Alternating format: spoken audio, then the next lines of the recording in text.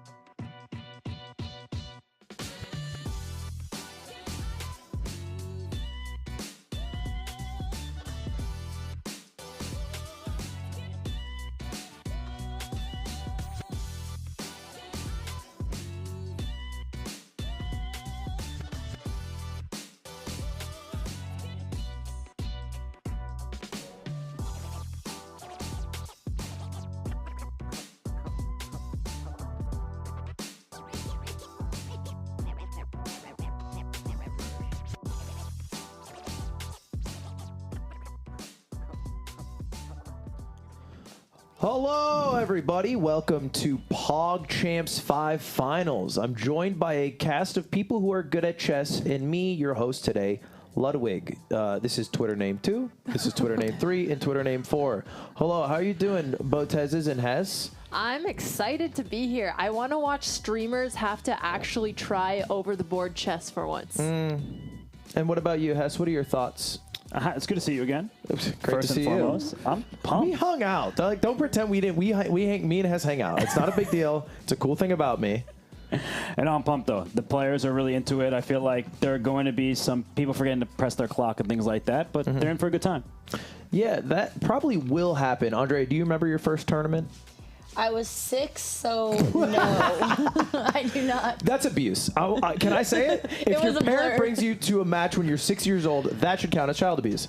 That cannot Honestly, be fun. It was like I was just trying to score a free vacation because winner would get to Greece to compete in the World Chess Championship, and Mom told me there was free food and spaghetti, so I just wanted to go. They convinced you. I was excited. I was like, free vacation if I win this game of chess, let's go. Win and go to Greece. Did you get to go? I got last place the first year. I won first place the second, so I went the second year. Okay. We went as sisters. Wait. Oh, Our happy dad family. used to be really competitive, and at one point he would track our ratings side by side at each age. It was a little crazy. We had Like a graph height on chart? The fridge. Yes, But but with for chess chess rating. Your chess rating. And there was 1 year I slightly surpassed my sister, and then all downhill from there. But there was a time. No, There I was a real time. nervous that year. That shoot just Yeah, keep she going. started training really hard since then. Well, lucky for you. But you both are a lot better than the competitors we're watching today because they're all creators.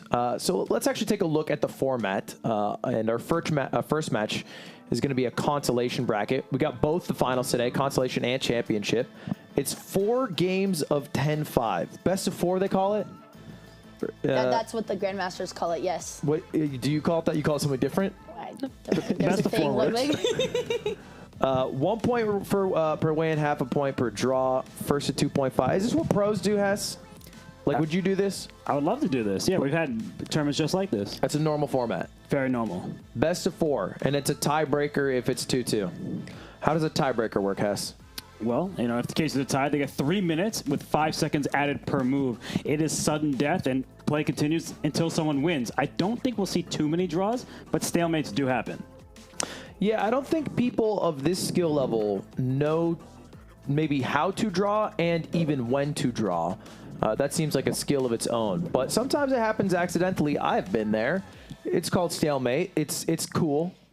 It's a stupid rule. Don't remind me. I remember your stalemate. Yeah, against I do Box too. Box. I do too. I think QT knows very well how to draw. If anything, that's her strength. I don't know what you guys saw the other day, but I will never forget it. It's one of my great skills, which is why I'm not going to be on this next slide here, which is past champions. Voy. It's Hafu, Sardosh, and Fundy. I can't believe Fundy. Let me say it. PogChamps 4 is a joke. PogChamps 4 is a joke. Who's the strongest here? Sardosh. I have to think? go for Hafu, but yeah, Well, Sardosh is probably higher highest rated. Yeah. Yeah, I'm glad you guys said that because I beat Sardosh in a game once. So Oh, wow. Not a big deal. Not a big deal. Box him next. Yeah, let's take a look at the consolation bracket that led us to our current finals. Consolation bracket, oftentimes the more viewed match. That's where I think the Charlie versus Moist Critical match was. Had 17 million views. That's a lot. Yeah. Right, for a chess match? And we have QT versus Wirtual. Anyone surprised by our finals here? I am a little surprised that Wirtual is in the consolation bracket. It seems a little bit crazy since he was one of the highest rated players going in. That being said, he had the most difficult bracket before. So all I can say is good luck, QT. We believe in you. Wow. Wow, okay. Well, let's take a look at the championship bracket, the people that placed over Wirtual. What about this one? Any surprises, Andrea? What do you think? You know, I like that. Honestly, I've been cheering for Frank since day one. He is Gotham student, but Frank is a great personality from chess, and although he has a mighty 200 blitz rating, his rapid's actually been greatly improving. I like both of our competitors. CDawg came all the way from Japan, Frank from the UK. They traveled a long distance for this match, and I'm expecting it to be very hype. Yeah, I think Frank lucked out a bit. I mean, he beat Ghastly, which was a very impressive win. But the XQC win, of course, is the infamous plane game. And I've played several ranked chess matches on chess.com on a plane. It sucks. You get about one move every 10 seconds, and then it just has this loading bubble, and you just have to wait for it. There's nothing you can do. So Frank got that W, and we'll see how he does against Connor. But we have a bit of a schedule. That will be the last match of the day. We have 3 total matches we're watching. The first one is the Consolation Finals, Wirtual versus QT. And then in between that is a Salty Sweet match, which we'll talk about in a second. And then around 4:30, we'll have CDawg versus Frank. The big championship bracket. And this is the Salty Sweet. We got to have a better picture of E-Rob. Yeah, why? Who did this to the Yes, Who poor did man? this to you? it was his I baby's sent in the face picture. photoshopped on his face. So this is better than what I've been looking at all day. Tyler1 versus E-Rob. It's the rematch of the brothers. We'll talk about that when that comes up. That's after Consolation. But there's a lot of money on the line today. That's you know what Connor told me? He said this is why he came out. Because he flew from Japan. He was like, I would have thrown my game against I Did a Thing, but I guarantee get $12,000. And he was like, it's worth it for $12,000 to fly from Japan to LA and then back to Japan in the span of like 36 hours, which I would agree. $20K for first place, and then the consolation, $7K for first, $5K for second. How maybe it's a dumb question. How is there so much money in chess? There's a lot of money in creators playing chess, but Robert, how does this compare to competitive chess? You know, competitive chess thrives in large part thanks to these creator events. The more people who watch, the better it is for the ecosystem. He had PR training. I didn't. I just said this on the fly. I didn't What's know you the asked me most that. money you've won at a tournament? Over 20 grand. Damn. Yeah. Robert High getting the rollers. big bucks. Dang. Yeah. First place? No, it was the U.S. Championship a bunch of years ago. So, okay. Yeah. All right. We're going to take a look at the players that we're going to see here. The first consolation, QTCinderella and Wirtual, or whoever. I don't give a shit. Oh, the second guy. Fuck the second guy. I'm not biased. I'm an unbiased commentator. Oh my God, they're here? Through the magic portal. Dude, I thought we were going to take a look at you. Oh, I was saying how much I love you, Wirtual. Have a seat. Have a seat here. I think. There you go. How you guys doing? Oh my God, this is so stressful. I was saying how much I love you and respect you. I don't know, Ludwig. I've been following the stream. Have you? Oh. Sounded a little different. What came through my ears, but Well, either way, congratulations to both of you for making this far and making $5,000 minimum. Not bad. How are you feeling about today? QT, how do you feel? You go first. I feel fine. I feel fine. That's it. You feel fine. Okay, cool. That's all I've got. Listen, I'm here for a good time, not a win time. Okay. That's how I feel about it. Virtually, it seems like everyone in this room, including your opponent, Hates him. That's what I was talking about. they Right. almost, in addition to hating you, expect you to win. yeah, I do have the favorite label going in. It's something I tend to do well with, being a favorite. Performing under pressure. I'm kind of known for that. Pulling a virtual, I'm kind of known for that. Wait, to be clear, Wirtual is a Trackmania creator and always an underdog because you're kind of fraudulent. Like, you're a creator, you're not like a pro. Yeah. So this is, if anything, the opposite. It is the opposite. And once I got into the consolation bracket, I was like, oh, you know, I would want to be in the champions, but I've been practicing a lot. So I hope I can make this trip worth it and, you know, get it done. Tell me about your practice regimen. What have you been doing over the past week and a half, 2 weeks? I've been studying the Stonewall because QTCinderella has about 700 games on chess.com and 680 are like one opening. So She grinds. Wow. She does I'm grind. just putting it out there. She's a good player. And Yeah. what did you do to warm up for this? Well, I've been playing the Stonewall just over and over and over again. I have like 4 or 5 fake chess accounts. I've also been sending hate mail to every email he has, trying to get in his head. I've said some awful things to his mother, and I'm just What the hell? hoping for the She's best. watching QT. I know, and I meant it. Okay, all right. Well, Wow. I'm sorry, Mom. I'll beat her for you. Whoa, whoa! Okay. A lot of tension in this match. Any final words between you two? Anything you want to say to each other? Hey, if I don't win a match today, I don't know if I'll see you at the Streamer Awards. That's all I'm saying. Yeah, if you're a believer or a doubter, you might want to doubt one game because I gotta fly out. You next gotta year. fly. You gotta throw one virtual. All right, well, we'll That'll be see. fun. Best of 4. You guys can go on up and play your match. I'll take All that right, from you. goodbye. Godspeed to you Bye-bye. both. Good luck. Good luck. Good luck. And we're gonna talk about predictions while you're gone. Don't look at the broadcast. I'm predicting you to win. I love you. I'm predicting you to win. So how much do you think he'll win by? I think there's a real chance she does win. And I want you to explain why I think that, because I don't know why I think that. I just believe it irrationally. Is this your stand-up comic bit? Because we watched Cutie do that last night. Okay. What, do you actually have no faith? No, I do have faith. I went over and was trying to help her prepare. I think sometimes Cutie gets in her own head. She's definitely a better chess player than she gives herself credit for. And I think for newer players, sometimes they rely on memorization rather than on just figuring out the why behind each move. Like, why did my opponent do that, and how should I respond in kind? She's not a newer player. She's still a relatively new player. I guess in terms of her overall chess hours, but she's been playing for years now. Yeah, but also sometimes when you just play without getting consistent coaching, that still makes you like the newer player. You're just playing and playing and playing. It's hard to learn from just playing without understanding what went wrong and what you can do differently.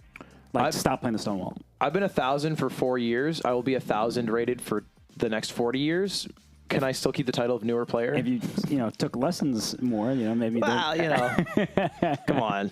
All right, let's go around. Predictions. Andrea, who do you think wins and by how much? What's the score? Okay, well, it depends on my first question. Is Cutie actually going to play the Stonewall? Yes, she doesn't have that's another all she opening. plays. It's like you But in he the clearly London. prepped for. That's true. I'm not one to talk. Yeah.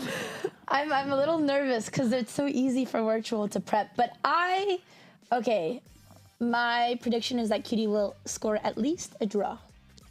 Oh, half a point. At least. How generous. Wirtual's terrifying, okay? I've seen him training. He comes in early. He was playing like odds game versus Gotham. It was nearly even.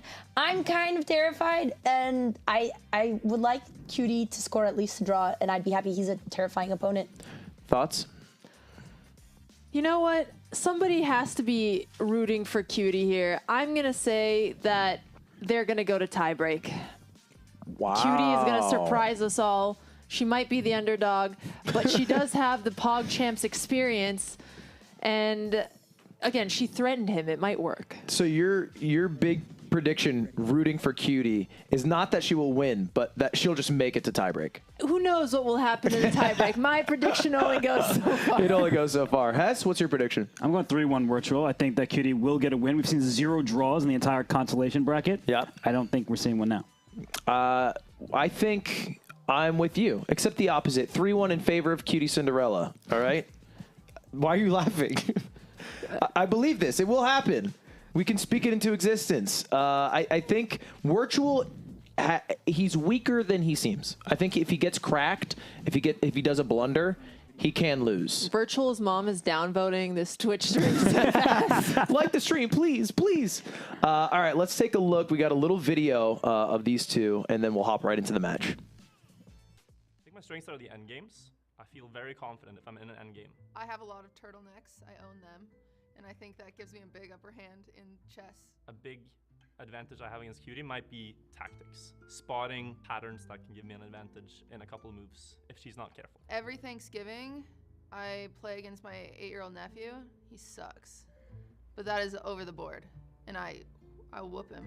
I think where she has an advantage is experience, as she has over 600 games with one opening on chess.com, so that's going to be very difficult to face. I'm going to try to get in Wirtual's head because I think that's my only benefit. I'm going to threaten not to invite him to the Streamer Awards if he wins. I'm going to bring up his mother. I'm going to do whatever I can. I've been watching Cutie's games before the finals. She has had some really, really great tactics that she spotted. I think he will win.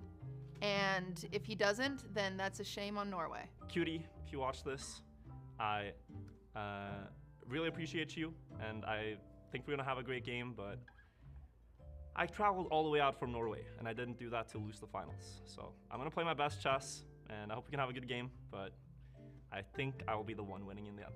Oh, Wirtual, I'm sure you were very nice to me, but I think that please let me win. Please, pretty please. Come on. I'm the only girl playing. Come on, please. Thanks, Wirtual. All right, here it is. Consolation finals. It's Wirtual. It's Cutie. Is it virtual? You say with a V. Virtual?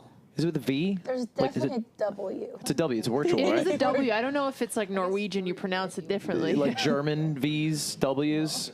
Wirtual. Ask the Wirtual. guy's name before we threw him in. Ah, it's fine. We'll do great up there. We're gonna jump in. It's over the board. This is what makes PogChamps 5 a little different from the previous PogChamps. We're in person, obviously, which is a lot different than playing online. And I know that because I lose track of the pieces all the time. In my defense, my board is like a Lord of the Rings board, and all the little pawns have shields, which confuses me, and I mistake them as bishops. I did hear that from Robert. He said it was very hard to help with teaching. My chat This is why bought he it. doesn't take lessons. My chat's the one that bought it. All right, we're into it. We're into it. Is this the Stonewall? No, it's the Caracan. It's Cutie's Let's black, go. and Oh, we did right. look at this yesterday, so let's see how she is responds. she playing into your... Wow, different opening. Let's go. Wait, that seems like they're playing so fast. Yeah, just putting the pressure on. This is basically a transposed Sicilian, no, with the Alpin defense? Oh, look at you remembering these Alapins. So this is actually what we looked at yesterday. She knew that once the knight develops for white, she put her bishop on the square to pin the knight. So if that knight ever moves, the queen will be lost. So this is exactly what we talked about. Cutie remembers it. And not just that, I think she understands it pretty well. Yeah, I think some difficulty I've had, because I've played this sort of position, is getting the knight out. So usually, I'm curious what Wirtual will do here. Unpins the knight. I guess that makes sense. And we have our little meter on the left, but you hate when people look at that. Right? Well, I think it's helpful for the audience, but I think also sometimes it's just beneficial to try to evaluate for yourself. Oh God, it's so tense. In person it's more nerve-wracking. And I love that we are filming this in a similar fashion to where they're playing online. We don't have the full board of them, but I like it. I like it. It's way easier for me to understand what's happening. No, I just for sure. love what Cutie's doing. Wow. Wait, Okay. also, we got Wirtual's hair. Nice head of hair. That man is not balding for at least another Yeah, 20 he's got a years. good hairline. Good for him. Good for him. You got a good crown on you, Wirtual. You got a good crown. Heck yeah. This is what they see. Like, fundamentally, it is just harder for me to grasp where the pieces are. Do you guys feel that? I mean, you guys are much more talented chess players, but do you still see a difference? I don't as much, but when I would be training, my coach would make me do tactics over the board so that I actually got more realistic practice. And from every newer player who I talked to, they do struggle with seeing tactics and board vision. Yeah, what I'm most curious about is most of our players today have only played chess while they're streaming, so they're always used to having some secondary distraction, whether it's chat or music. So maybe some people are going to perform 10 times better just because they are fully focused, or it could be the opposite. But yeah, I've never seen Cutie so focused on something. And Cutie is playing exactly what we looked at. So she brings her knight out to f5, which is a great decision because she's piling up all of her pieces, both these knights and the pawn on c5 against this pawn on d4. So that is what she's aiming for right now. We talked about how the queen can also venture out to b6 to put even more pressure on. She's doing exactly what she learned. How deep into this variation did you guys prepare? No, it wasn't about like memorizing a long series of moves. It was just, I think that's what her struggles have been. That she tries to remember, and then when she feels like she's in a new position, she thinks she made a mistake. Wait, this sounds like Andrea in the London. Yeah, no, exactly. Honestly, me and Cutie in the Stonewall, I feel that. But it goes to show that for players of all strengths, that does happen. Absolutely. Even at the highest levels, people think that I don't remember what this position looks like. I haven't seen it before. And look at this. Wirtual has made a mistake. Pawn takes, right? Pawn takes d4. There are so many pieces for black aiming there. She That was a developed quick first. one. She's moving a little bit too quickly. I guess both players are nervous playing over the board. That's not a bad move. We should stress that, right? That was just a developing move. She wants to castle her king, but she could have won a pawn in the center. It's interesting that 10 moves in, she has lost 5 seconds on the clock. And Wirtual already down almost 2 minutes, which is pretty insane, like of a difference. Yeah, they seem to have opposite strengths and weaknesses. Virtual tends to take a little bit too long and gets into time pressure, whereas Cutie moves a little too fast, which can cause her to blunder sometimes. But at least it'll be fun since, you know, we'll see them going wrong either way. Yeah, you brought up a good point, Andrea, that like there's no other distractions, which I'm curious how it'll affect Cutie, because like I've played chess against her a lot. I've watched her play chess a lot, and I yell at my screen like I watch her like I watch the New England Patriots, and she moves so fast because she gets so bored. Is what she says. Which it looks like she's still She doing doesn't know that. which piece to touch to castle. That is amazing. She's It's trying always the king first. Yeah. I know. He's really a nice guy. He was helping her castle her king. Yeah. This is something Connor told me that he dealt with. He played very young a chess tournament over the board. He touched the rook first, and then he went to castle, and they forfeited him. And he was in like professional 9. tournaments, there's no slack. They'd make you move the rook. Yeah, for people at home, we are not going super sweaty. So there was an opportunity to do, what's it called? Touch it. Touch move? Touch it. Is that what you call it? Touch move? Yes. Y'all got goofy terms. Touch move, which means if you touch the piece, you must move the piece. We are not doing that here. We're playing like play against your uncle rules, which is like Street if you let chess go rules. of the piece. So you're telling me. blundered her knight. Oh, no. She took the pawn in the center, and unfortunately, this Rook And she takes. smirked as she did it too. It's just because she moved too quickly again. yeah. Oh, I'm so sorry, Levy. That was I guess just a lack of vision, right? Because that's like a blunder she would not normally make. No. This is, two people have made it through the finals. If you're blundering a piece just because you didn't see a rook, you would not make it this far. I think this is over the board gap. Yep, I would agree with that. And I think it stems from the fact that she knew that pawn on e5 was What? loose, and those are... Okay. Okay, that was... There's a little technology gap there. Yeah. There's a little technology gap. That was scary, though. But I was trying to explain her mistake that I think, she learned that the pawns need to stay connected for white. And once they were no longer connected, that pawn is weak. But that doesn't mean it was loose. So that's why she took the pawn, ended up costing her knight. And I guess, we've seen a lot of PogChamps. Is this game over, especially over the board and Wirtual down 2 minutes on the clock? Certainly not. Exactly what I wanted to add. QT is down material, but now Wirtual has to confront the problem of his pieces are kind of awkwardly developed. For him to take his knight, he has to go to the center, and he's not pushing his pieces yet. So his rook on a1's cornered, his knight isn't developed yet, and his rook on e5 is very random in the center, where if he's not careful, it could get trapped. So if anything, this is actually a very tricky position for beginner chess. I want to see QT try something like bishop d6 and then queen h4 and try to checkmate him, see what happens. Ooh, you want some killer vision? Oh, she's sacking her bishop in hopes that she can capture his rook, which I guess is better. Yeah, that would definitely be a good trade for her. But the issue is that rook, which is under attack, can take the knight first. So you're going to give up the rook no matter what. So you take a knight and then take the bishop next. You start getting too many pieces for the rook. I don't think that Wirtual will play that. I think he's more likely to move his rook backwards. He is up a knight for just a pawn after all. But that is an opportunity for him, and that's why the question mark is on that queen move. Now we can really see how strong Wirtual is over the board, because what I would do here in an in-person tournament is, one of the props of having it here in front of you, you can recognize when you're in a tricky moment and you calculate everything. It's much easier to calculate with in real-life pieces. Let's see if he's doing it. Wow. Even better. Wow. He protects. Even stronger, keeping the pressure. Now Alex's plan of queen and bishop battery attacking on h2 definitely won't happen. And the concern here is that now QT's bishop is attacked, but there's also discovery attack of rook capturing the knight and then attacking the queen at the same time. Too much is hanging. Yeah. Too much. I mean, Wirtual, he was a recipient of a blunder, sure, but it's how you follow up, and he's following up with precision. Yeah, I feel like she was in an amazing spot for the first 10, 11 moves because it was clear that Wirtual was like a bit nervous, I think in terms of like how he was playing and how he was moving. But like I feel like if he gets the one thing he needs, which is like a mistake from a player, he develops a lot of confidence and he just starts steamrolling. Yep, my main piece of advice to QT, I don't know, Ludwig, maybe you can go whisper in her ear, is just take your time out of the opening, especially when you're out of theory, because she had that free pawn, but that was the whole difference in the two opponents who took their time. What do you do here? He found the best move. It's a beautiful tactic. Sadly, she just has to move her queen away, and then her bishop is hanging. But at least he won't be able to take the bishop right away because she's also attacking the rook. Right? The rook protects the bishop. The bishop was attacking the queen, so Oh the queen no, goes but out. now he can take the bishop because it attacks the queen. And I think that might give her one opportunity, though. If this bishop is captured, the queen can jump into the white position. That rook is trapped in the corner. White's pieces are kind of scattered, so that does give her an opportunity to venture into enemy territory. And Wirtual, now down about 5.5 minutes, he's actually just capturing it quickly. I would love to see Queen B2.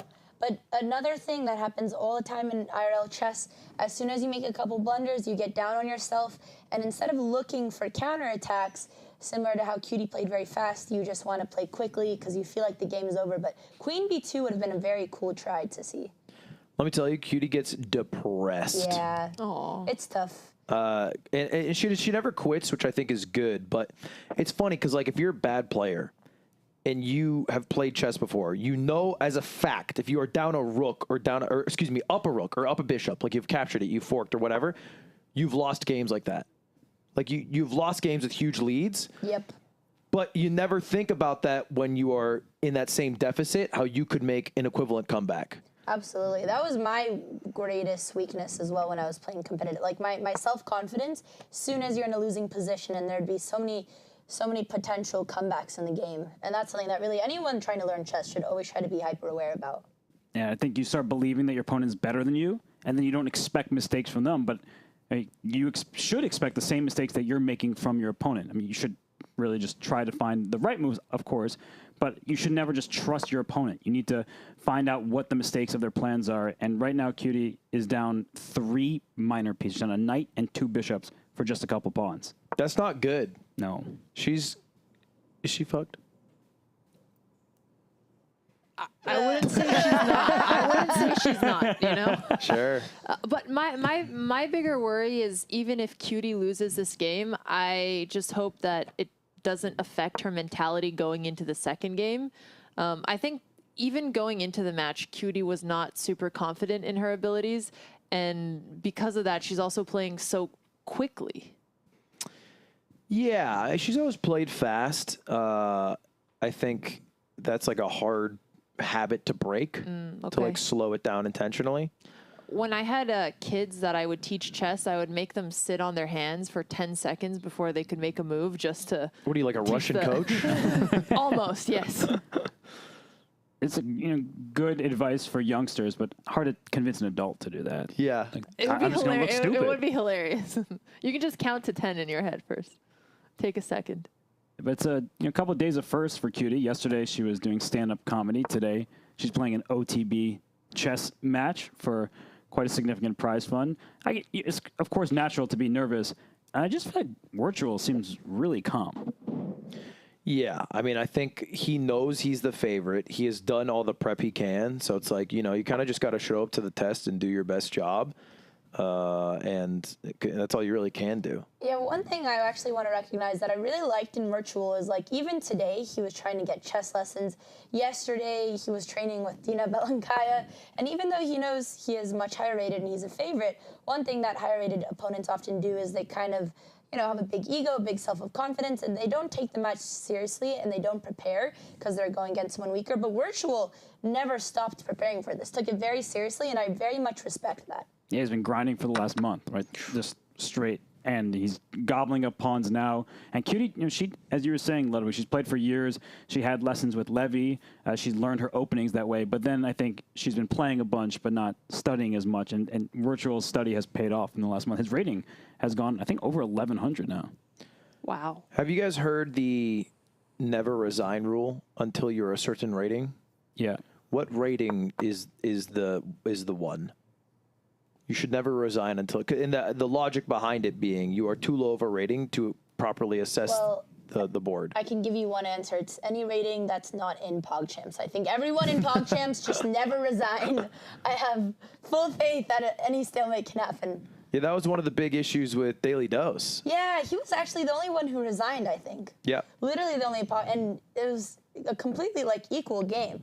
Robert, you made a face like you ate an onion. No, I'm impressed. That's an impressive. The tears are just, look at that move. Because it's a forced queen trade. Yeah, because when you're ahead, you're taught to trade. He's threatening checkmate in 1. This pawn on g7 is threatened by both the queen and the rook. The queen trade is offered, and if you have to step back, that puts you in a very weak position. You're just playing defensive chess. So queen d7 was quite a high-level move from Wirtual. He's well ahead, but that's good execution. Yeah, and she does end up taking it. Now there are dreams of back rank still. I think he'll probably squash them. I don't think they exist currently. But that would be all I'm hoping for. This is like I'm opening up a page in Bobby Fischer's How to Play Chess book. Oh, she is offering trades. Well, maybe she's going for the attempt to stalemate strategy. That would be the other possibility to get a draw if she trades off enough pieces and pushes the pawn so that they can't move anywhere else. All right, you're in a tournament. You're in a game that's like, it's fucked. And you got to play this person again. When you are playing this game, are you thinking of the next game? You shouldn't be, but I mean, at this point when she's down so much, okay, she probably knows she's going to lose. But I do think it's helpful to get your mindset back. So playing lost position sometimes is helpful rather than starting the next game right away, where the taste of defeat is so fresh. Yeah, often in my tournaments, I would go, even if you have like 5 minutes before your next game, go outside or get a breath of fresh air. I think what's going to be most important for Cutie is that she gives herself a little mental reset before the next match. Maybe Ludwig could go squeeze in a pep talk or something. I think that would be critical because, once again, she had a great opening position. She was following her intuition, following what she and Robert went over, and then just played a little too quickly. Well, I'll keep it a buck. I don't think I would help her. I don't think I'd be able to. Yeah, I guess my pep talks for my sister never work, so. Well, you never pep talk. You always just recap on what I did wrong and then say, well, good luck. I tried to pep talk. Well, I don't like being in the middle of this right now. You're excited. He called it a Robert sandwich. Yeah, I'm the Botez brother. The Botez brother. Yeah. And we shared Botez our brother. song with him, too. True, in the dance. Yeah. Yeah. Do you feel left out, Ludwig? Yeah, I kind of feel like the bonus Jonas right now. Y'all three got a thing. Well, I love that Cutie is trying to attack here regardless. I could see a world where maybe Virtual moves his bishop so far back that they don't defend against the back rank anymore. Which... Would it matter? Because H3, right? You have to have imagination. Sure. Like maybe G4, G3 is also going. So you're both pointing out that the king has this H2 escape here, so if you can get a pawn all the way up, it could stop the king from getting out, but that seems like a pipe dream. And Lud, you asked the question about rebounding. Hey, you rebounded from a loss to Andrea and Northern Lion, right? Amen. Yeah. Amen. And what happened that tournament? was What happened that insane. tournament, Hess? I don't remember. I think, just champion chess players. Couple champions. That's why I'm on the couch. Yeah. Right? Champions. Oh.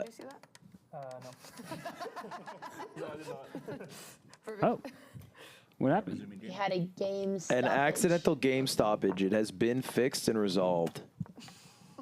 Now is when Cutie should pull out the mind games and start threatening his mom and whispering things into his ears. Oh, yeah. I think Are they allowed to needs- trash talk? Certainly. Yeah. Why Oh, couldn't you? really? What, think is so. that, We're wait, so used is that to not classical allowed? chess where you're supposed to be silent. Yeah, and you're not allowed this in real whole thing tournaments. is, Would you get replicating classical chess. Forfeited? You Oh, get yeah, a if you say a warning word- first, probably. Yeah, but it's a dead silent room for many hours, so it is very quiet in the chess tournaments. No one's speaking. I'm at a chess tournament. It's Fabiano Caruana Nice. across from me. Yeah. I'm like, bitch. Then the tournament would- arbiter is they going would to stop come it? take you Yeah. out. Yes. And then I'd be like, Caruana, tell him no. We're Like- just bantering. What did Fabi do to you? Why him? Fabi? Yeah, out of all the players Bobby, you what the could have heck? came for. You picked the nicest one. Yeah, that's Hey, why I'm that, proud it's of the the, new one, though. But yeah, chess players are too shy to even make eye contact. Actually, you're right. Let me pick the meanest one. Who do you think that is? You guys know the chess world. Let's go through it. I think we all had a name pop up and we all chose not to say it. I think Anish would handle it the best. So Anish? Anish Giri. He's also a fan of Ludwig. So I do like Anish Giri. Well, I think Cutie's mentality going into this game was, she actually said into the car, was I want to go in expecting to lose. I think that's the problem, though. I understand, like, look, I'm the same person. I like to not set any expectations and just expect disappointment, because then you won't get disappointment. But in a competitive game, I feel like that's a huge drawback. What mentality did you have, Hess, in your champions and championships? you mean the one that we secured together? Yeah. No, you can't go in thinking you're going to lose, but I also think it depends on how competitive you are. Because some people, they just want to crush their opponent. Others, they're striving to find the optimal choice at every turn. So it really depends on like your mindset and what the tournament is about. Because if you're playing in a tournament where Magnus Carlsen and Fabiano Hikaru and all them are playing, you're likely not going to win, but you get the opportunity to face off against them, and you can beat these players in individual games. We see them lose sometimes. But yeah, if you're really super competitive, I think you can feel like, yeah, this is not good for her either. But it can really hurt to lose every game. Yeah, I mean, I just want to echo, by you giving your opponent more credit than you're giving yourself, on move like, I don't know, 10 or 15, Wirtual dropped a free pawn in the position. Like someone who of that rating wouldn't blunder so soon, but because you're giving them so much credit, you're not expecting them to make any mistakes early in the game. And I really wish, like, that mindset is so important. So if you want to win, you can't give that level of respect. Absolutely and not. You can't be that down on yourself. You have to focus on your best game. Any game where you're an underdog, you just focus completely on your play and don't think about your opponent. I think you can respect them, but just don't fear them and don't think they're infallible. Yeah, I heard once it's good to be nervous because you care, but not nervous because you're scared. And I think that for QT, Yeah. she came in quite fearful. Bars. Hey, thanks, man. But I do think she came in scared of Wirtual, thinking that he was kind of this pro player who would just crush her. But she did have an opportunity. So if she were to review the game, she would say, I could have actually won a pawn. He made a mistake. And then you slowly realize, well, my opponent's not invincible. They do Exactly. go wrong from time to time. Oh, good question, though, because that is a thing on the online games. It happens almost every PogChamps. The moment it ends, everybody goes to the analysis board and they say, oh, I had a winning spot here. I blundered this many times. I had this many missed wins. That doesn't exist here. True. There is There no won't be any game analysis board, right? analysis. Yeah. But Yeah, usually you write it down with notation and then go review it after in a Skittles room is what they call it. Is this real? yeah. Yeah. I always wonder You're why kidding. there's no No. Skittles in that room, by the way. There's no candy in Yeah, there. but It's that's a just bunch what of they chess call cards. it. They call it a Skittles room. Yes. This sounds like something that should be illegal. And children would go to this room. the Yeah, Skittles right? room. That's okay. All right, great. That's good for the chess world for sure. And then you go with what? Like a coach who tells you? Or your opponent. Yeah, sometimes you get the sense of camaraderie, and your opponent's like, "Hey, you want to go analyze in the Skittles room?" And maybe you ate Whoa, his whoa, guts. whoa. Oh, Did you see what happened? Yeah, what happened? He almost blundered his bishop. But it's because the pawn was like in between two Oh, squares. okay, yeah. So he was going to play his bishop out. Oh. So En no, passant for the fans. and clearly no touch move because that was the grab of the bishop. That would have been illegal, but we're doing street rules, as they say. Well, Cutie only has to lose another 2 pawns before she can attempt a stalemate. Seems like she's going for that as well. There we go. Although he does not have to take. Well, I guess it doesn't matter if he takes it, right? Yeah, it's already blocked. He's going straight for the queen. Yeah, if the light square was to be taken from the king and Cutie's king stayed in the corner square, she's going there. But if Wirtual knows what he's doing, he will just never he attack has a that light checkmate in square. 1 here. Yeah. What? Oh, Yeah. no, he found it. Done. How do they know it's checkmate? Dunzo. Checkmate. Oh, he says it. Wow. That was fun. That was fun. It feels so different, a little bored. How hard do you think we got flamed by the commentators? We're very nice. I think We're very nice and been- respectful. What do they? Quite What do they nice, think yeah. we're flaming them? We wouldn't I do mean, that. No, Wirtual, never. you walked in when you were just going ham on That it. is true. I was meaner to him before the match started. Got threatened to not get invited to streamer awards, and after this game, I don't know if he's getting invited. Do they have a break now, or they go straight into it? I believe they have a little break. A little Okay. break between the matches. We'll be right back with Game 2. Game 1 goes to Wirtual. Checkmate in 42 moves. We'll see what happens Game 2, though. Cutie might bounce back. See you in a bit.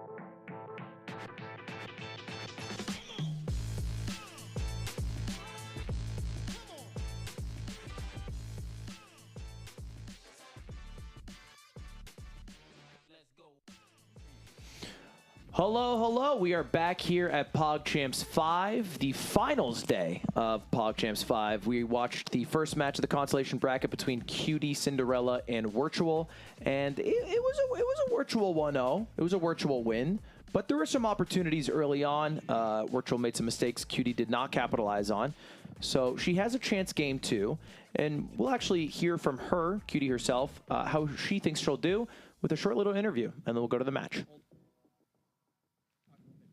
Oh, I thought you meant like hold my face. They said hold, and I was like, I just froze for a second. I was like, I can hold. I can do this for a while. We'll get that video for you guys in just a second. I see both Wirtual and QT getting makeup done. It's actually a team of 17 on Wirtual's hair right now. It is a lot. Apparently, they have to spray paint in the crown. He is balding there. So I gotta stop making fun of him. I know his mom's watching. Wholesome lad ever. I know, he's very nice. He's very nice. It's fault he's good at His mother must be dancing right now in their house. Up 1-0, poised to take this down, and now he gets to play against the Stonewall, which he has done so much prep for. He's playing against the Stonewall? Is he not? Well, depends what QT will play. Did promise that she wouldn't play the Stonewall. Does QT play? Because QT plays it with white and black. No, she plays the Karo Khan with black and the Stonewall with white. Yeah. Oh, okay. And we'll talk about that in just a bit. But first, let's watch that QT interview. My chess play style is kind of like watching a car accident that there's gas leaking and it might explode at any moment. It's not good. It's not fun, but you can't look away. I'm 800. Well, you're 800? Well, I don't know. Who knows, really? This is my third PogChamps. They keep inviting me back because I show up on time, I think, which is big. I did much worse against Leslie than I thought I would. I stalemated a lot. I played Papa Platt, and he beat me. I think that's all I played, but I also feel like I forgot someone, which could be mean. I played I Did a Thing? That's funny, I forgot about him. So that's how I got into losers. And then I played Jason, Daily Dose. It was a good game, but I didn't stalemate, so that was a bonus. Here we go. Ooh, I had coffee that day. Fun. I hope I can have coffee at the table. There's so many ways. Embarrassing. No one tell my dad. Ugh, my dad is gonna watch. Come on, QT. Oh, God. Oh, okay. Oh, yes. Wait, that'd be so good Is if I this did real, that. Anna? I can't tell. I don't know. Am I dreaming? Checkmate. Wow, I didn't realize that was a checkmate. That's really exciting for me. Cutie. That was good. Wow. That was good. Oh, Sick QT. Take Either Vinny sees checkmate or we've got game 1 of the books. I don't see checkmate. Oh my god, I see checkmate. Oi. Do I do it? GG. Unironic dab. Profile photo is Ludwig? I was so sick during that. He's not gonna take it. He'll see that. I also kept showering and then just I don't playing think chess so. right after. I think so he looked plays too fast. I homeless. think he's gonna take it. Okay with that. Or maybe he'll take F1 first. He's gonna take something for sure. Oh, I took my... Why are they freaking out? They're freaking out. Oh, that's when they did it. Oh, I yeah. don't want to be right, man. I don't want to be right. Okay, Right? but she doesn't see that the queen is hanging. Oh my She god. doesn't see that the queen is hanging. Look. Oh, that's I so don't have time sad. to get down there as a queen. Oh, that's so sad. Queen is hanging. Take the queen, you dummy. I don't take it. I lose this game, don't I? No, it's Daily Dose. I win eventually. Dude. I just have to. I don't know. But he didn't see the queen. was He's hanging. losing. Queen takes queen. We're both bad. Oh my god. Oh, it's good when you're Queen both bad. H7. Or she looks like she's about to take the pawn. Yep. Okay, she does. Also, that's also pretty good. She's getting it. Did I get checked? Yeah. Now Queen H7 is made by accident. Queen H7 is mate by accident. H7. It's also the only check. Queen H7 is just. I didn't go there. Queen G3. That would have been cool if I went there. Clean it up. QTCinderella is going to be taking a free Uber ride to the live finals in Los Angeles. Dude, I can't find checks for the live. He lost. He, It's over. He resigned. Oh, he ran out of time. Wow. Yeah, I can't find checks. Oh, Well, I'm screwed. So screwed. Bro, what? Yeah, I'm screwed. This will be fun. She's not screwed, right, Hess? No, she's got a chance, right? She watched the video there, and she was like not remembering any of the things that happened in her previous games. But I think she's just hard on herself. What are they talking about? Even when she was winning, she kept thinking that she didn't see the checkmate. And she's like, oh, I did see it. It's a I'm confidence sure there thing. was something. I spent like 40 moves. Like, why is he so slow? Yeah, dude. Yeah. It is, we were talking about it during the break, much more serious, this PogChamps. Because normally they talk to chat right after, and they start playing, like, you know, Taylor Swift, and they're jamming out. But now it's like, it's quiet in there. Yeah, we need a little bit more trash talk. Okay, nice to Have meet you played over the board in a tournament yet, Ludwig? Never. I have never once played. I played over the board last night against CDawg. Have you ever heard of the Who won? Talk about that later. Ask me later, because it was not close. Pinky promise. I crossed my Do you- fingers Oh. under my plate. Are they the whole bong time. coding? No, they talked about it. This is drama. She pinky promised she wouldn't play the Stonewall, but she crossed her fingers behind her That's back. all I've got. That's all I've got, baby. All right, let's see, cutie. Well, now we'll the see how win. good his prep really is. Let's do this. All Oh, right, you've seen this? this is Cutie's Surprise, infamous white surprise. Oh. opening. What happened that, was though. at the original PogChamps, she was trained by Levy, Gotham Chess. She said, give me an opening I can do the same way every time without thinking. She learned the Stonewall. She has done it ever since. According to her words, the Stonewall is a dog shit opening unless you are playing people who are less than 1,000 rating. I don't know if that's true. Is that right? I don't know. All night long. Well, I don't think you're even supposed to play the Stonewall with white, which is why I was confused initially. So I think it's not even an opening, Yeah. or at least for most Is that competitive right? players. So the Stonewall is a structure, and it involves white pushing this pawn up to f4. So you get this bind. Done that, And my liege. let's see if she does it. No, she trades bishops first, so she's actually developing. But the point of the Stonewall is that once you get this pawn here, you completely clamp down on the center, and with the center unable to be opened up, that means that black's pieces get restricted. So this is actually a more open position, and we have seen some trades. And okay, here comes the trash talk. What'd she say? Yeah, I need my audio a little higher. Let's listen my in. Let's listen into him. Say higher to do that. There's people sitting in the studio Listen, right now that are supposed to be the casters. I didn't win the last game. I gotta do what I gotta do. I gotta do what I gotta do. A little itchy, your skin?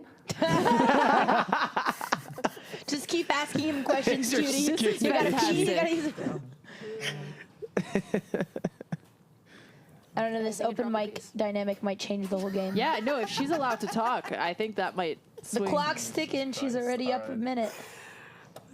She is a brutal trash talker. She told me this story. She was This was prepared. That's my queen was there. Yeah. I bet Cutie could take on the New York chess hustlers. she could because she was She'd be their driving. final boss. She was driving see. and she got into a road rage incident Oh God. where a guy she's okay. behind her Like you want. started like honking at her to like turn right at a red light, and but there's people crossing the street. So she's like, I can't, you know, turn right at the time.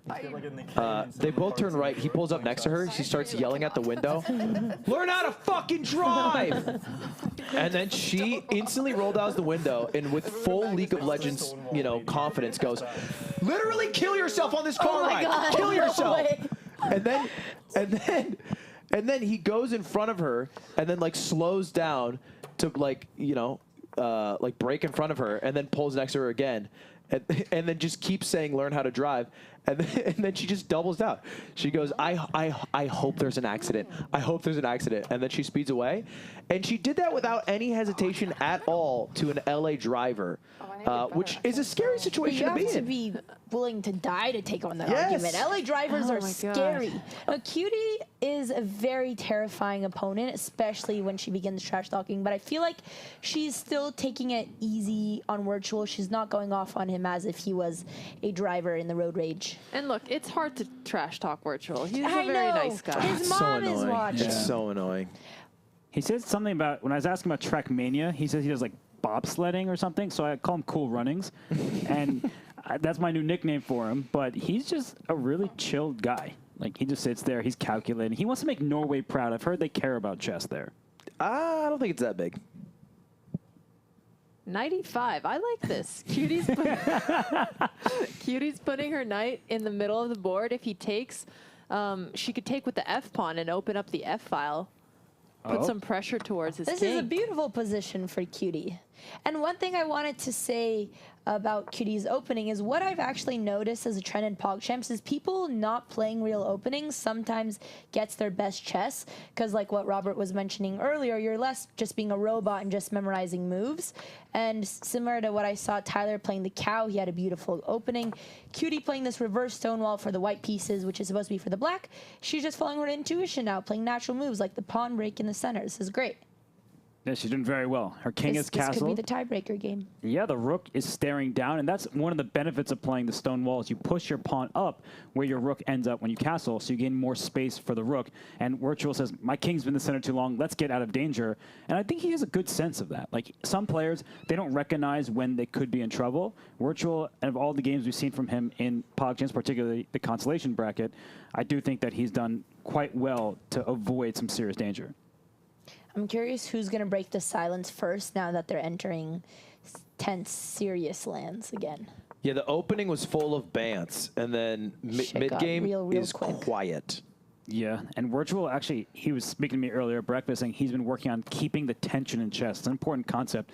And these pawns are staring at each other and saying, look at that move by QT. She's going right for the kill. Her Vicious. rook Oh my and God, did she queen. growl at him? Wow. Heck yeah. Look at that smirk. She's getting her Although confidence that might back. give it away. Yeah, that's true. Poker face. Well, I think Oh, is he that saw a that thing? one, but What? Like in chess, if poker you face?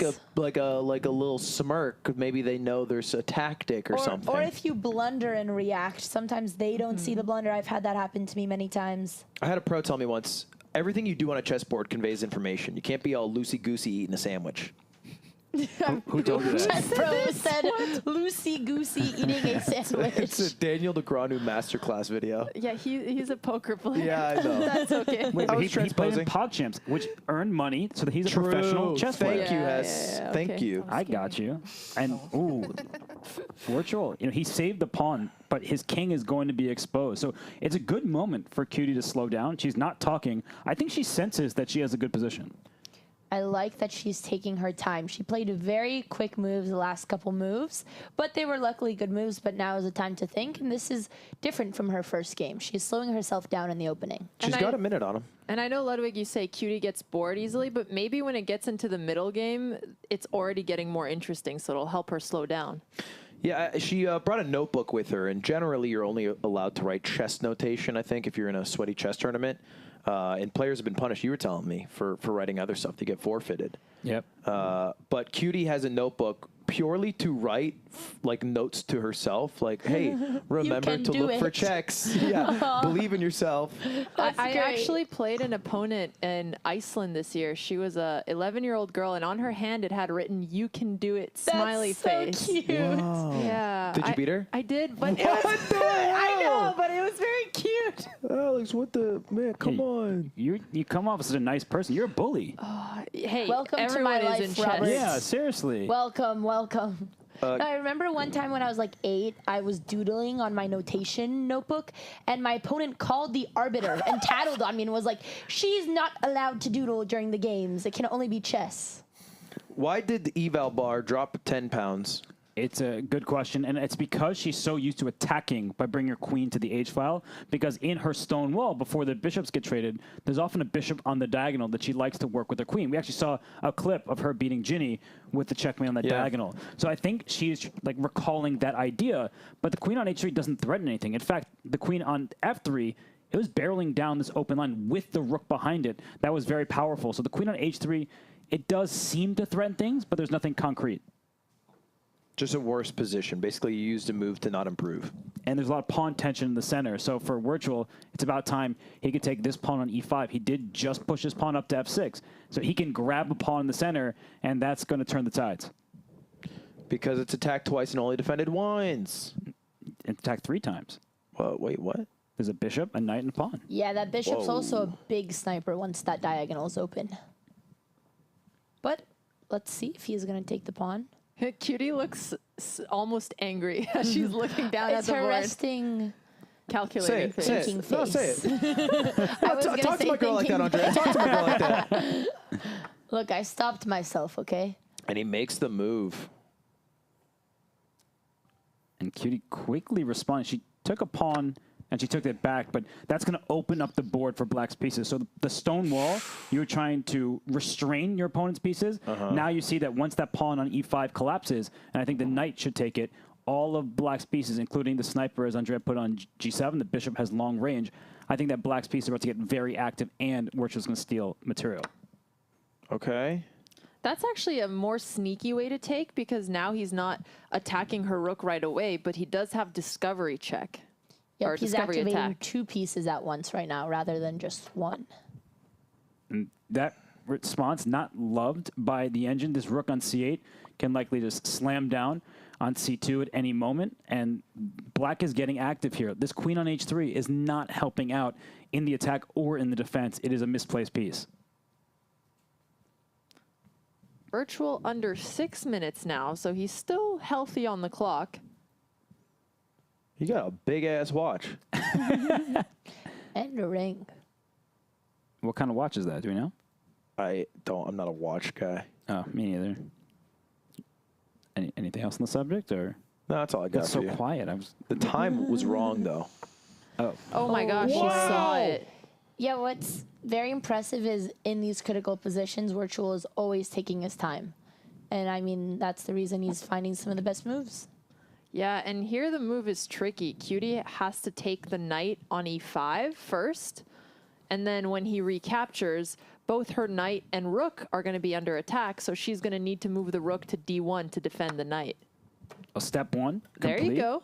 And as you said, rook d1. And the good news for QT is her king does feel a bit safer than black's. Like, they're not a shell around the black king, the fortress there. So it feels like if she... Oh, she played so quickly. Yep, and she didn't see that she saw the knight was under attack. She did not see the rook in the corner was threatened. I'm shocked Wirtual hasn't made this decision. Is he worried about an attack? I think so. And that's the thing. He's an improving player, right? He is over 1,100. Sometimes you learn these big concepts, like, okay, does this apply to the position? But no, he says, I can grab it. He safely does. He is up. It's going to be a pawn and a rook for just a knight. She can't capture back, right? With her rook? Forgot about that. She has to capture back with her rook here just to win some material back. Right. And she said she forgot about that. She wasn't looking at the rook in the Yeah, corner. the sniper came in. Problem. Drama. Talk to me about chess grime. Now, over the board, there's some things you can do, right? Chess- Is that chess fake? what? Grime. What is that? Sleaziness. Cheating, You perhaps. and these Zoomer terms. Scamming. Earlier, they taught me what soaking was, and now chess. Oh, I'm learning Andrea, so much that is today. not a Zoomer term. I didn't know what that meant. Ludwig's taught me a lot of words today. No, I did not teach anyone about You're like, soaking. Ludwig taught me that one. Let's get back to the question at hand here. Is it common, only the I mean, not in opener, that's tournament, all I've got. obviously, but in street chess to cheat over the board? I've seen the chess hustlers do it when they think people aren't paying attention. They'll move to a slightly different square or take a piece off the side, but not usually. It's very rare. It feels hard to get away with. Yeah. It's more like bad manners during a chess tournament, like eating an entire dinner meal at your board. And burping in your opponent's face. Those are like the slights. Wait, so someone burped in your face Yes, during a game? there were some burpy men in the Portland Chess Club, and I'll never forget that one who loved Diet Coke. There The is smell of a Diet Coke. Sorry, go ahead. there's a player in the Smash community who similarly was theorized to never shower. Very cool of you. Yeah, that's a good way So to play that- mind games on your yeah, opponent. The that it would just stench. distract. Maybe QT shouldn't have showered. I'll tell him for next time. This isn't protected anymore, so I might as well just. Oh, now she's explaining her moves. Should just start. Does baiting Wirtual him. count as her chat? Like, is that what's happening here? I don't know. What There is a comfort to talking out loud while you play chess. exactly. Yep, for sure. I honestly think sometimes I play better. Interesting. I wouldn't have thought of that. It's actually a very clever move. He could have recaptured this pawn. Instead, he pushed his pawn up. He wants to push it one square further. There is a pin along the third rank. That's actually quite a high-level play. If that's why he played it. I think it is. I would be Then very I'm gonna impressed. go here, So she's gotta move her knight's queen. gonna get taken. Oh, she saw it. Nice. Would be easier with the arrows. Yeah, I wish I could draw the arrows, because then you would go here. The arrows do And I'll help. be like, oh crap. Do you ever use them to so- calculate? Feel free. All the We're time. both looking at the same plan, so. Yeah, feel well, I free. don't like it. Could you change it? Have you thought about that? Do you have an alternative? Not one that's better for you. Because this looks really good for me. It looks really good for It you. does look good for me. So. Yeah, it's that blunder that they shared about. It was unfortunate that I did that. Okay, technically I'm only down by how much material? Cutie would make a great poker It's player. come back On a ball if chess.com, you it shows you how don't many do points of that. material you're down. Right. Now she has to do math. So I guess it's something you have to how do I calculate. defeat Yeah. you, Ugh. sir? The things we Sire? take for granted. Anyone ever call you sire? Cool. Yeah, I was hoping. She should distract him on You're his welcome. time. Yeah, Yeah. true. Take my stupid Good queen, strat, just wrong She's timing. distracting herself. Yes. She's distracting herself from the doom that she has to deal with. So, and then if I move my queen here to protect that, you're just going to take, then I'd go there, and then that stupid thing. And so really, I kind of need a check, but I don't even want to check you because you got that stupid thing. Everything you have is stupid. I would like you to know. I don't like it. And I hope your mom is watching. Coach is also proud to hear that. If I'm Anna? doing annoying things, then I'm doing good chess. Anna, he's being annoying. Okay, so. Is Anna his mother's name? Anna Kramling, I think that she's doing a watch party. Cutie, do She that coached stupid thing Wirtual. that no one else would ever think of. And there's probably a thing, but I hope they're watching him in the probably chess gotta do night with bar this in guy, Oslo. If I had to guess, or my true. queen. That'd be sick. Yeah, they have a very epic guessing- bar where they play chess have to move and my watch queen, events. She. Sorry, go ahead. I said he would be the only If I like move, I'm gonna run champion, out of time. world pod champion Of in Norway, Norway. yeah. Yeah. So There is a real shot that he's the best Norwegian player to do Stare at it. your queen. Perhaps out of, there's John Well, Ludwig that's my Hammer. best move, I think. Ludwig I John think I Hammer? stare at your You know girl, that, and if you Wirtual's take middle my name girl, is I take Ludwig? your girl, Is and it? have a yeah, girl he party. told us it yesterday. Well, he didn't tell me this. Yeah, but you weren't If you here. don't take my I know, girl, but like I have we've to take talked your many girl. times. Oh. Being honest with you. Maybe he, didn't Unless want to you be move. be a competition of who's the better Ludwig. That's what I would make it that You too. move, then Why not? What's the best move there's here, coffee. Hess? Because I'm thinking you just go Queen H6. He's I took a long sipping her time. coffee. Well, she moved her queen instead of H6 to H4. I like Queen H6 better because you could then follow with Knight G5. Here, I would recommend trading while you're ahead, and Black has a lot of extra material. You see the bar saying -5. He can keep the queens on the board and try to win that way, but why not trade queens and win the ensuing ending? Makes a whole lot of sense. I like that Cutie stopped talking on his turn. The one strat. It's a good She's strat. respectful. No, she I really appreciate is. it. She is. Yeah, I don't think she wants to be rude. Well, then why not she keep enjoying asking about his mother? It's like a Genuine refund interest. on my Yeah. day. Ooh, the clock is getting a little bit low. Under 4 minutes for each. Do we know what Wirtual's blitz rating is? Is it lower than his rapid? Certainly. Girls' night. Thank Did you you. say girls' night because they traded queens? Yeah, girls' night. That's Go awesome. away. Yeah, he's just All right, mopping I'm up. not that far down. There's got to be something that I'm not seeing. Don't think there is some she's not seeing. No, I mean, she could try to go for forks, like reroute her knight to F3, G5, So that E4, one is F6, but it's just very gonzo. slow. See you later. Yeah. Cutie would make a Skulls. good Barbie. Did that run through anyone Margot else's? Robbins Like, now, Margot so, Robbie playing Barbie, not Yeah. like a doll. Right. But that's just what was gotta running through my head. Be Okay. aggressive. We think did. you'd be baked. Skulls, that's We did dress up as Barbie and Ken for Halloween last year. That's true. We kind of beat the trend out because Yeah, everyone's you going to do guys this predicted that. year. Yeah, we're Her crazy. personality very much reminds me of Yep. Margot. Are you? Oh, I thought you were gonna say Ludwig reminds you of Ken in the movie. Ludwig very much reminds me of Ken. I did get that during makeup today. Calculating. Would you describe yourself as more of a Ken or an Oppenheimer? I'm more of an Alan. An Allen? Mm-hmm. Okay. You haven't seen Barbie. No. Alan was the one doll who wasn't a on the Ken, rim is and he was played by Michael Cera. Yeah. And he was a hero. Yeah, he was great. Okay, the pass pawn is coming. This is. No! That's a blunder. I was going to say she could have tried to trick was, him, but it but it wouldn't wasn't. have worked. Why? Well, because if I tell you, I think Wirtual sees this. Oh fuck. Okay, Slap was intimidating you. Give this woman an Oscar. I hate chess. What is a checkers tournament? Stupid game. I think Cutie's most consistent quote Dad, if since you're watching, turn it PogChamps off, won. please. Don't tell your friends about this. Oh gosh. Her it's so dad is embarrassing. watching. Uh-oh. What are you gonna do? Just run away. That would be Ah. very annoying. Skewy. Okay. Yeah. Interesting. It's like another Yeah, game where super tight position and then it collapsed off like the one queen move. And then Yeah. the center just got One destroyed. small inaccuracy. I think if she would have played rook d1 earlier to protect her knight, she would have still had a pretty good fighting chance. Because then as soon as you start being down material, it's easy to spiral. Right. Especially when you miss that, like, it wasn't at all intentional. She just didn't see that it was under attack. Yep. She started doubting herself. And she played a good game. Wirtual, as we and then you- started off the show, he's a stronger player. He's mopping up quite resign. nicely. Oh, she resigned. She should have just chucked the king at her opponent instead. She resigned and tilted the king. Good resign, bad resign.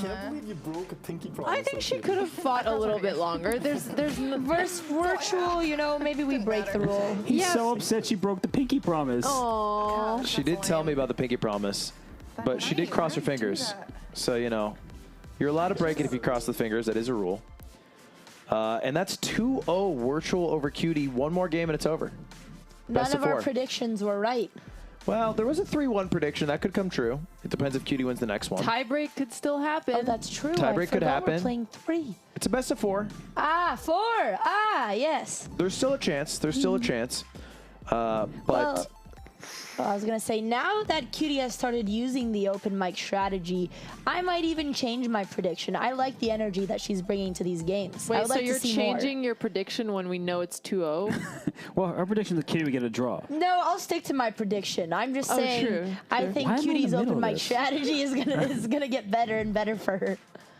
you're the Botez brother. Yeah. You are. We are Yeah. the Botez Hi, Papa brothers. Botez. Sing a song, sing a song. We are the Botez Botez brothers. We are the Botez Wait, how come I'm the only one Why, dancing? yeah, why are you all the brothers too? Andrea's just I ad-libbing. made this Yeah. song actually a year ago before we had a brother, so I have put a lot of thought into it. There you go. Yeah. And now you have a brother. Yep. And we have a break coming up. Just a few minutes. We'll be right back after the break to see perhaps the conclusion of the consolation finals if Wirtual wins The it, growl. or Sorry. the QT comeback. She's growling. She feels herself. Oh, rook d1, man. Would have been nice. Be back in just a bit.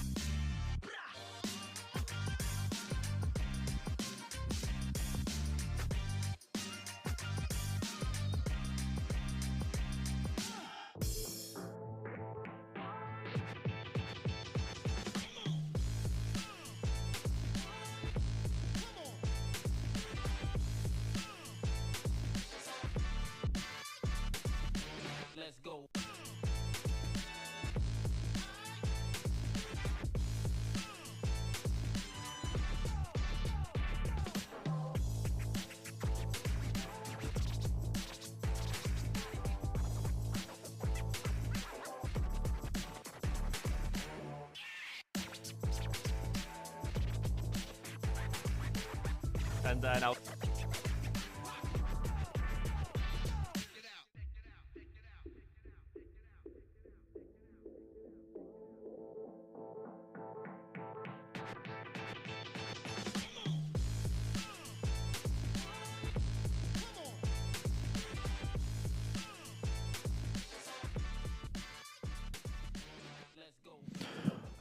Hello, welcome back. We are here joined by the Botez brothers with a new addition. Yeah, more family. Let's go. How you Botez doing, brothers Levy? going strong. I'm good. Are you happy to be a Botez brother? Absolutely not. I'm also not happy that my student, my second protege in the finals, is struggling against Wirtual. But I feel like if you're going to lose to anybody in this event, you can lose to Wirtual, because I feel like I would lose to Wirtual at this point. So. Oh, come on. But you almost did, didn't you? You almost lost to me once. No, yes. Yes, I did. We'll talk about that later. But first, let's take a look into the mind of the guy who's beating QT 2-0, who's one game away from being our consolation bracket champion. Let's take a look at an interview with Wirtual. I would say I'm an aggressive chess player. If things are too slow, if things are too theoretical or boring, I get bored. I want excitement. I want things to be like hanging. I want sacrifices. That's why I don't play the London. That's why I go away from these boring openings. I want things to explode after 10 moves. So I came into the tournament, high ambitions of doing really well, want to represent my chess country of Norway and myself forth as a good chess player in this tournament as well. The bracket was really tough, the tournament bracket, the Group B. Played some very tough games against Gasly and Sapnap. And so I got third in the group, which, okay, you know, it's a little iffy, but there's also the consolation bracket. And once I got into consolation bracket, I was like, okay, well, I'm here now. I'm perhaps the highest rated player in this bracket. I want to go all the way. I want to go to LA and I want to play the final over the board, and here I am. All right, let's take a look. And it wasn't. You're always gonna have two squares. I'm not No, but then you take it and then Oh, square. yeah. So this game is the one I played against Sapnap, where I pinned his queen, and then I was very scared of blundering the We got a reaction. He sees the the mate. stalemate. He was trying to set it up, but I found the checkmate. Started with a win. Things were looking so up here. And it was very exciting.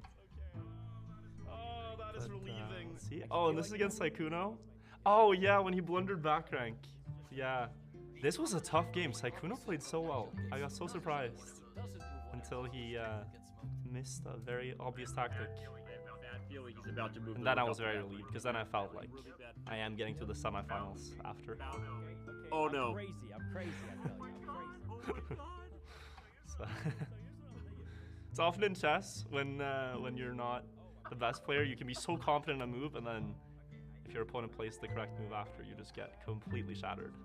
So Hey, we live longer, guys. painful feeling. Pretty close game, but that's a win.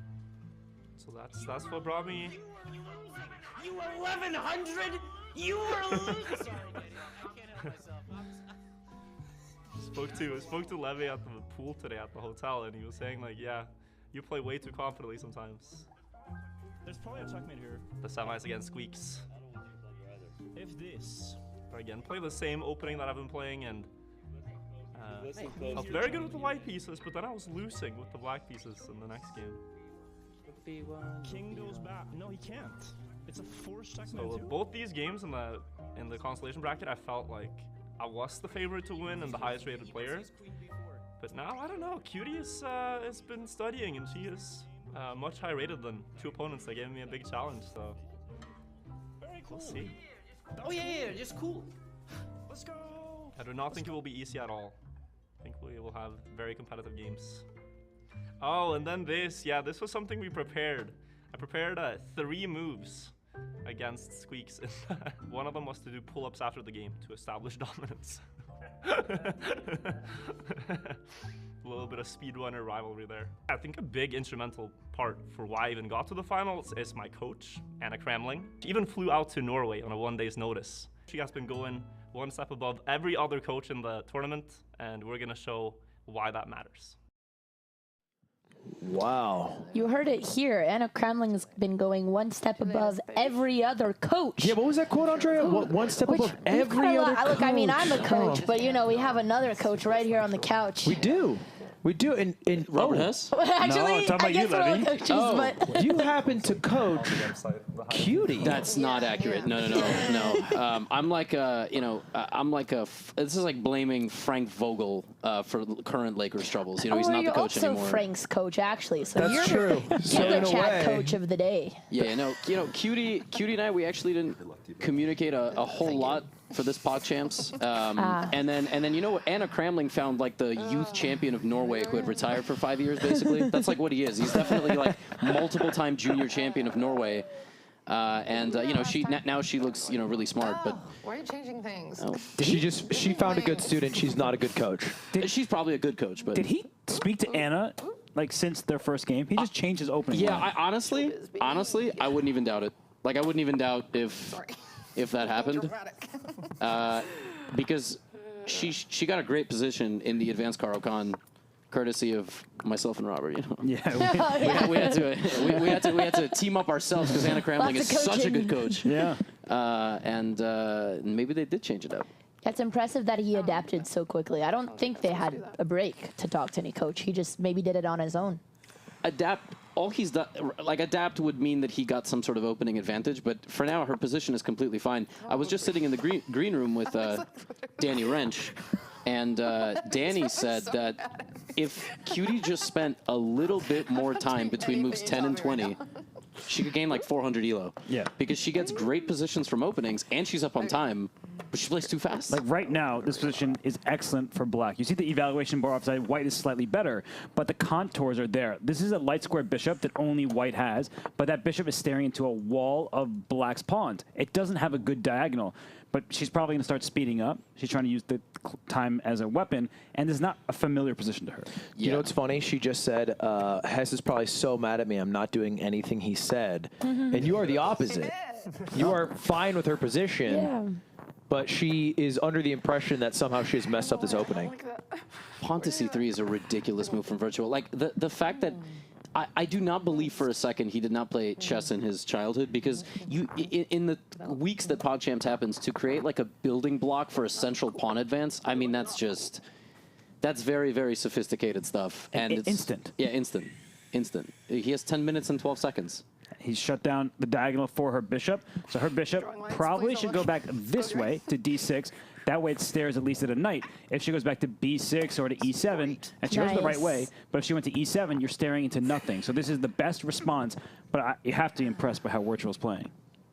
I'll be impressed in the next couple of moves, right? Like, this is one of these positions with white where you don't rush. You play things like rook to e1, because even the move bishop to g5 just runs into this, and then if you try to keep the pin, you actually lose the game, which would be nice for a Cutie fan. But rook e1 and just slow playing the Let's position. go Bishop G5! Come on! We got the audience there. Oh, that was Ludwig. Unbiased. I'm an unbiased commentator. I'm also unbiased. I want Wirtual to lose. I mean, listen, I feel like Charles Barkley when he spent the whole season being like, we're really going to pretend like the Golden State Warriors not going to win the whole thing. And right now I'm sort of like just cheering for the Golden State Warriors to lose. This is what this feels like. Because you don't want to pretend anymore that Wirtual's just going to crush this. He's higher rated than CDawg. I think that would be an interesting matchup. Can we do that? Like, we're going to have a little time, maybe. We could do a thug finals between consolation winner and championship winner. I like that. We also have boxing gloves somewhere in the back here. Yo, chess boxing 2? Just 1.5. Yeah, 1.5. Well, slap boxing? Because that's what Connor has his pedigree in. He is a slap boxing champion. Yeah. He did beat me there. That hurt. Knight to e4. Yeah, that's a nice move in the center of the board. Just trading. At this level, Robert, it's really tough to introduce the concepts to students of how do you evaluate who wins an exchange. And this is one of those moments where she's probably going to take because it's a safe trade. They're both kind of winning. You know what I mean? Like, it's... But I think that's a good way of putting it. Like, sometimes we think that one of us has to win a trade. So what just happened? Those knights were fighting for the same square. There was one knight already on f6. Now her knight on d7, which is dominated by the pawn 3 squares away. It can't jump forward as far as it would like. It can replace that first knight on f6, but this bishop can then slide back on a more useful diagonal, staring towards black king. So both sides, I think, won the trade, and it looks like she went to f6 instead of e7. Andrea, I mean, this type of position is closed for now.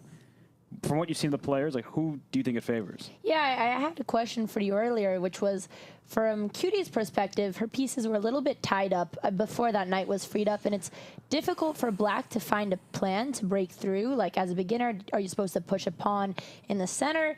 I'm not sure. Maybe Cutie's plan is to tack more towards the king, but what would you even recommend is the best beginner plan here for the black pieces? I feel like I'm watching like a top-level game. Like both sides playing very solidly, no mistakes. This is one of those positions you get slightly better for white, but prove it.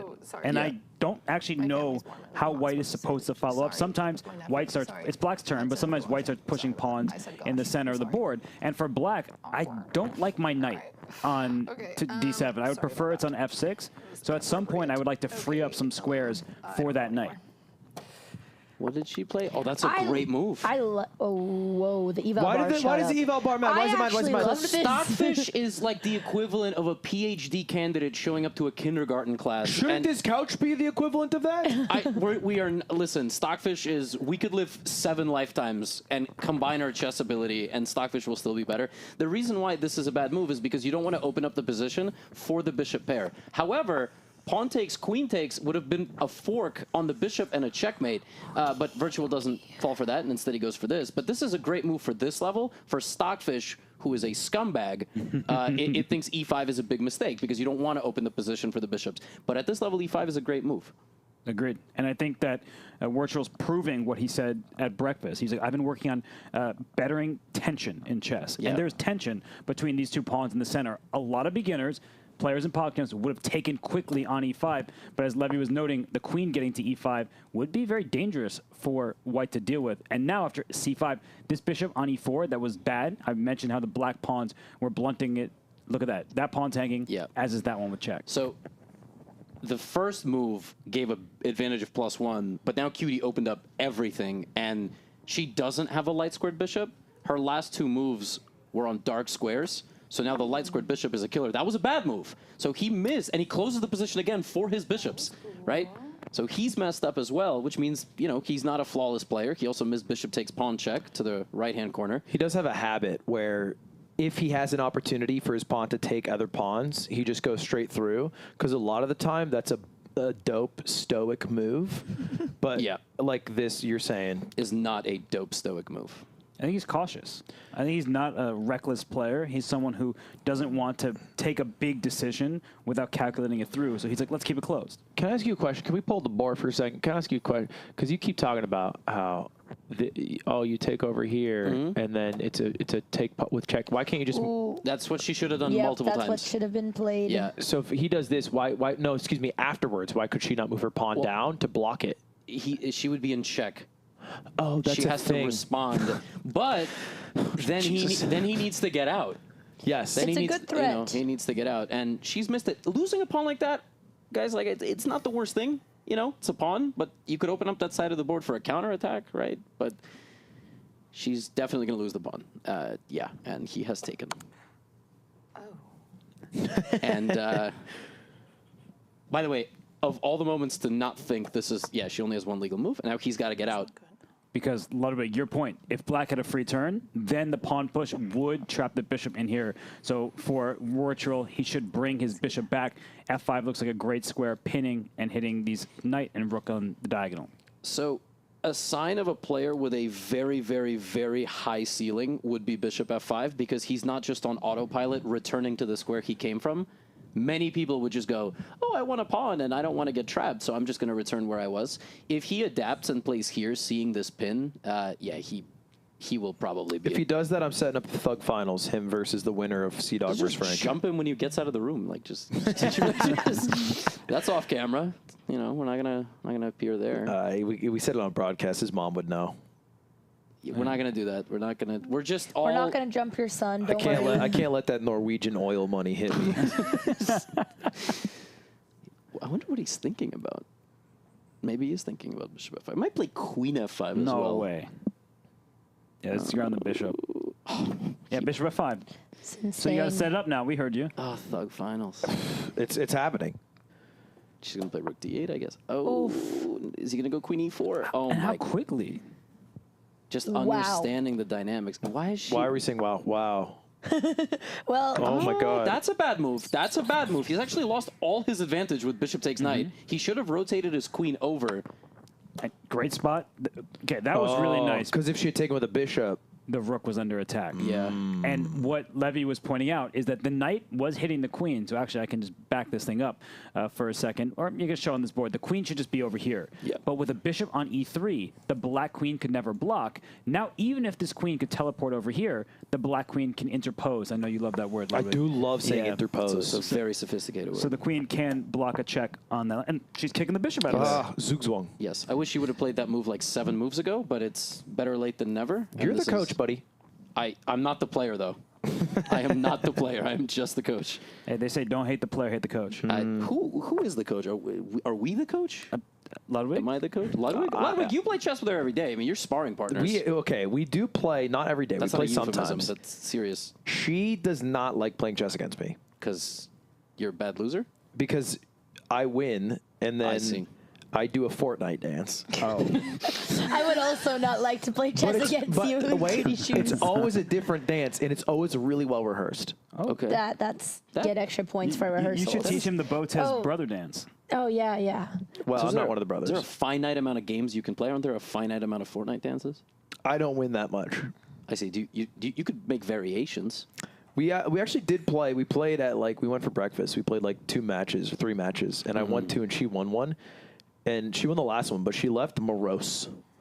She was like, I have no chance of beating him. I was What like, a you word. You won English one. major. English major. Yeah, but streamer. I mean, I feel like you're the only streamer that knows the word morose. He's on his own couch for a reason, guys. Just a really smart guy with person. Great big brain. word. That is a great word. Big brain. Melancholy. Are we just going to say words that start with M that are impressive? That are long. Yeah. Yeah. I feel like we're watching like a World Cup game right now. Yeah. It's a tough game. Queens, rooks, and bishops, opposite color, drawish tendencies. Did you say she didn't realize something was protected? Or I think she says. I think she said, "I don't know what I'm doing." Wait, I just realized something. Yeah. She needs to win. Yes. A draw is equivalent to a loss. Yes. I know maybe in her mind she just wants to get some points on the board, but in terms of the match, she needs to win this game. that's a good start. She blundered. Yeah, He blundered. Yeah.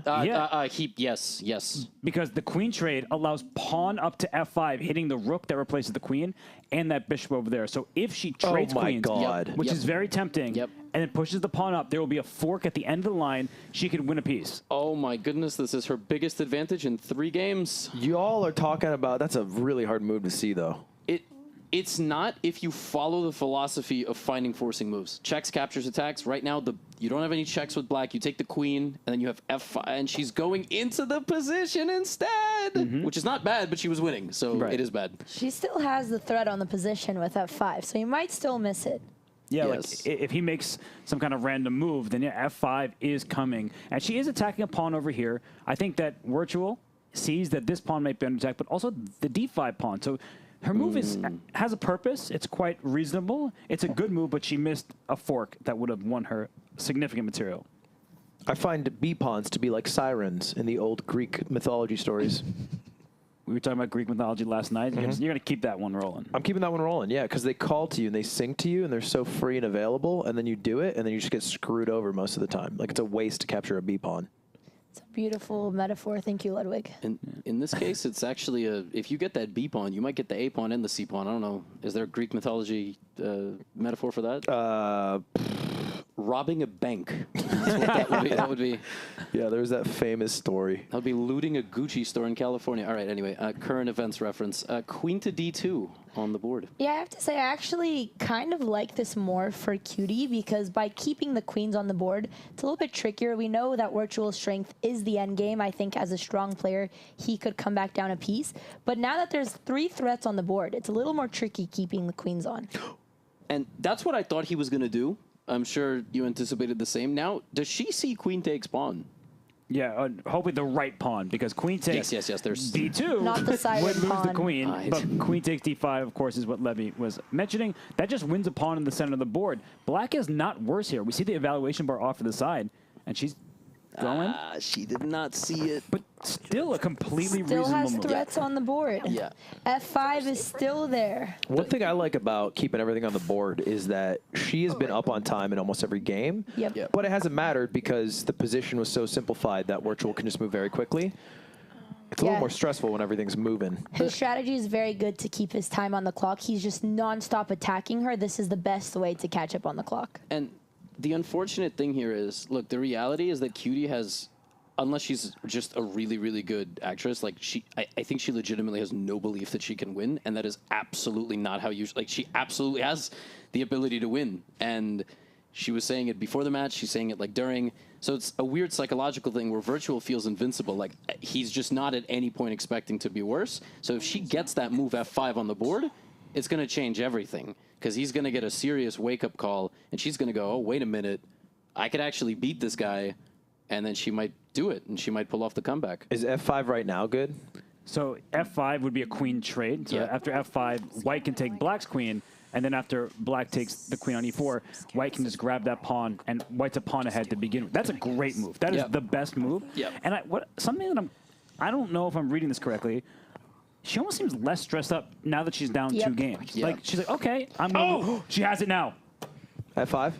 Oh! Let's go, QT! Oh, my goodness. Oh, did you see Wirtual? He did that little head to the side. Like, oh, I did not see that coming. Did you hear what she said? She What? said, I've been trying to do that for so long.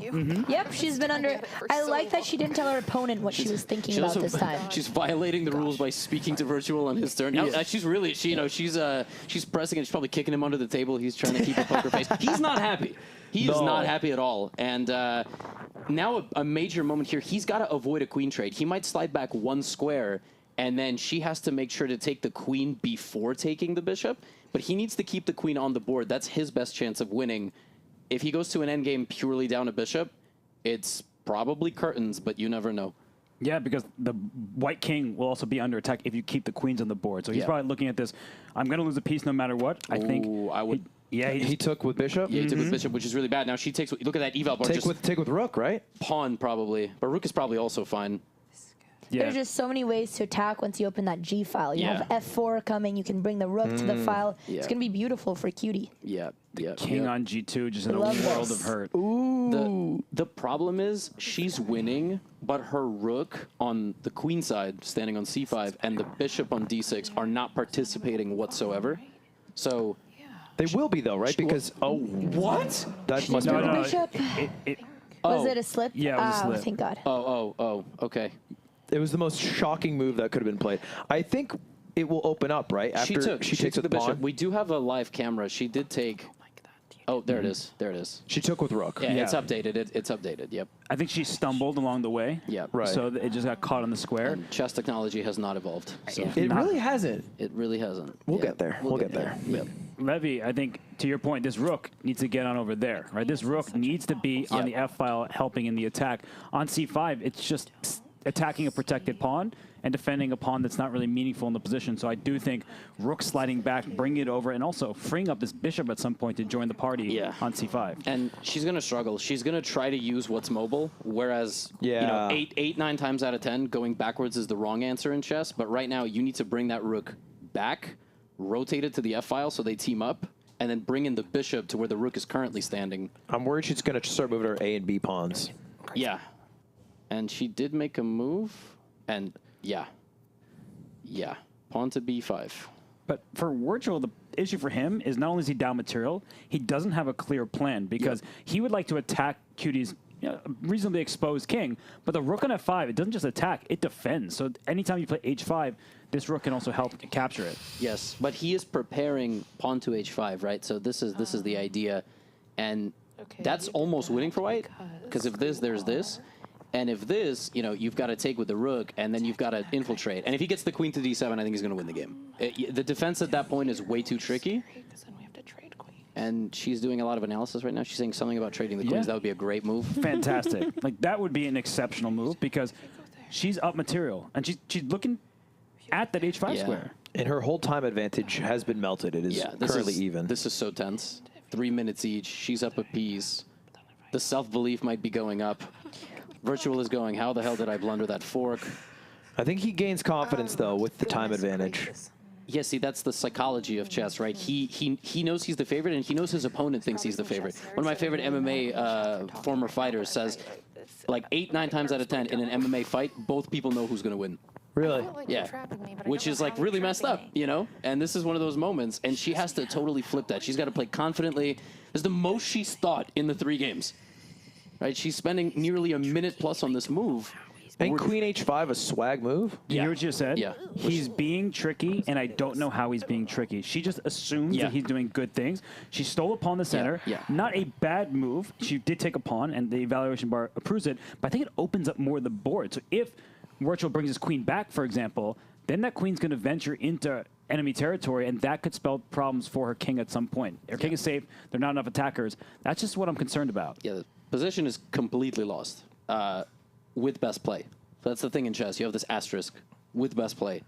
It's not going to be best play. It wouldn't even be best play if I was playing or Robert was playing. Like, we're going to make some slight, microscopic inaccuracy here, and the computer's going to find something. But she's got to be super sharp. They have to start moving faster. Yeah, they can't. I mean, those do the math. They just spent 40 seconds, right? They got five more moves of spending 40 seconds. Andre, can you go in there and yell at them to like speed up? Kick the door, yeah. No, I mean, QT's so focused. I've been waiting for this entire match. I love to see it. Oh, H5 on the board, yeah. Very curious to see how they'll perform under time pressure. This is blunder territory. Oh, yeah, there's blunder territory. There's, for example, rook takes, check, king up, and then like check, hitting the king, and this. He will find that. He's going to find that if that happens. She's got to take and then try to take with the queen or the pawn or something. And then maybe when the queen comes in, there's the... Is it crazy if you just go queen G5? Oh, no. What'd she do? She... Yeah, oh. and now he's gonna play pawn. He's gonna play pawn takes pawn, and that's it. And I had a really, really bad feeling when he got the attack going on the H file. Well, hey, don't sign Wirtual up to finding the best move every time, because he's blundered before. He'll blunder again. He has. Is he? Yeah, he's been planning this attack for many moves. Did you see that? It went down to zeros for the most ridiculous sequence that there is no chance that anyone in PogChamps will find. If they do find it, we might have a problem. Rook takes F2, draws the game. Oh, that was so smart. I don't even because it's at the end it's deflecting the king away from the defensive. Yeah, and this is very tough. Like at the end of the day, you deflect the king from the defense of the rook, and then you take the rook. But I think I'm screwed. If I move here, that's the only winning move. Drawing. Or like drawing move. Only non-losing move, yes. Regardless, I'm just pinned. Well, if you're always considering your forcing moves, there's a chance she could see. True. Look at Checks. It's a check and a capture. Exactly. Yeah. But she has a minute to find it. If only her coach, reinforced it before the game. Yeah. Oh, that's unfortunate. Yeah, Robert. I don't know why She just took with queen. She did what she thought she was supposed to do in this case, but I mean, rook f2 is unfindable. People watching this right now are like, I would see that. No, you wouldn't. Yeah. Stop lying to yourself. After you get hit with h takes pawn, you think you're just losing. And oh, check over capture. I guess it doesn't matter either way. Yeah. Oh man, now it's cooked. Yep.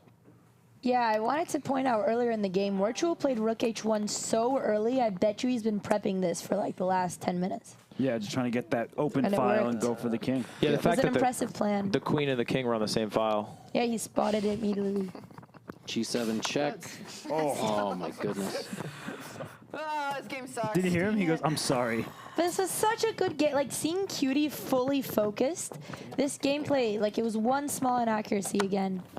Yeah, this was the best game for sure. Absolutely, and I think it's because she finally felt in her element. No pressure. She was much more confident, much more trusting of her moves. He could still hang his queen. He could forget the bishop is defended. Mm-hmm. I might be grasping at straws, but okay. There's forks and a lot of different checks. And oh, see, he didn't play rook takes pawn. He's going to rook g4, rook g8 mate. Yep. Like, that is classy. He doesn't even want the pawn. He realizes that the queen by itself can't deliver checkmate, so he's bringing his rook up to knock it out. But rook d6 is a good defensive try, but okay, we're being serious. It's an extra queen, and he's winning the bishop too. It's just a matter of technique. What? No, he definitely did not play queen c6. I forget that they're not playing online, you know, because when they play online, those mouse slips happen. I do love the fake outs. There's a... it's curtains. Oh, boy, you're supposed to. I don't think it matters. Is that illegal? Oh, it is. Honestly. Oh, they're gonna. It's a waste of time. Yeah. Oh, Cutie resigns. There it is. It sucks. A Wirtual 3-0 in a down position makes a comeback after blundering the bishop. The PogChamps 5 Constellation Bracket champ. He joins the legions of people like Moist Critical and the other ones who I don't remember. That's fine. To be fair, I only remember Charlie because he beat me. That was a tough one. Yeah. Cutie, we have both winners. No, we're not. We are. And we might have to make it happen. Consolation champion versus what's the other one called? Champion. CDawg versus Wirtual. It could be Frank. Ah, true. Whoa, sorry. Hey, Sorry, Andrea. I was not making. Romanian Mafia got money on the PogChamps? I mean, there's a good amount. If you want to pay me on the side, we can talk about Look, it. I mean, but- if you want to gamble some money, Gotham, we could put some side bets. We're going to talk to the champion and QTCinderella in just a moment. And then after that, we'll have our Salty Sweet match, E-Rob versus Tyler1, the brothers match, the rematch. Yeah, we haven't talked much about that one, but it's happening, Chad. I am very much looking forward to this. I'm hoping E-Rob is finally going to claim what's his. So he won the last one, too. In the PogChamps, right? He won the head-to-head. They played like a show match. Oh, he's beat Tyler1 before. He's beat Tyler, yeah. So what made you want to plan the rematch? Because Tyler has been grinding nonstop, playing really like has. 50 games a day. No, it was a shame he wasn't here. Like, I loved actually watching Tyler play and progress, and I could see from his very first games to his last matches versus XQC, he made great improvements. Also, we couldn't get Jake and Logan Paul to play chess. Well, So working on that one. But first, let's talk to our champion. Let's talk to our consolation runner-up. Come sit down, you two. Hello, hello. Hello. How y'all doing? First of all, Wirtual. I don't know the Cutie, but I'm doing amazing. Congratulations. Crazy though. Why did he get white? That makes no sense. Higher accuracy, I believe. Or no. I think it just goes. Is it higher accuracy? He's a better Where's seed. Danny? Cap score? Seeding? Hello? Yeah, I think Guys, seeding. he's so much better than me. Why didn't I get white? Would you? Do you think? I would have had a better chance. You want to go replay? We could go replay it. Why did I not get Cutie. white? That was your best game, and you didn't play the Stonewall. It was a win for everybody. really I mean, think was. about it, Cutie. There's a bright future with other openings. I think we should start with you, Wirtual. Yeah. How do you feel? You won the consolation bracket. You were supposed to maybe be in championship, but you're still a winner. Yeah, I mean, I think I made the most of it, even though I was very upset after losing in groups. And it was really fun to come out here and play chess over the board. Really stressful. I don't think people realize how eerily quiet it is in that room. Well, it wasn't that quiet. Yeah, How was that? How was With dealing some- with Cutie talking at you? it made me want to win more. It maybe kicked in the drive a little bit. Like, damn. No, but no, it was fun, and I hope I got to prove what I'm capable of on the chessboard. You We were definitely talking made about Norway it. proud. Yeah, we think you're the best Norwegian to ever do it, perhaps. Oh, Yep. that's a To high win honor. PogChamps. But you're That's the a- only Norwegian world champion right now. Yeah, you are.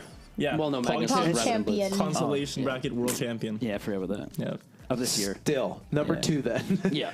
And Cutie, you had an amazing game 3. You had a huge lead. you. How'd it feel being in there? Not good. Not good, sir. It was not fun for me, but I did my best.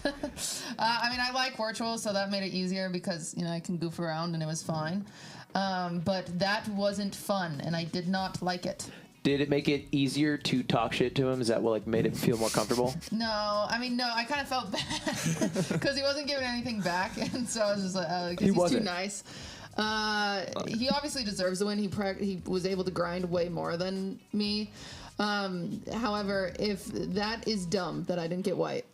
Yeah, but you sold out a stadium last night for your stand-up, so True. This wasn't even my show. It was packed. I'm mad I didn't get white. I'm mad. That's the Well, only thing I'm mad at. Call it rigged and say you should have won. That's what most Yeah. people do. That's what I would do. I won't do that. I feel bad for Levy and Hess who tried their best to teach me things. I am an impossible student.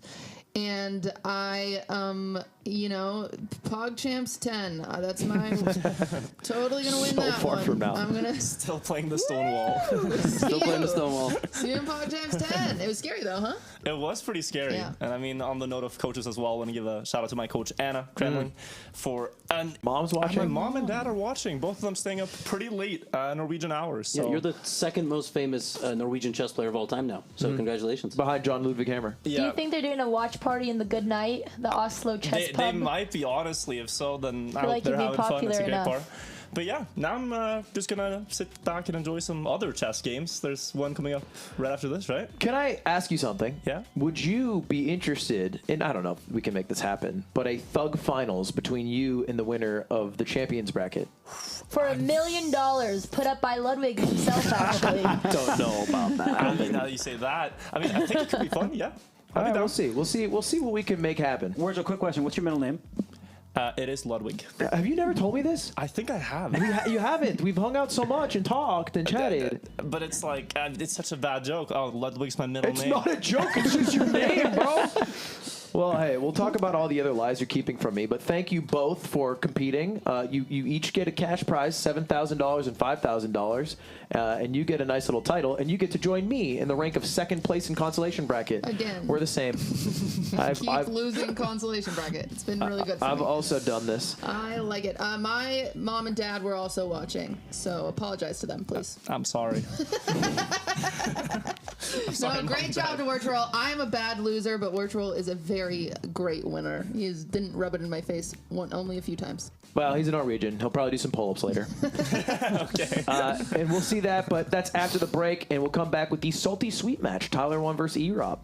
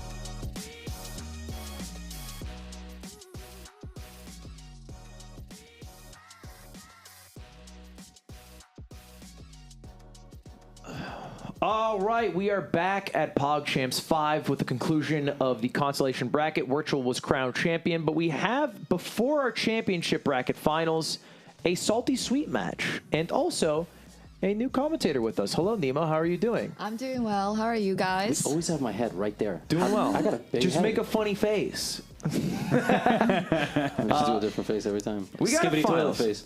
You are too... I can't believe you even know what Skibbity Toilet is, bro.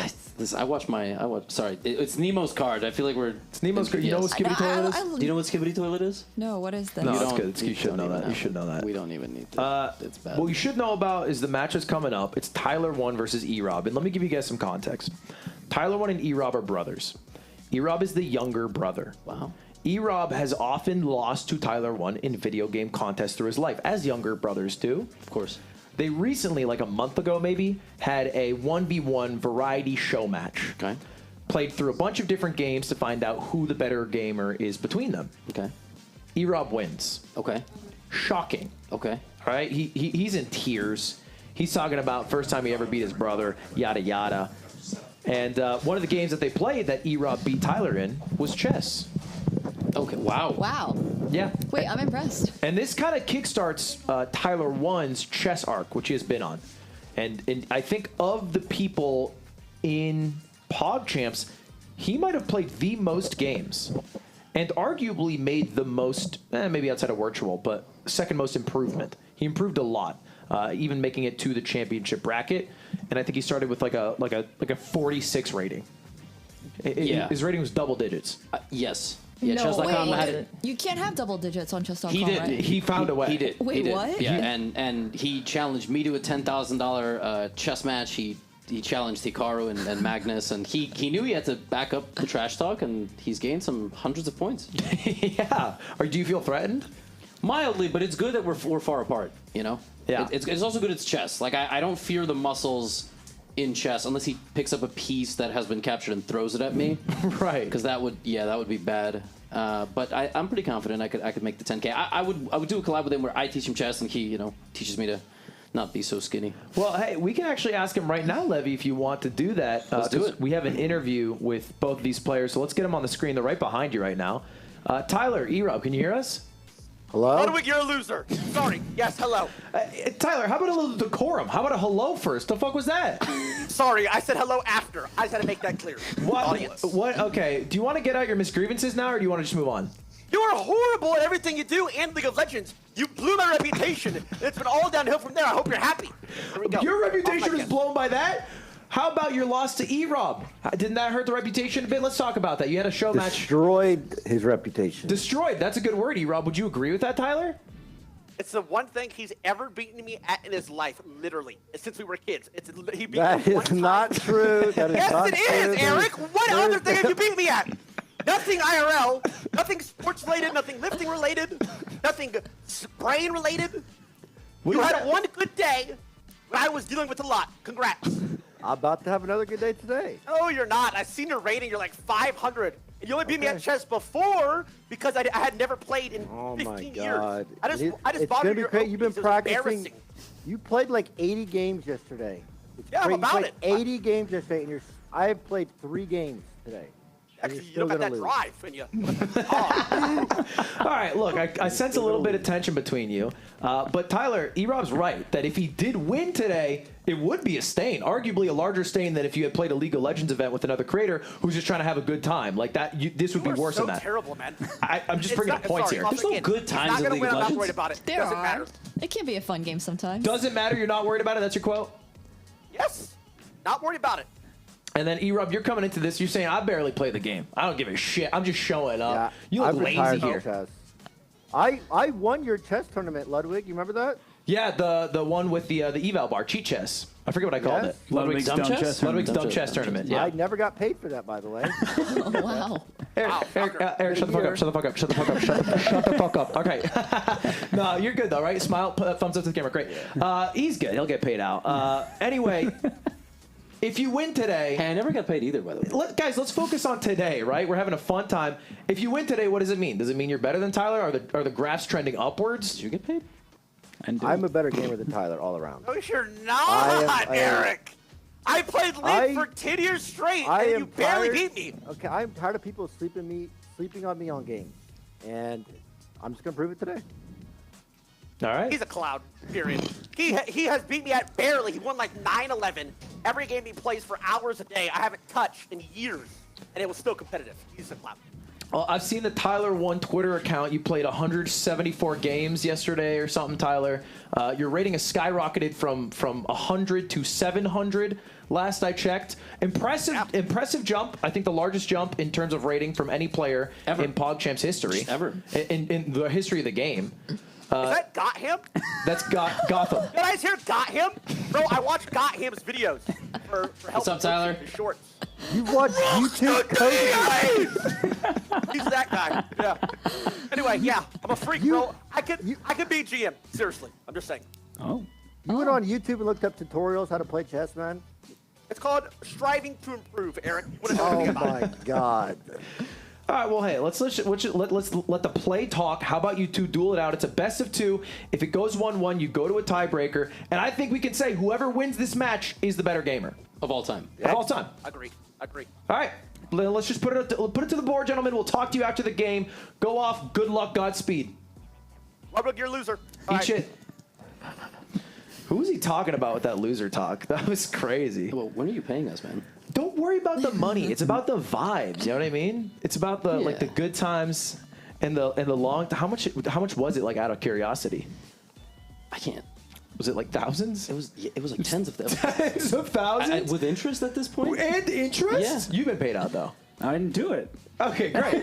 So I We're got good. paid 1 for exactly 2, the right baby. amount. I paid out. shouldn't bring this up now, but also the poker game. Oh. Oh. You know what? Everybody, I do pay out. I'm good. I'm good for my word. I pay out net $765, standard in the industry. So I just take a little bit of time. But let's focus on the here. Let's focus on the now. There's some real tension in this match. And this room. Where's my money? No, but this match, match is gonna. Yeah. There's gonna be moves made, and it's gonna be great. Video comes back, Ludwig is just getting beat up. Yeah. Let's cut the camera from me. We have Tyler1, again, who did get, I think, the largest rating increase in PogChamps history, going from deadass 100-something to 700, grinding like 50, 60, 70 games a day, which is miserable. He learned from Hafu. And then she quit chess because she just played chess nonstop for entire PogChamps. Does he rage as much at chess as he does at League? Yes. Yes. Yeah, bro. Absolutely. I remember I tuned in one time and he's like, these fucking queen users, they just spam queen moves, so lazy, so brain dead. And, There's a point, though. It is lazy, it's brain dead, but he Yeah. lost to it. Yeah. It's something you got to learn and adapt to. But I'm a little nervous for E-Rob. Why? Well, because he created a new narrative when he beat Tyler last month.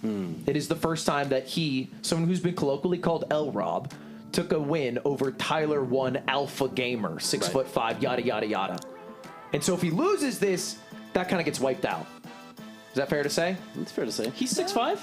No. He's a little bit shorter than you. You're like 6'7", right? I am 6'7", yeah. I don't have to get into the details of it, but we were looking at some people for a potential boxing match, and the guy I'm working with, Matt, was like, how about Tyler1 versus Canute?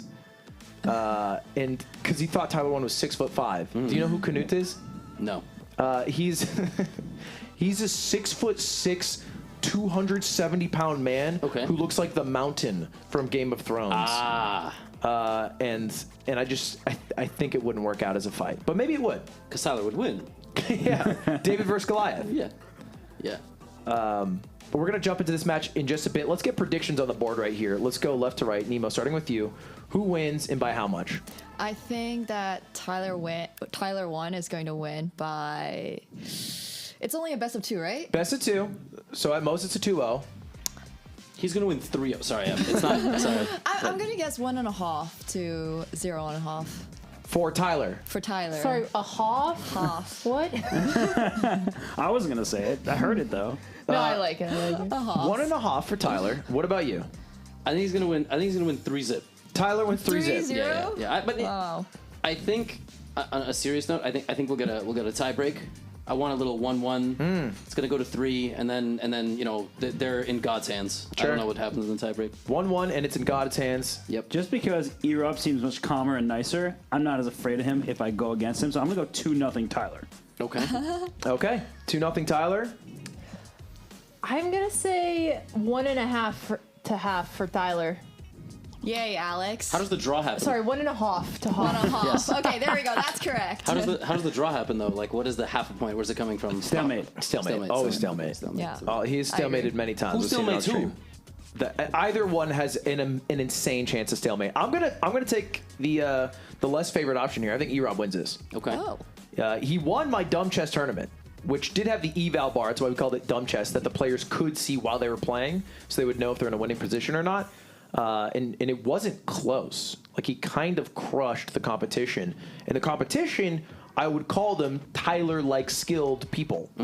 Pre-training arc.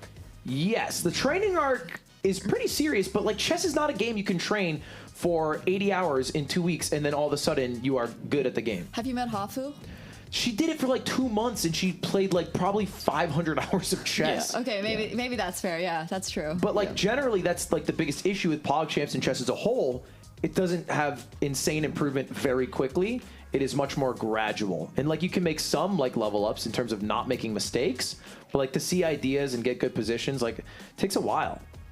Agreed. And part of the process of getting better is doing puzzles. But when you're playing a game, no one's tapping you on the shoulder like, you have a puzzle in this position. I think that's really hard for people. Like, I solved that when I'm doing it on my own. Why can't I do that in the game? I guess that's what dumb chess was. The Exactly. eval tapping you, telling you to look. Yeah, it's someone on your shoulder. That is so tricky for 300s though, because you're like, it's +7, and then you don't know why, and then you go for something and it's now -7. You know, it's like a 14-point swing because you. It was mostly valuable if mate was on the board.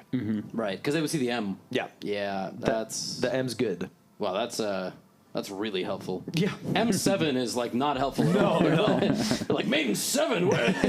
What? Yeah, I think Tyler even took yesterday off from streaming to grind for this. Wow. Just Competitive in everything he does. So not only did you not pay him, it seems like he lost a lot of money we're preparing for worried this. so much about money and not enough about the good times that Are we you spent Jesse together. J? You don't care the price tag? I don't care about the money. Money. I just care about hanging out with you, right? Me and you, Levy. We don't even buy the shoes unless it's got a comma on the price tag. But Amen. But then again, who looks at the price tag? Hey, come on, baby. That's what I'm saying. All right, brotherly match. I think we're ready for it. In just a bit. I lied. We're not ready for it. Why didn't you guys put me and Andrea against each other for this too? It's not closed, right? Yeah, she wants the money. Oh, yeah. She just wants the money. I don't know. Andrea's been grinding a little bit recently. She's been training. Are you insulting me, Nemo? Well, only because we have a match coming up Sunday, and I'm like, you know, Nemo's upset that I'm higher rated than her in Bullet now. I never bring it up. You mentioned She's it. just real upset. So she's higher rated than you are. Yeah. Doesn't that Only mean in she's better at the Bullet. game? Only in Bullet. Yeah. But that's quick thinking, so it's kind of like... Yeah, that's... I mean, bullet chess is like the epitome of actual It's chess so bad. skill. I grinded Bullet for about 2 months. I got to like 1300 rated, and it's all gimmicks. No, Gimmicks, but yeah? 1300 bullet is like 1900 rapid, because if you actually had time to think, you would, you know. Yeah, actually true. Although most of my skill was hitting them with checks that were blundering all my pieces, but then they would have to click on their king. They couldn't pre-move. Are you a pre-move king? Yeah. Oh, we're in it. Oh. What the heck? Spoiler alert. Go get it. Let's get it going. What is this? Oh, yeah? Ref, let me see the game, please. Oh, the game is really looking good, guys. There it is. No, but I quit playing, and now every time I play, I get rolled. Are they talking to each other? Yeah. Yeah. Fresh account Elo games. Cringe. Fresh account Elo You games. probably could. They're basically playing Bullet so far. Yeah, they are playing incredibly quickly. We're quite a few moves through already. What do you guys see? Levy, has anyone want to chime in? What's going on? I just love in the background it's just one more game. That's a pretty sweet sign. I remember seeing this position, I think in 1982 in the Kalmykia. There was a game, Karpov. The last tournament. Oh, yeah, it was this what Karpov played? Yeah, Karpov did not play Wait, that. huge blunder by Erob. Yep. Insane. Tyler took advantage of it. He brought his bishop back, and now that Tyler took it, he's about to say, you take my bishop, but my knight is protecting. He's out I of don't want to peace. explain to you my strategy. The strategy was he just took the bishop. It was a good move. I mean, don't get me wrong, but No, it's an insane strategy. You don't play understand. the best move. Do you think Tyler has had to get new tank tops as his muscles have grown? Well, that's the thing about like the tank tops is they form around you. It's like leather. I see. Oh, they're panning his camera because there he is. He's always locked into the screen. But no, but he actually like if You see or what, bro? No, I'm thinking. they're talking to each Go other. away.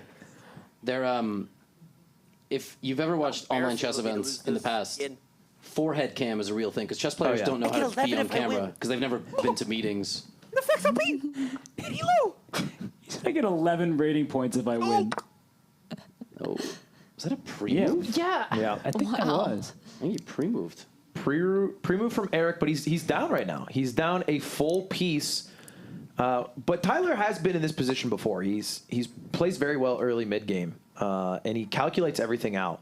One of the biggest issues I've seen with Tyler's gameplay is he thinks every position out, and then he ends up super low on time, and he just cannot clutch an end game with 1 or 2 minutes on the clock. That's relatable. He honestly. is ahead of time so far. But that might just be because Erob is trying to come up with some kind of comeback Oopsie, plan. look at that. Look at that. I'm looking. Dude, people don't talk in a chess tournament. Just saying. He's the one talking. Focus, bro. Sorry about that. You can't really talk and play like me. It's fine. You're not multitaskable. I do think it's an advantage for Tyler to be able to talk because they don't talk in PogChamps matches. Right. I don't know what to fucking do. Talk.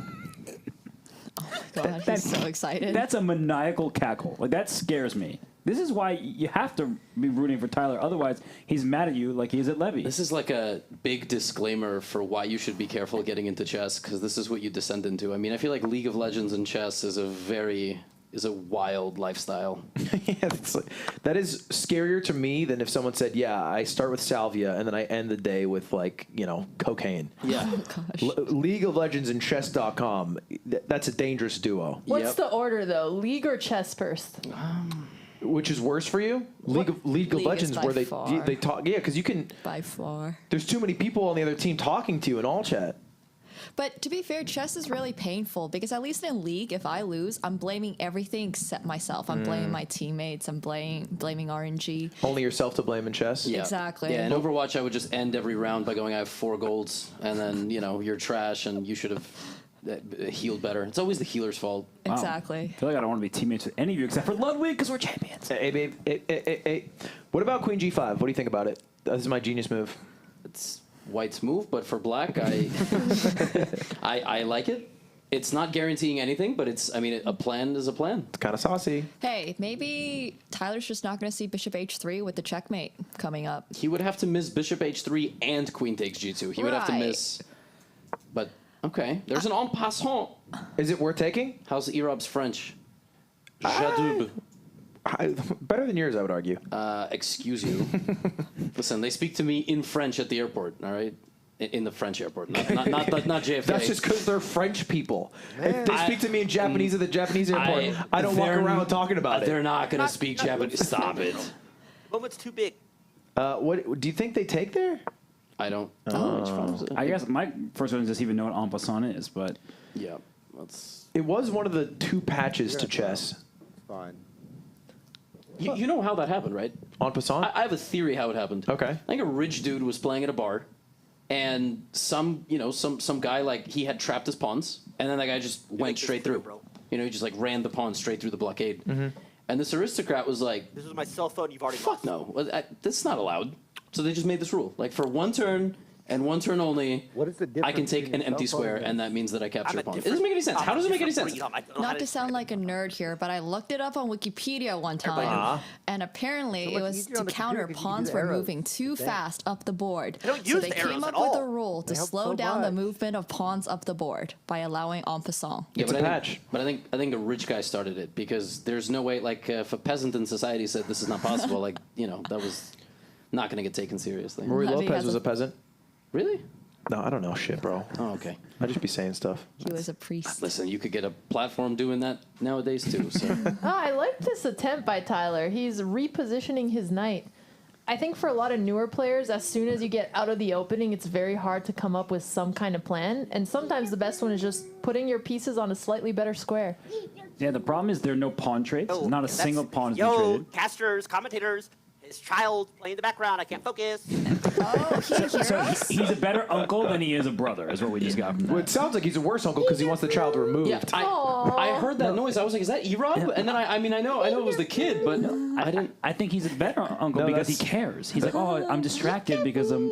That was me. They're playing peekaboo. That's so cute. Yeah, they're about to play peekaboo with some of these chess pieces. They're about to fall off the board.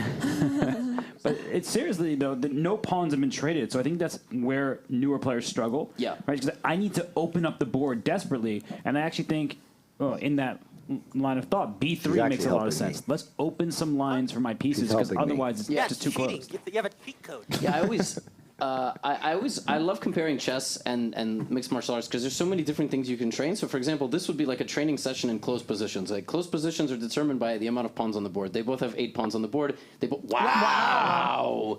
They both have these fences they've built, and in closed positions you can maneuver your pieces or make pawn breaks. Just so he never gets mad at me, Tyler and I were on the same wavelength there. Yeah. Yeah, that was. You finish each other's sandwiches. Sandwiches, exactly. Okay, well, he was very indecisive. He ordered the first thing on the menu, and then he went for the second thing. But this is still fine. He's going to open up this side of the board. Pusher. He just called his brother ugly? Is that what he said? He called him an ugly pawn pusher, yeah. Pawn pusher. What if he wasn't pushing his pawns? Is he still ugly? Or? Yeah, he's no longer a pawn pusher, though. Okay. The worst of the 2 insults there. You can get away with such more intense trash talk when it's your sibling. I think you would know. Yeah. I think you're reporting from a state of authority here. This is a pretty advanced position for Black's pawns. Did I sound smart saying that?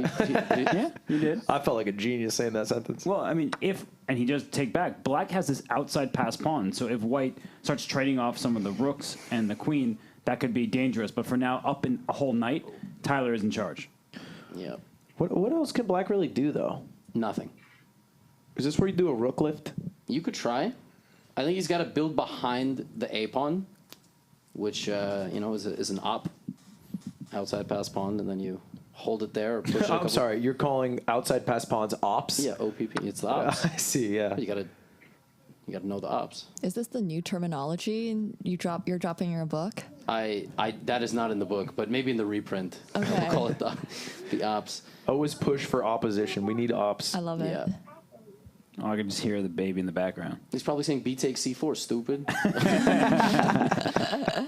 I mean, listen, that right now there are companies that specialize in teaching kids who are 3 years old how to play chess. I mean, they might specialize. I don't know how good they are.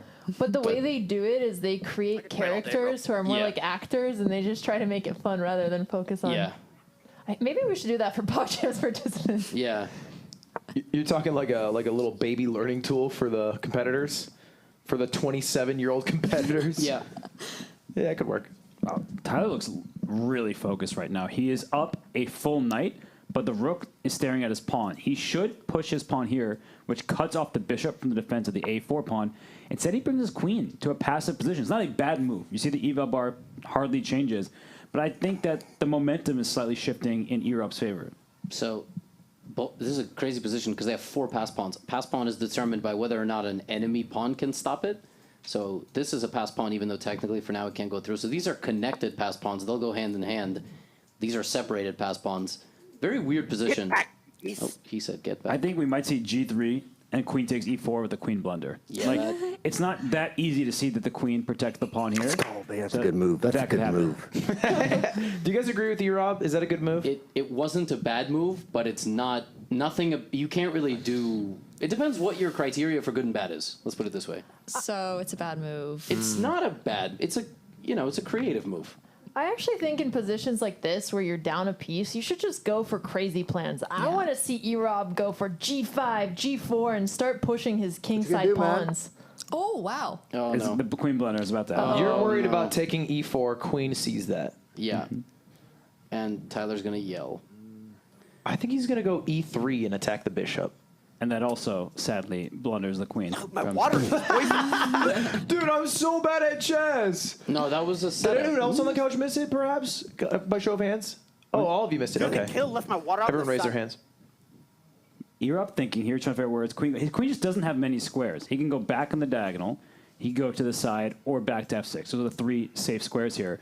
Queen in line with the bishop, usually not a very good idea. This knight can hop out the way by either taking this pawn or taking this one. But then he would grab the bishop, right? Exactly. So he could grab the bishop on e2, but then he loses his bishop back there on d7. So white hops around, steals some material. Not the easiest thing to spot. It's a very lucky configuration because it's very natural for white to play knight takes free pawn and lose the bishop.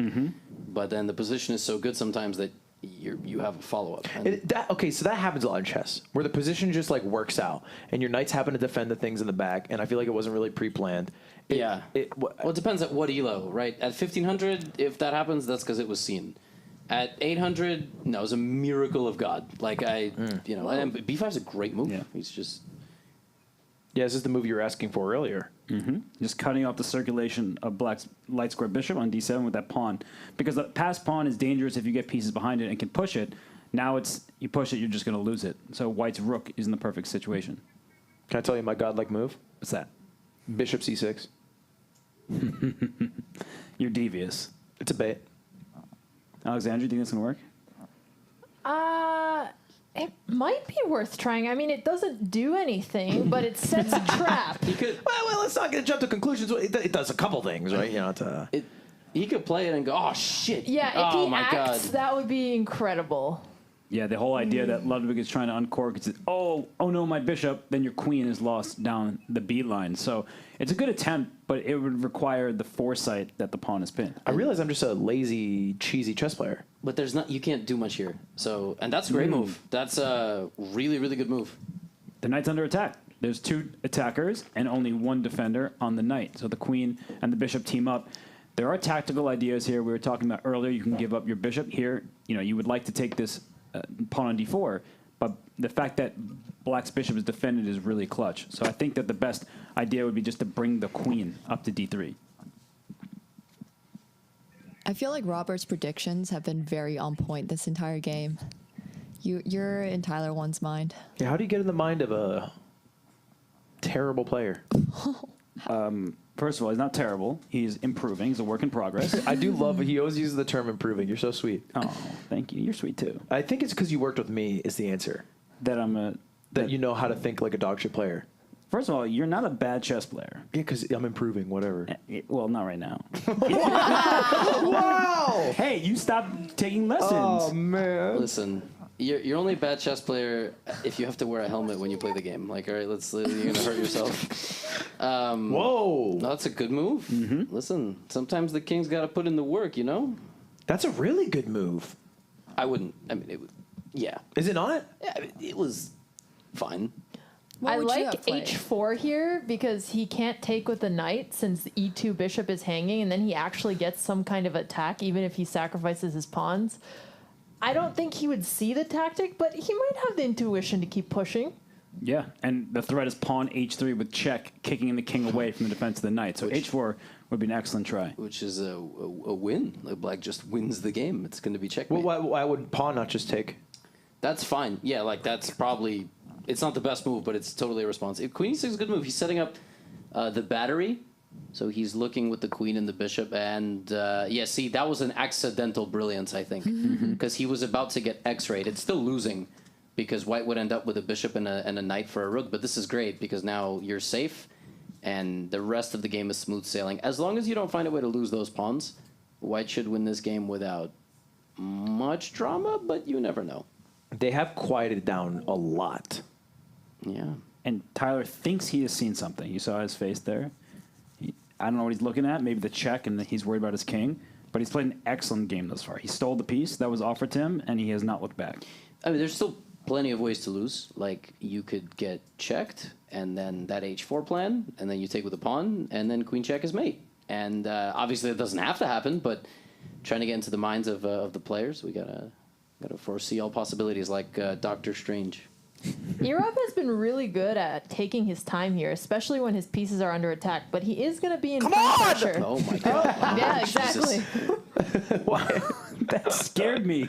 Yeah. I literally jumped. Can you imagine, like, candidates tournaments? I'm You guys thinking, thinking man. for 30 minutes? That would be awesome. What's crazy is how long Erup took. He took his time even to reply. Yeah. Hikaru just like walking in the aisle. Just let us go! Holy shit. A3, it's not a bad move, yeah. Pushing a past pawn. He's got a rook behind it. He is down a piece, and I think that Tyler can probably first focus on the passer. It's tempting to push the pawn of your own, especially with his last move. Rook here signals, I want to push the pawn up to c5, but that actually allows the black pawn all the way down to a2 because the queen will join the rook in the defense of that square. So I think that he should corral that pawn with a move like queen to b3. That would be, I think, the safest option. Queen b3 is good. Queen b4 is good. Y'all seen some crazy shit. Yeah. I mean, they are looking at 4,700,000 possibilities. Sure, there's more possible chess positions than atoms in the universe. Isn't that crazy? Is that real? Yeah.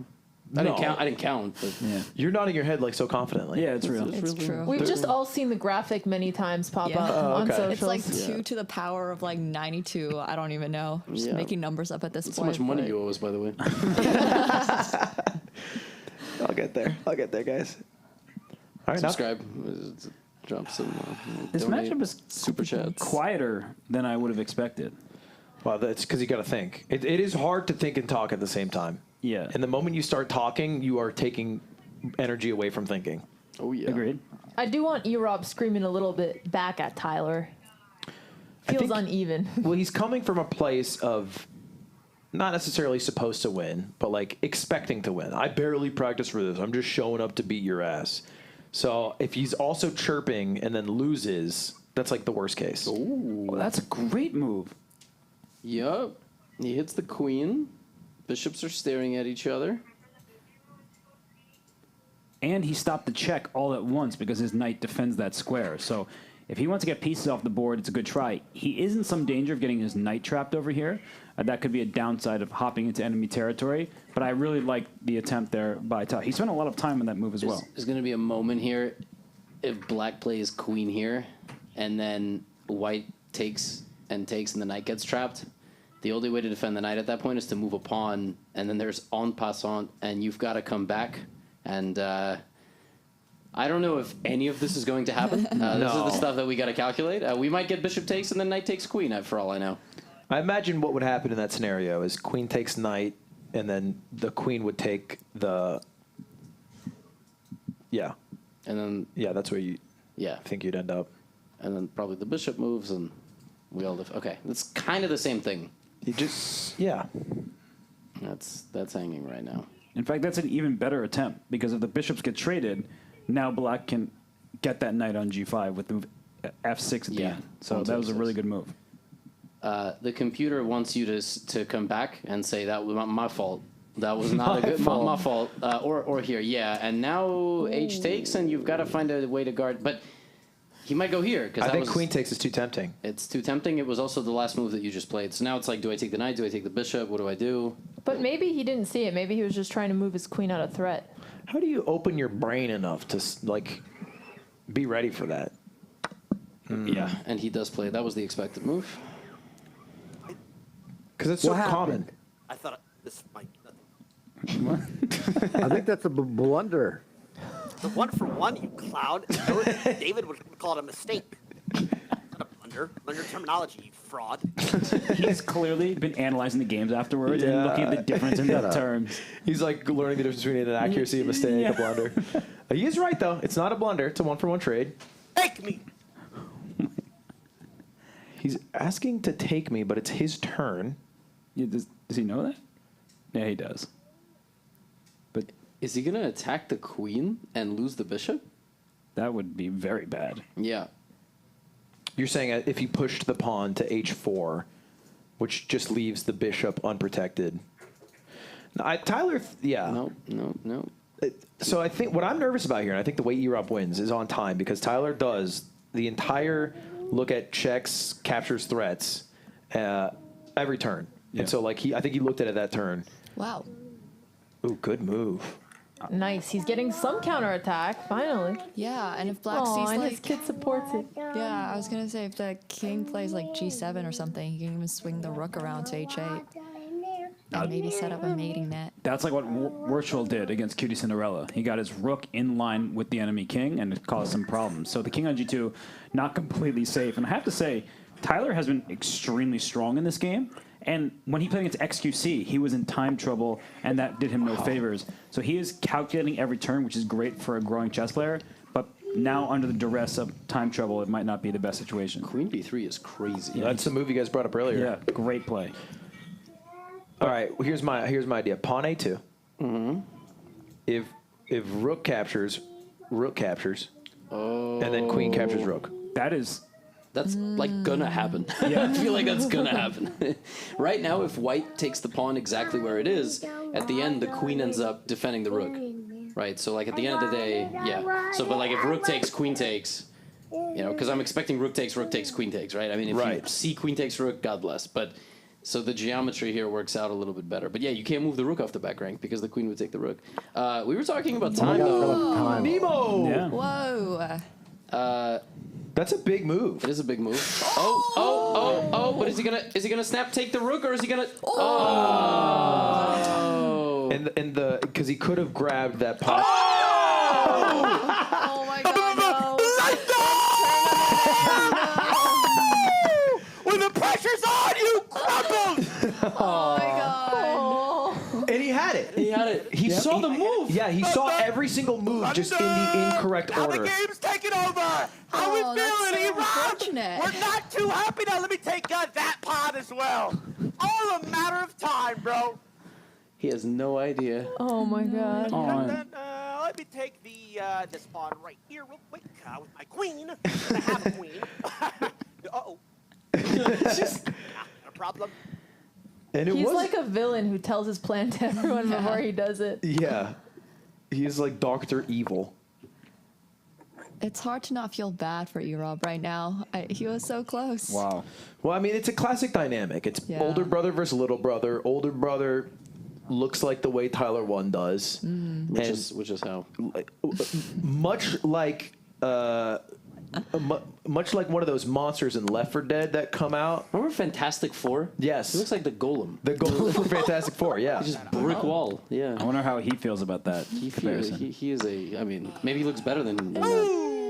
Well, there's still stalemate You better run that opportunities, one everyone. down. He's going for stalemate. With how many pawns I got? Yeah. That as It's well. smart. It's the stalemate. Put it The on prophecy. down. Stalemate. Oh my God! It's close. It's It's really close. close.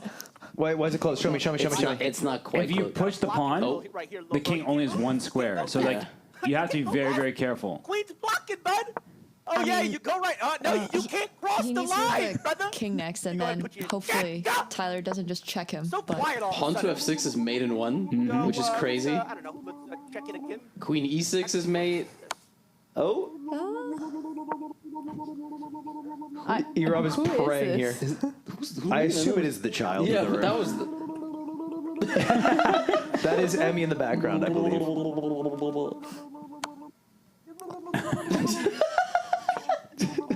But you know, he's missing checkmate in one, but he's doing the right thing. Yeah, because yeah. stalemate happens when you don't give checks. It's when the king has no moves, but it's not in check.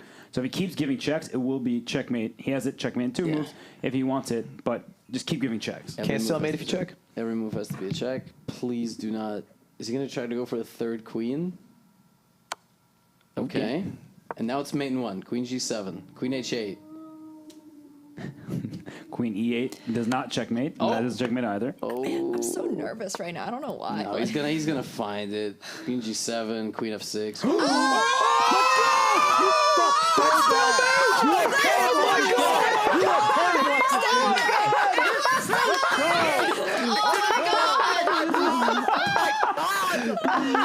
Oh my god!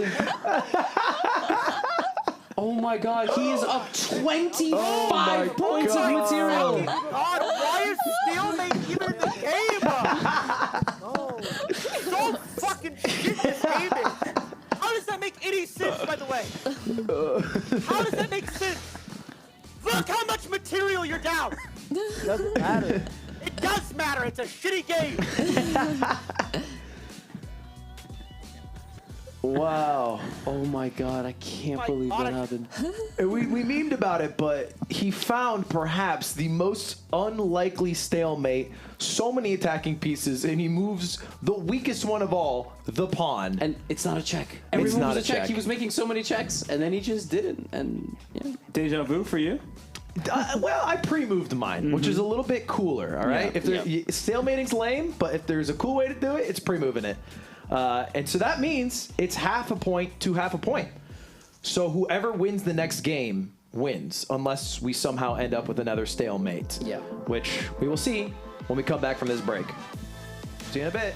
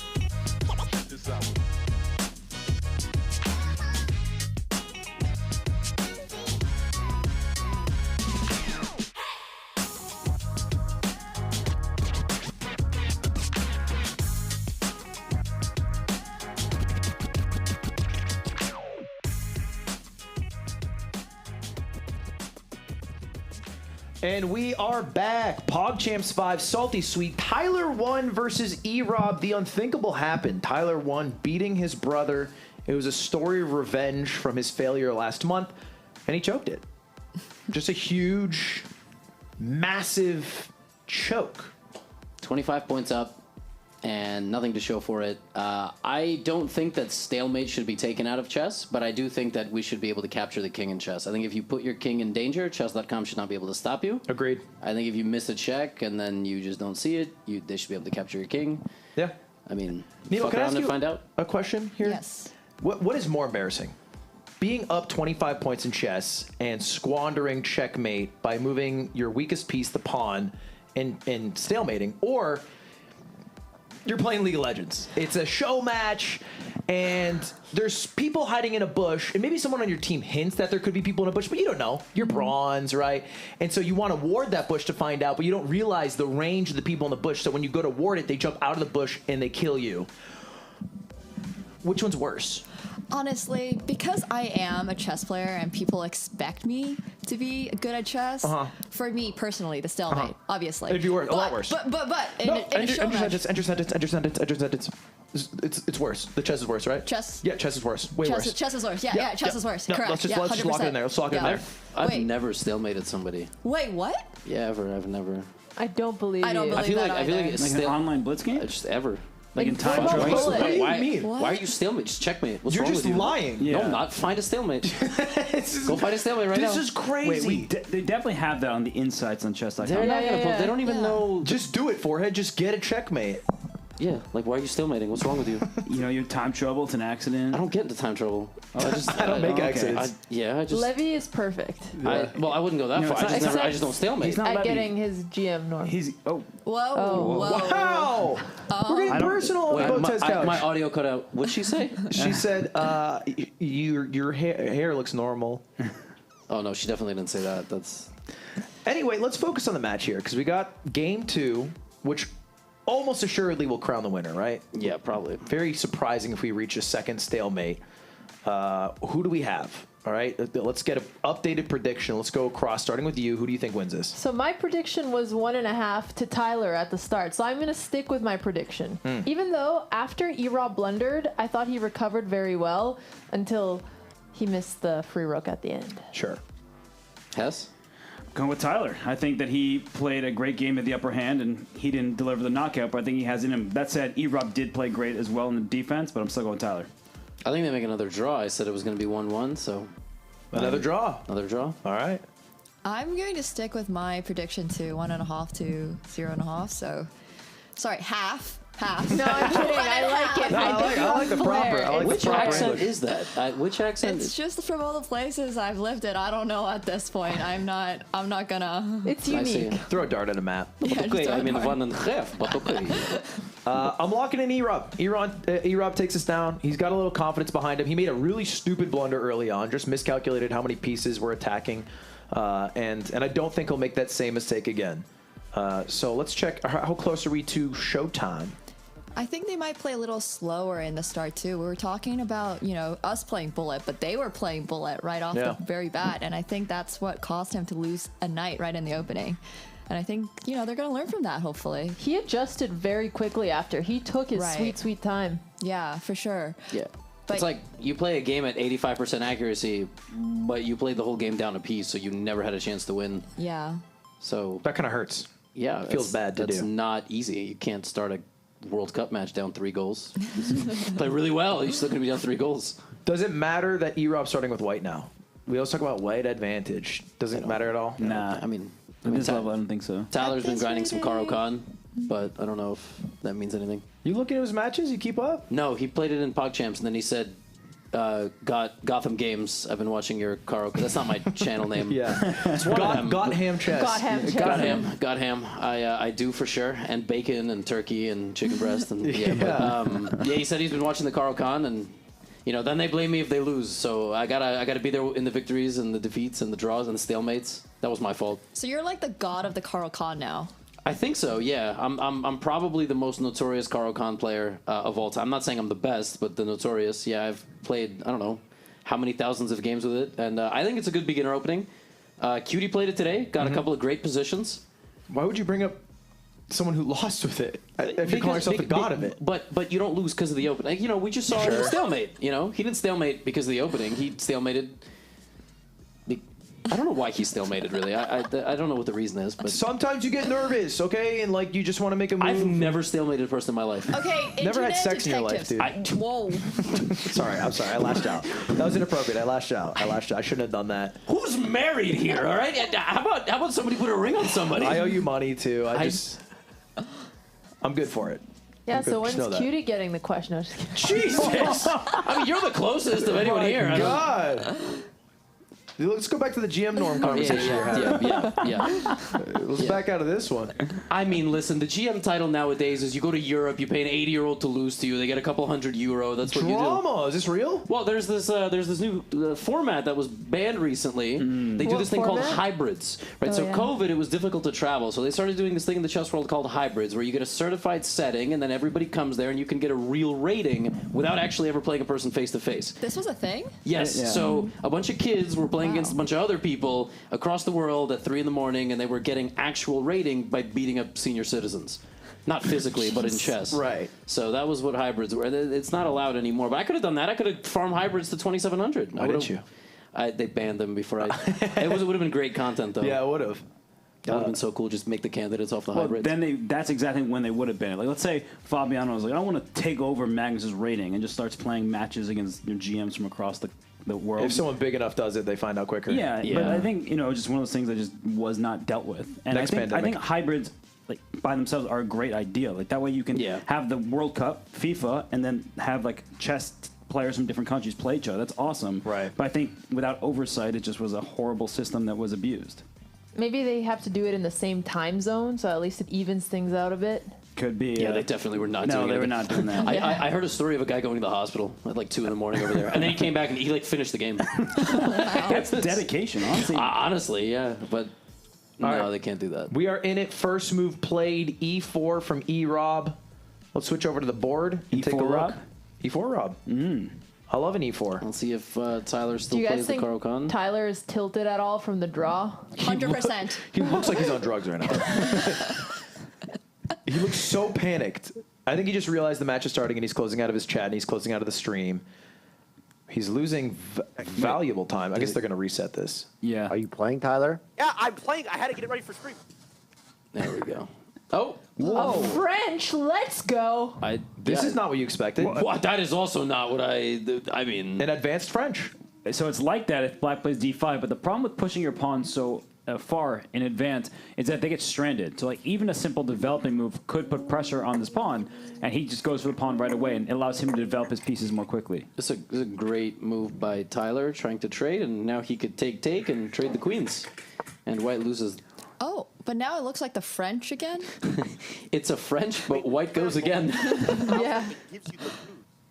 I don't know what he's doing. He's distracted, but I He don't know is. by what. I do love this position where the knight gets the two little pawns and it looks like a heart. You see what I'm saying? Like What? the knight defends both pawns in the middle. Yeah. Ah. I like that too. You need to complete the heart, though. That's like a, You can draw it for us, that's like Robert. a lonely heart. Can you draw the heart for me? You want to draw a heart from where to where? The knight. I don't think that Just like they this? I don't Like, think they won't look like a heart, though. No, well, kind of. You can connect it on E4. Whoa, C4. Whoa. Ooh, aggressive. E-Rob He's trying to- loves pushing pawns. What is this called? The cow? I feel like that's what I kept hearing while Yes. watching PogChamps. This Oh is my the gosh. cow from the The black cow side. doesn't What do you really do? go Who past the plays 4th like rank, this? though. Yeah. I think that was a little over. I feel like Pushing my pawns, the man. cow is not. Yeah, but nobody Nope. does that. They're not smart. Is he right? Do people refuse to push pawns was- because they're not smart? Listen, I don't mean any disrespect whatsoever. He was down 25 points of material. No. Like I feel No, like remove- stop. I feel like we don't know what anybody does ever at this level. You know, it's very unpredictable. So Tyler accidentally pre-moved. he doesn't know how to unpre-move. You just click. Is he playing on his phone? What is going on? I have no idea. It looks like with the way he's looking at the board, but I saw this happen to Fusli, where she accidentally put in like 6 pre-moves and was panicking. But then it seemed like it was on purpose. She just Move? didn't stop No. doing it. Okay, So I didn't know if my phone crashed. Uh-oh. He is playing on his phone. Yeah, that ass looks like he's ordering off DoorDash right now. Wait, Levy, don't you play on your phone too? I exclusively play on my phone. Oh, And- he can't hear you. You do? Yeah, Really? yeah. Wait, why? I moved now. Just because I'm usually playing, like, I'm just kind of Oh. in a bad mood. So I'm just play a lot of chess on my phone at night. I have to pee But so bad. Actually, some top players, they like to play on their phone or on a tablet because it's smaller, so they can make moves more quickly. They don't have to drag the mouse as far. Yeah, but like it's more accurate. What's more accurate? Mouse versus giant Oh, you're thumb on a annoying. touchscreen. What is this? What Yeah, are you doing? but Who if plays you- this? if you're good enough, you can just use the. I'm just tiny playing the tablet. game, man. All right. I once played a bullet match against Carissa Ip, who is like a really strong American female player. And she was playing bullet on her tablet. Yeah. Yeah, Bullet like on that her was her tablet, That's thing. insane. So is this a real opening? Has this been played? Absolutely not. Okay. We've already left theory. Yeah, this is not theoretical. Although Tyler said, this is not what people do. So he knew that they exited his version of theory, and now they're here. But the moves haven't been bad. There have been no blunders. And in this position, white has all this space. Look at these pawns just taking control of important squares in the position. They're very advanced. That could be bad if you can chisel at them, but for now, they're just clamps there, restricting black's pieces. And if, see that. Such a loser. Did you say he is or? Yeah, he is. How people play like queens.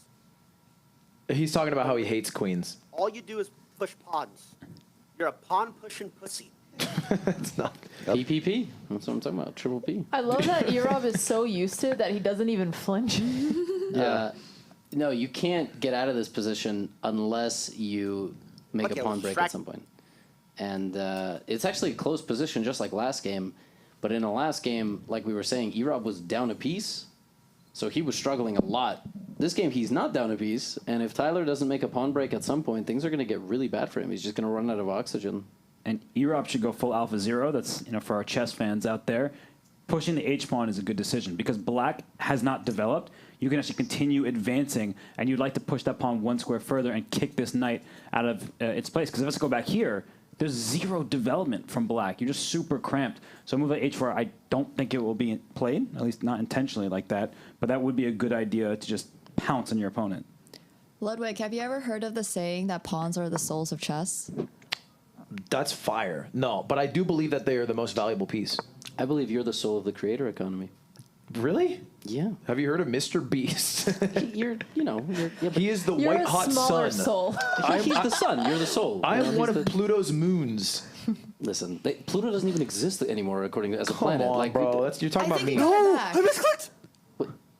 Did he miss? Wait, can we back up? Wait. Can we back up? What happened He here? said now he's like pre-moving by accident. That move was intentional. Stop! How do you want to do?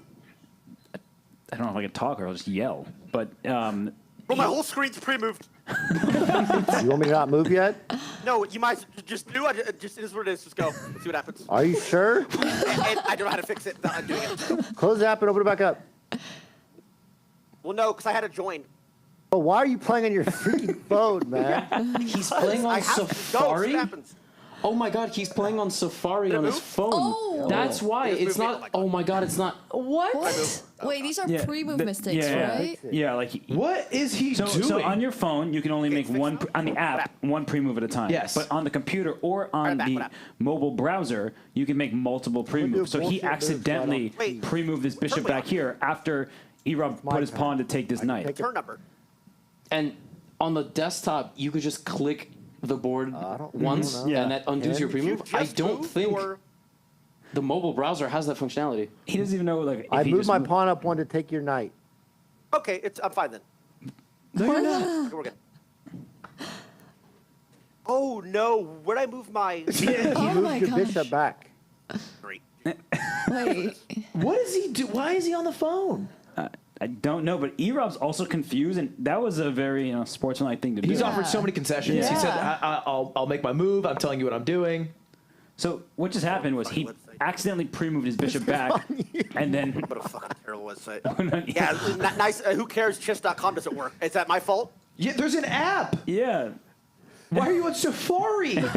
Or on your phone. Yeah. What about the computer? Which he was using game one. Yeah. Plus What? 25 points of material. Is and it then 2010, bro?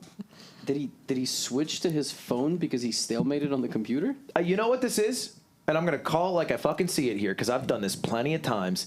This is a classic John. All right, so we call it. This is an excuse in the making. He realized that Irov was too much to handle. He needed an out, so he goes to this mobile site rather than using the app, rather than using the computer that his camera's clearly showing. He's trying to have a pre-built excuse for this loss to Irov, which is almost assured at this point. I don't know. I feel like Erov's king's a little bit exposed. That could hurt him. The game. I was Good gonna. move. Yeah, that's not a bad move. I was gonna say you could Pre-move. Oh my god, I have to click. accidentally lose like that, but now did he pre-move again? He said he did. No. Did he? No, wait, he might have. Okay, that's a good move. Okay. And his victories throughout PogChamps have been down the G file. Like, that has been his success. So Yes. if white were to take this pawn on f6 and he takes back, that's what would have happened. Then this file opens up, and the white king is already there. So white is a full piece, right? He took a knight on h4 for free, but his king is a little bit exposed, and white, being E-Rob, is down on the clock by a minute. Yeah, he does like making batteries with the queen and the rook, and that's how he ended up beating Squeaks in, like, terrible positions. Squeaks lost 2 games against Tyler the exact same way that Robert described, down the G file. He's a one-trick, and he's bad at video games. And he's going for it. He's trying to open up the G file. Love it. I love that move Wow. because what he's trying to do is, as Alexander said, break everything open and go for the white king. And I think that players in PogChamps, they get scared. Like, as soon as their king is a bit open, they feel like they're going to get checkmated. And E-Rob looked completely unfazed by capturing there. But now's the time for Tyler to take, and then you're going to try to push this pawn. But unfortunately, with your king here, as soon as you push that pawn up the board, this queen can infiltrate and cause problems to the black king. What I'm concerned about is how do you get the queen over? His queen, his white bishop, they're trapped by his own pieces. He can't even move his own knight unless he moves it back to the starting square. I guess he could move it to the right maybe, but he seems like he's in a... Mate you in 5, by the way, on PC. Just like. Did he say I'd mate you on PC? He'd mate him in 5 on PC. Okay, so you're right. The excuses are coming out. I'm telling you. Why is he not on PC? These are questions that I wish I could answer, but I don't know how. He said something about for the stream, but I don't know what that really means in this context. Also, E-Rob is fully focused, played a good first game of defense after blundering a piece. So could this be a role reversal from game 1, right? In game 1, Tyler won a full minor piece early on, and here E-Rob has done that the same, and now he's going to have to deliver a checkmate at some point. Yeah. The only fair result is another stalemate. Yeah, We want to go to tiebreak. We got Frank and CDawg sitting in the other room starving because they haven't delivered lunch, and they've just been here for hours staring at each other, making small talk. Man, you know, in chess tournaments, players show up, they like barely talk to each other because it's a very competitive, very cerebral game. You got to sit silently. We got Frank and CDawg just chatting in the other room about, I don't know, United Kingdom. Like, I don't know what they talk about. They talk about Brexit or tea or I don't know. Yeah. They've been there for hours, probably tired. Are you a Fortnum Masons guy? You know, you got to go through your brands. Twinnings? Twinnings is a classic. Yeah. It's affordable. English everywhere. breakfast? What is affordable? Are you calling me poor? Is that No. Oh. He didn't pay you, so he knows you to get your money. That is accurate. I start giving you bills, you're getting Fortnum Masons. Yeah. Yeah. No, there's like all these stores that open up now that just do tea, like David's Tea. That's not sponsored, by the way, but you can sponsor this broadcast. Hit up. You certainly can. It ends in like 2 hours. Not this. You're right. I meant you hit up Off-Brand, or what's your thing called? What I think. It's not working. They're not listening. How do you know they're not listening? They haven't reached out. Yeah, if you make tea, DM me. There you go. Get a boba sponsorship. That'd be cool. Oh. Not one boba. What are you doing over here? Are you guys delivering boba? Yeah, now I'm hungry too. Oh, Wow. He's going for the attack. He's going for the attack. Disregard the gigantic, ugly question mark, because Stockfish is a scumbag. This is a question mark, like you mentioned, because the queen can now go to the back rank, cause a little chaos, maybe get that rook. This king might get checkmated in a few moves. That's the problem. It's like the king will only have 1 square, so like if you just get another check on top of that, the king will be in the mating net. And black's pieces are just so cramped, it's very difficult Crazy to how get much them longer over to help. tournament games are. Oh my Ooh, he god. sees it. Wow. Great find. Great move on the board. Exclamation point in chat. Yeah, there's only one legal move now, and then... So, the faster way that white will win after king f8 is actually probably taking with the bishop, in my opinion, because then you'll get the knight in, and the knight threatens a queen mate, it threatens this... I guess we're doing a little early clap there. I don't know what Tyler's thinking about. This is the only legal move. There is absolutely nothing to think about here because whether you like it or not, you have to go there. But on PC, he would have played this faster. I could see a queen blunder, though. Like, I could see, after capture on g5, white taking with the queen and then blundering a What you gonna do, little man? I'm still a little worried about I GH. have no idea, actually. I don't. But what do you mean? There's 1 move. There is 1 move. I don't know why he's confused. nothing to think about I know why, here. because on PC, it shows you your king is in check, and then you just drag it. Yes, it's checkmate. No. That's why the game is. Oh, there we dude, go. it's his app. He's not even on the app. He is on the mobile browser. He's not even on the app, and he's blaming He it. is on just about the worst playing experience you could. Like, you are not supposed to use chess.com's website on the phone. You're supposed to use the app. That's why. It's the equivalent of playing League of Legends on a VPN on shiny But I have servers lost and then that being like, screen why frozen, is it to so be bad? Yep. And let's not forget, there are ways to. Yeah, wow. And now you got to go here, because if he goes here, it's mate in 3 different ways, actually. 1, 2, and 3. If Rook G8 is played. Mate with knight would be so sick. He has to take. It's the only move. Yeah, and then white has to take with the bishop and not the queen, because if you take with the queen on that line, the rook slides over with the pin, and then the game turns around. Big moment. Did any of us predict E-Rob would win? It was Ludwig, right? Ludwig. Yes. I've been saying it since day dot. E-Rob's a good player, and I think Tyler, although improved a lot, he just doesn't come up big in those moments. Actually, if I could just defend I said it was going to be 1-1, and then it was going to be a tiebreak. So, which is also wrong. You don't know. Queen G5. True. You Queen have to G5. take with the bishop. You have to take with the bishop. Queen takes G5.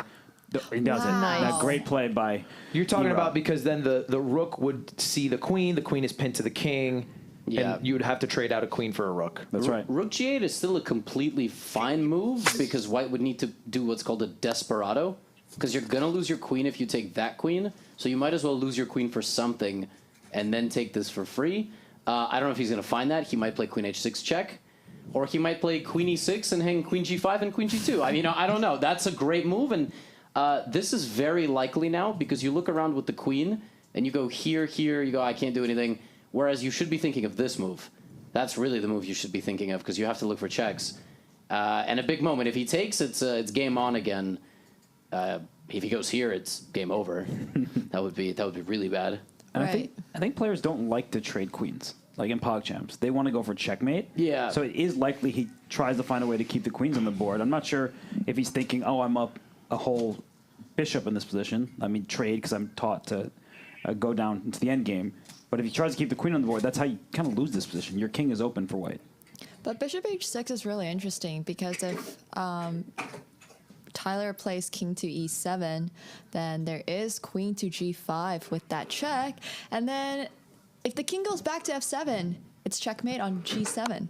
Wow. You Yeah. saw it. Okay. You saw the future here. Yeah. Now, I don't know if because the king is going to go for a run, because you're not going to do this, because it's bad. Right, So you you just just think you're going to run.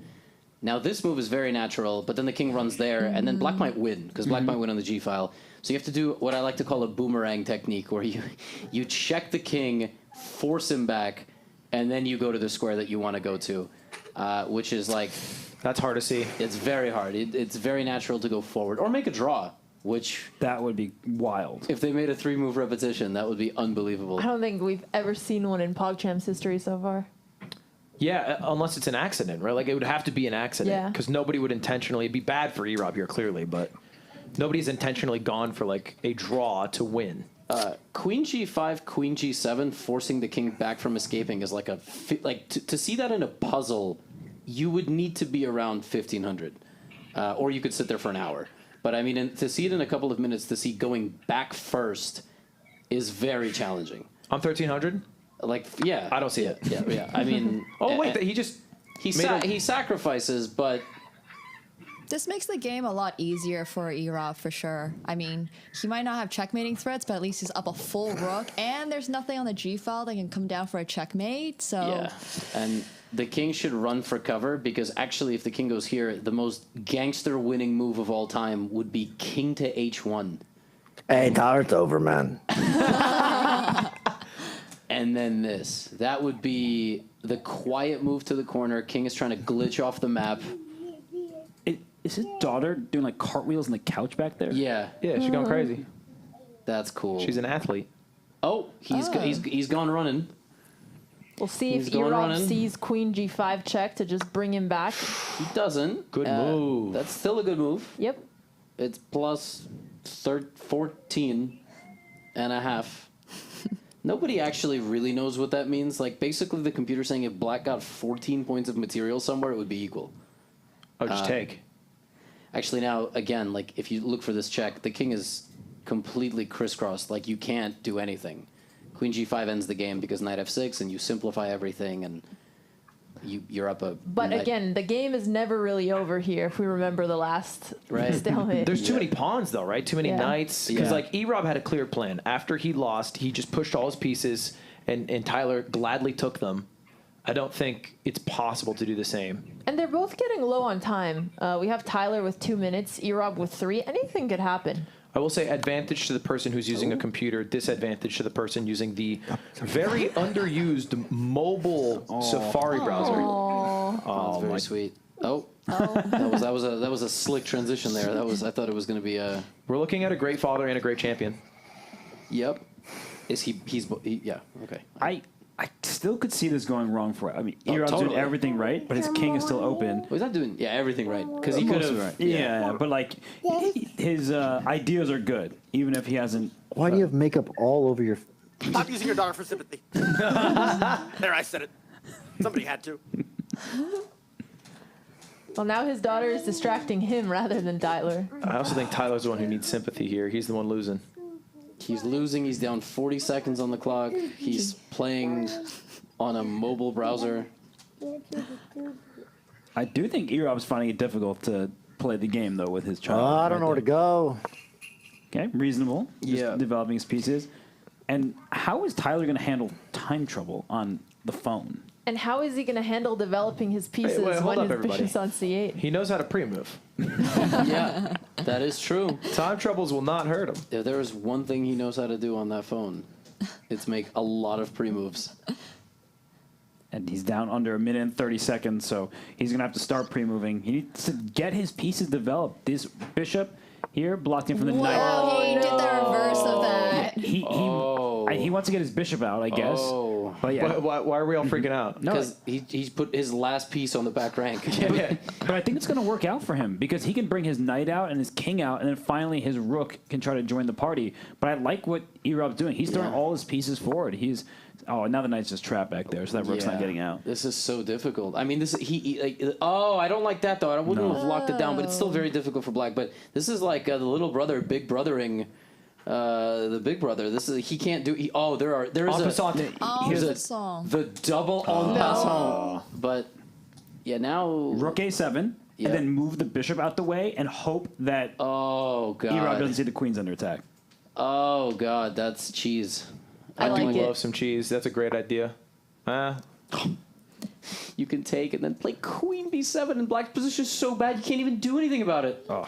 He has not taken any trades. Oh, bishop takes bishop, knight e6, and queen c7 is mate. Wait, this is a really good move. Excellent stuff. This might end the game. Wait, hold up. I'm slow. Bishop takes the bishop. I got it. Then the knight goes to c7. No, knight here, and then you could take the queen, but queen c7 is just mate in one. Because the knight and the queen. I think he would take the queen. Yeah, that's fine. Which is more than good enough. Yummy As long as there's no stalemates accidentally, E-Rob's got this. Actually, we're very close. And there it is. Knight takes pawn. Oh Wow. my goodness. Does he see it? Do you think he sees the mate? It'll be Call people like you. Better than you? Pre-moved it. He pre-moved. And that was the same square that Tyler pre-moved on. guys, the stalemate could happen. Black has no pawn moves. Yeah. But the knight, he'd have to get rid of the knight and the rook. Yes. And the rook. Yes. And he might be doing it. He might. This would be insane. He can't checkmate with just a queen. Yeah, not here. He might push the pawn. It's a good move. Once again, Levy's king h1 would be really good here just to bring that rook into the game, but This is scary. idea. Yeah, and then here you also have your position's good enough. You have this rook lift, but I feel like he might just run his pawns. Okay. Ooh, more that. How do you get stalemated here? He's gonna take the rook, I think. Yeah. Rook here. Then e6 is just killer. Wow, this is crazy. We're seeing the younger brother storyline here. Absolute demolition. I mean, aided by the fact that Tyler did pre-move his bishop backwards when his knight was under attack. But as you said, Ludwig, it's just creating the narrative in advance in the event that he loses. I don't like how Tyler is not setting himself up for a stalemate. He might accidentally. He's got 30 seconds, by the way. He does have to move. It would be sad to win on time. Time wins are always the lamest. So he would have multiple excuses at that point. It would be smart for him to let his time elapse. Yeah. Yeah. Lost on time. It's not even real. Because I'm using this dog shit thing that isn't supposed to be used. Just don't go here. Oh my, that is an wow. excellent move.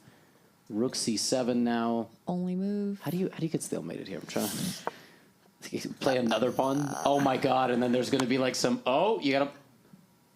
Wow. We don't have stalemate yet, but it feels like we're getting closer. Definitely closer. Where do we go? 50-50. 20 seconds on the clock. Okay. Takes rook. Yeah. Oh. Oh my god! He's missing it. He's missing it. But I mean, the fact that he's not taking it also avoids stalemate. yep, Black still has legal moves with every piece, which is important. The pawns don't count. They haven't been able to move for a while. 10 seconds, man. Yeah, 10 seconds. He's E-Rob giving him calls it a out. warning. He's giving him a warning. E-Rob has been a consummate professional Oh. throughout this game. Takes. Does he? Yep. Oh. And now just pre-move and pray. Uh-oh, now I'm scared that he's going to take the knight. He's taking all the Okay. pawns. Uh-oh. Oh my gosh. He has to get the rooks into the play here. Wow. Finally. Wow. Yeah. And now the only way to stalemate is somehow getting pinned.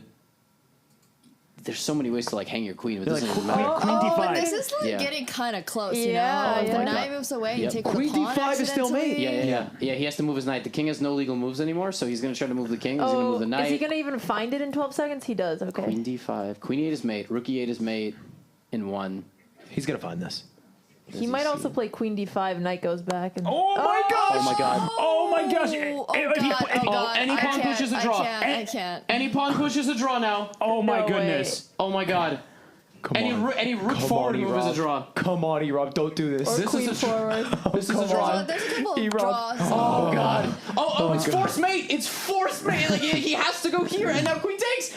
But after king d7, he doesn't give a check. Yeah. It's has to give a stalemate. check. Oh my god, he has to give a check. Don't move a pawn. He has to Come give a on, check. E-Rob. Come on. Any pawn. Oh, he got it. This game sucks. This game sucks ass. This game's so bad. These Let's go. dogshitchess.com website. Dog shit chess. This game is so bad, bro. All This that game is practice, so too. bad. It's crazy. What a horrible website chess.com is. You can't even play it on mobile? You can't even play it on mobile? Yes, you can. Just download it. Yeah, there's an app. There They is created. an app, yeah. It's 2023, and we're still using Safari browser. Y'all could go But check you it out. were There's right. an app. He said it right after as the reason. Yeah, I know. Of course. I know Tyler because I am Tyler. We both were the best at what we did. He was like one of the best League of Legends players as an entertainer. I was one of the best Smash players, right? And we've since fallen off a bit, and we hide our egos where we can, okay? I do the same thing. You know what it is? It's failure to notice where you need to improve. But hey, I don't need to talk for him. Let's let him talk for himself. We got an interview with our champion of the Salty Suite, E-Rob, and Tyler1. Let's see if we can get them on the screen. How's it going, gentlemen? Pile of shit website chess.com. Dude, how can I not operate correctly on my cellular device? Tell me why. Tell me why pre-moving's bugged. Can I tell you why? Why? Can I Tell me you how dog shit chess is as a game. Because there's in an the first place. app. You're using the Yeah, I Safari have the browser. app, but it doesn't work with the link because you try to open the app store and they can't invite you. Whatever, it is what it is. Now let's talk about chess being a stalemate. Bro, who sits in a board game and is like, all right, this player has 15 pieces, this player has 1. It's a draw. Like, what is the logic behind it? The game was made in the Stone Age, bro. It's time to update it. Well, first off, congratulations to E-Rob. Congrats, E-Rob. A huge win. Ludwig, thank you for being the only one that believed in me, man. Since day dot, baby. And you're also coming out to the world's greatest gamer contest, and I think you have a good chance of taking that one too. People are sleeping on E-Rob. I'm telling you, they are. It's the year of W-Rob. It's not a joke at this point. That's 2 back-to-back wins over Tyler. How do you feel? I feel good, but it was expected. I got a retired Tyler from chess. Is that right? Are you retiring from chess, Tyler? That's You've right, been playing guys. You this played pretty well. every day on stream for like the past month. Yeah, all you're talented. Guys, I gotta leave. Bye-bye. All right, Tyler. Have a good one. He got retired from the game. I mean, that's an emphatic statement from E-Rob. I think it's like an NFL retirement. I feel like he's going to be back in 24 hours. Tom Brady? Yeah, He's back next year? Yeah, I wouldn't. Look at him I mean, drifting off I screen. would never compare. I don't want to. Come on, like I he's mean, better the than Tom legacy Brady. of Tyler is much bigger than Tom Brady, of course. Yeah, yeah. but E-Rob, that must have felt good. Can you explain why Tyler was not just on his computer? Because when he plays a game a certain way, he has to always play it that way, or it's not the same. Like when he plays League of Legends, he has to have the exact mouse, the exact keyboard, the exact headset, and the exact spot, or he cannot play. But like when he's on stream playing in between league games, he's playing on computer, right? Yeah, I don't know.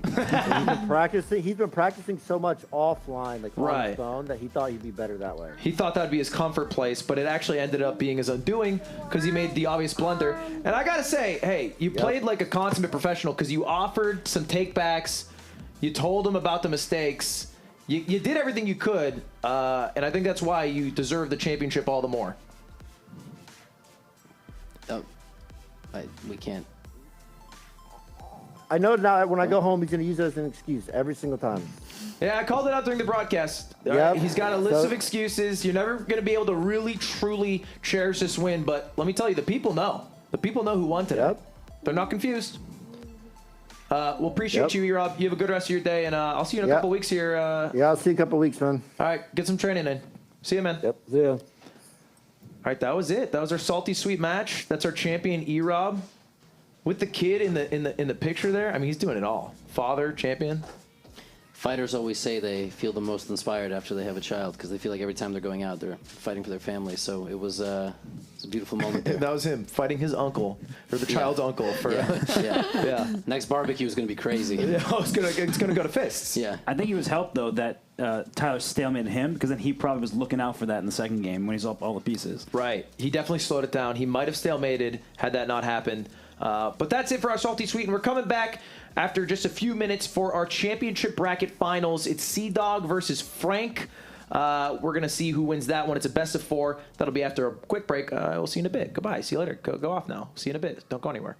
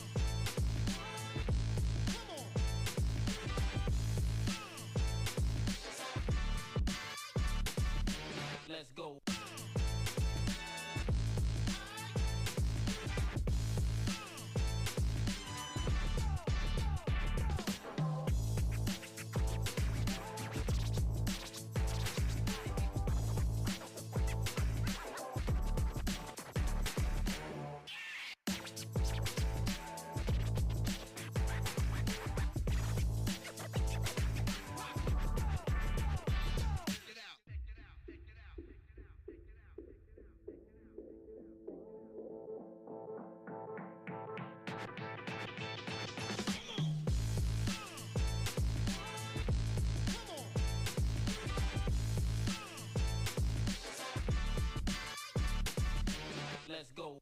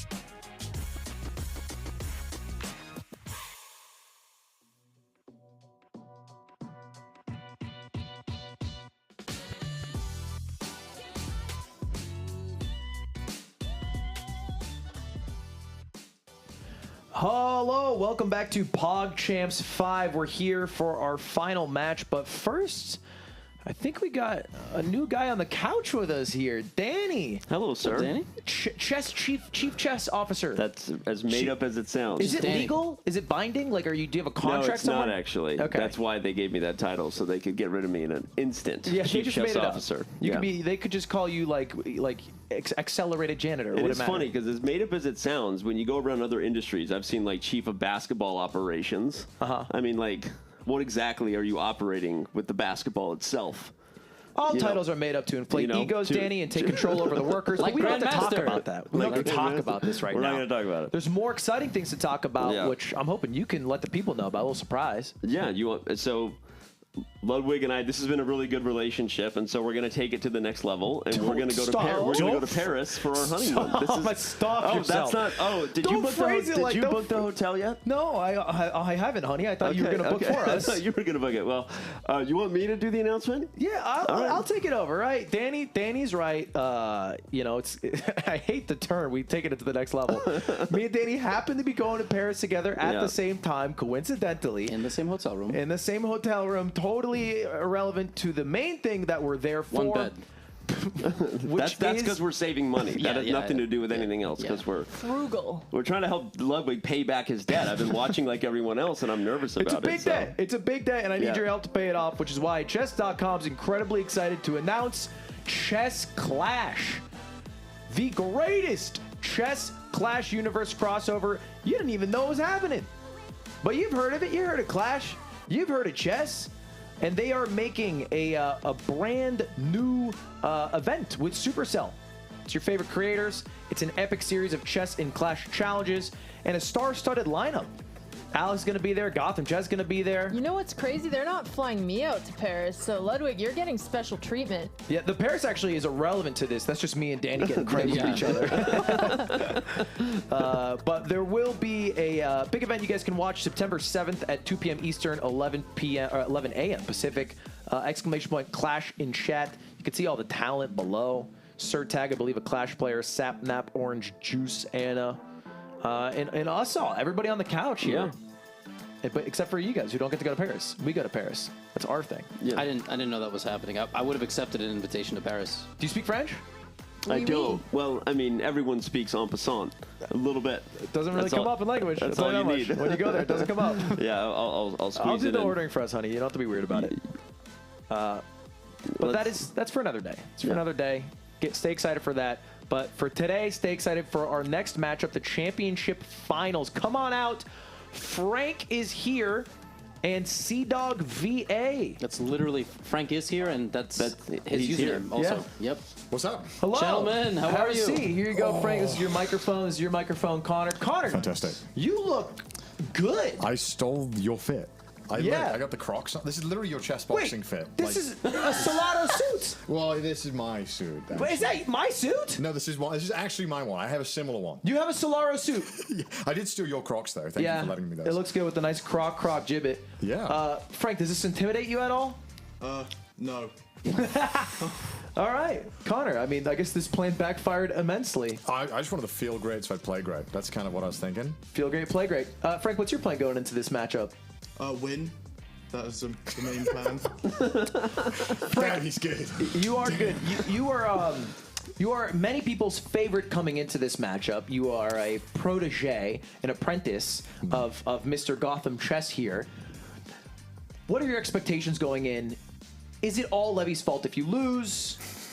Is it all your success if you win? What are you thinking? Well, I don't want to. Not all Gotham's fault if I lose, because I'm a free man with free will. So it'll be my fault if I lose. But if I win, then I win and I get all the money. So $20,000. What do you want to do with the $20,000? Probably buy my family a holiday. To like a country. To Paris? A country. He hasn't gone that far, right? Let's just focus on the holiday. Crash their honeymoon. Yeah, crash our honeymoon in Paris. Connor, what do you do if you win the 20K? I can reimburse the flight here. As if. No, I paid for the flight. I gave him the money. It's that 365. It's coming. Listen. I just want to win because I'm competitive. The money is meaningless to me. It's just victory. That's all that matters. Can I have it if you win? Well, it wasn't meaningless. I mean, meaningless is, I just want the victory. No, you can't have the money. Well, okay, you guys are doing a best of 4. You've proved you two are the best of the entire pool of 16 competitors coming into this. You have beaten a lot of impressive players along the way. Now, I want to ask you, Frank, you are renowned for talking every thought out loud while you play. This is an in-person event. You are playing over the board. How does that change how you operate? Are you going to keep talking? What's the thought? Nothing. I'm just going to go how I go. But maybe not speak out every thought, because that is quite stupid. And that'll just lose me the game in hindsight. So, going to keep on talking, though. Want to keep that going. I'll be laughing too much to focus. Yeah, do you think this will get in your head a bit? It'd be distracting. Absolutely. You're a very classic, what you think of with a chess player, because you listen to classical music. Yeah. You say almost no words except for occasional. I like thinking noises. I think it makes you seem like you're actually thinking. And a lot of the time, man, I should just move my bishop 1 square or something. I don't know. A lot of the time, I'm not really sure what I'm doing. All right. Well, hey, gentlemen, it is off to you two to do the champion bracket matchup for that trophy right there and $20,000. That's so big. You've both flown across different ponds to get here, the Pacific and the Atlantic, to come together in L.A. So go off. Let's go make this happen. All right, Godspeed to you both. Good luck. I'll take this from you. Good luck, gentlemen. You got to get out of here. Go play. Go play. We're going to watch you. We want to watch you play. It's a cool trophy, huh? Don't sit on it. Oh man. Predictions. I guess let's wait. Let's let them scurry out of here first. Yeah. We're predicting the weather. Anything. Okay, they're out. All right, what do we think? What do we think about this matchup? What you do go you first, think? Alex. You want me to start? Yeah. I think straight up, CDawgVA is going to 3-0. Frank is here. It's going to be the fastest finals ever. Wow.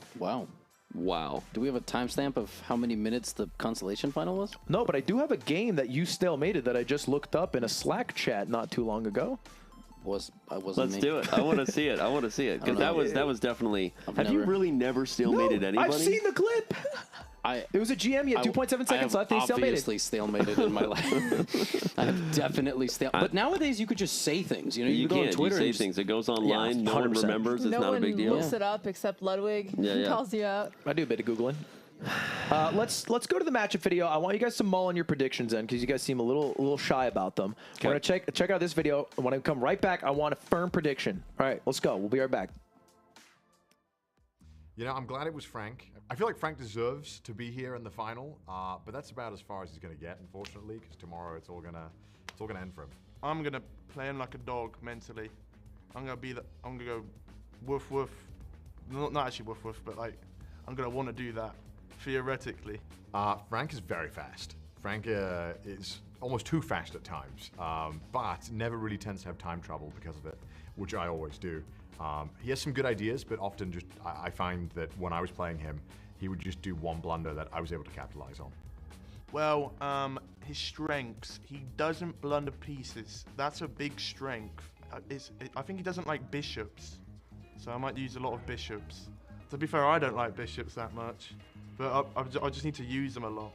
I'm sure he's researched my opening, and I'm not going to change my opening. I'm going to do the exact same thing I've been doing, and I'm going to beat him using the exact same opening that I've used on everyone else. Frank, you've done very well to get here, but in my mind, this is a battle between Wales and England, and Wales has got to win this one, I'm sorry. Gonna be honest, don't really have much against Welsh people. So about like 1,000 years ago, England took over Wales, and they promised that they would give us a king if we joined up with them. And then we joined up with them, they didn't give us a king, and we've been pissed off about it ever since. Those are like millennia. Okay, I mean, if we're going that far back, I have hatred. I have much hatred. I'm gonna want to win. Frank, you're a really nice guy. It's been great meeting you, but unfortunately, I'm gonna put you in the dirt tomorrow. Connor, better watch out, because I'm winning it for England. I'm winning it for England, and Wales are going down.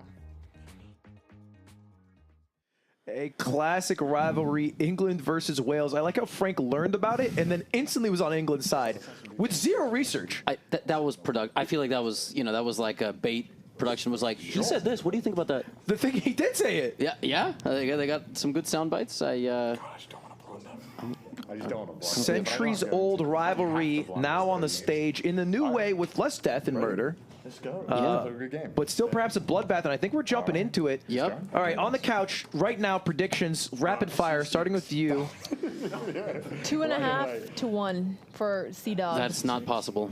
It isn't possible, but I respect that you think it is. 2.5 to 1 is not a scoreline that can No, occur. it is because it could be 1.5 to 1, and then CDawg wins the last. Oh wait, no, it's a best out of. It's a best of 4. Well, it still works because it'd be. I'm not smart enough for the numbers. Just who do you think will win? CDawg. CDawg? Danny's vote. CDawg in double overtime. CDawg? Double overtime. That's what Danny told me. I think Frank takes it in game 4. You're so biased. Do you believe it though? I mean, listen, you're in a relationship with one of the players. I mean, I commentated Frank's very first chess match that he did live on a broadcast. We had 20,000 live viewers who made it from TikTok. I mean, like real people. It wasn't bots. It wasn't embedded anywhere. And Frank going for a Caro-Kann, courtesy of the Gotham School of Chess. So talk to me about the opening. You've taught Frank in the past. Are you actively coaching him for PogChamps? Not. I mean, I wouldn't say actively, but we had a couple of training sessions together. We knew that CDawg was going to play the king's pawn, and Frank basically would play about 3 moves every game and improvise.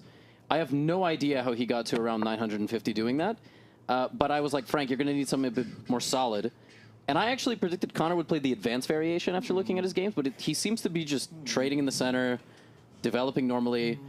This is the best option for a Caro-Kann player because you just bring your knights out, bishops, everything. But Frank is naughty. Left on his own, he will burn a house down. So far so good. So far he has not found the matches, and he has to be solid. He has to be good. And the thing is, every move, the chance that he makes a big mistake compared to CDawg is higher. So he just has to behave himself, and good things might happen. Speaking of behaving himself, he looks like he's having a really hard time not thinking aloud. Still very expressive, just no thoughts out loud. Incredibly expressive, I would argue to a fault, right? Yeah. Because he has mapped out lines that he is planning to do in games while streaming PogChamps. And if he hints at that with his face, I think Connor is, he's an adult enough to read that and be like, oh, there's probably something I should be aware of here. What if he's tricking him? Do you think Frank has that double mind game in him? Yeah. He's got that dog. Yeah, he's got that dog in him. I think he does. All right. Frank, he lets people believe that you don't take him seriously. He's just joking about. But he can play chess. So he's improved a lot. And even he didn't hit the clock on his first move. And he's like, oh. And he wasn't hitting the clock yesterday, but I think he learned that. And it's new to him. But I do think he embellishes a bit, and that could play to his favor. I see. And CDawg thinks more than Nobel winners. Like, he loves to think. Yeah. And then he loves to push a pawn one square. So you're saying he's thinking, but the thoughts ain't doing much for him. Yeah, and also knight to c3 is, right, that's an inaccurate move in an exchange Caro-Kann because that knight actually puts no pressure on the center. Now, Frank forgot to bring out his light-scored bishop before blocking it in the center, but it's fine because if he just develops the knights and then brings the dark-squared bishop out and castles, like the good thing about the Caro-Kann is it's rock solid. So even if a person has bad habits in the early stage of the game, they'll be fine if he remembers to develop everything and, again, sort of behave himself, but we don't know. And he keeps hovering, and they're talking to each other, and I think he has brought out knight to f6. Seems like it. Oh, okay, that's also fine. Yeah, his facial reactions are just awesome. They're great. He's just fun to look at more than the game half the time. I will say, Connor going into this, his biggest concern was blundering. He said that at the start. Yeah. Connor said that? Yeah. At the start of the game. Because what he likes to do is play chess puzzles. He's like 1900 rated in puzzles. And when you play puzzles, it's like, just look for a check, and then the moves will kind of present themselves. Okay. But if you look for a check in a game, sometimes there's no moves to present themselves. You have just found a check and put yourself in a worse position. And I think that's his concern, is going for a non-existent tactic. It's castling. Oh. But I appreciate the compliment. Oh, I see. Yeah, Frank has this habit where he says "ooh" after every move. Okay, that's an interesting way of developing. I don't think it's... Oh, Frank is doing the development that you're supposed to do in the advanced Caro-Kann.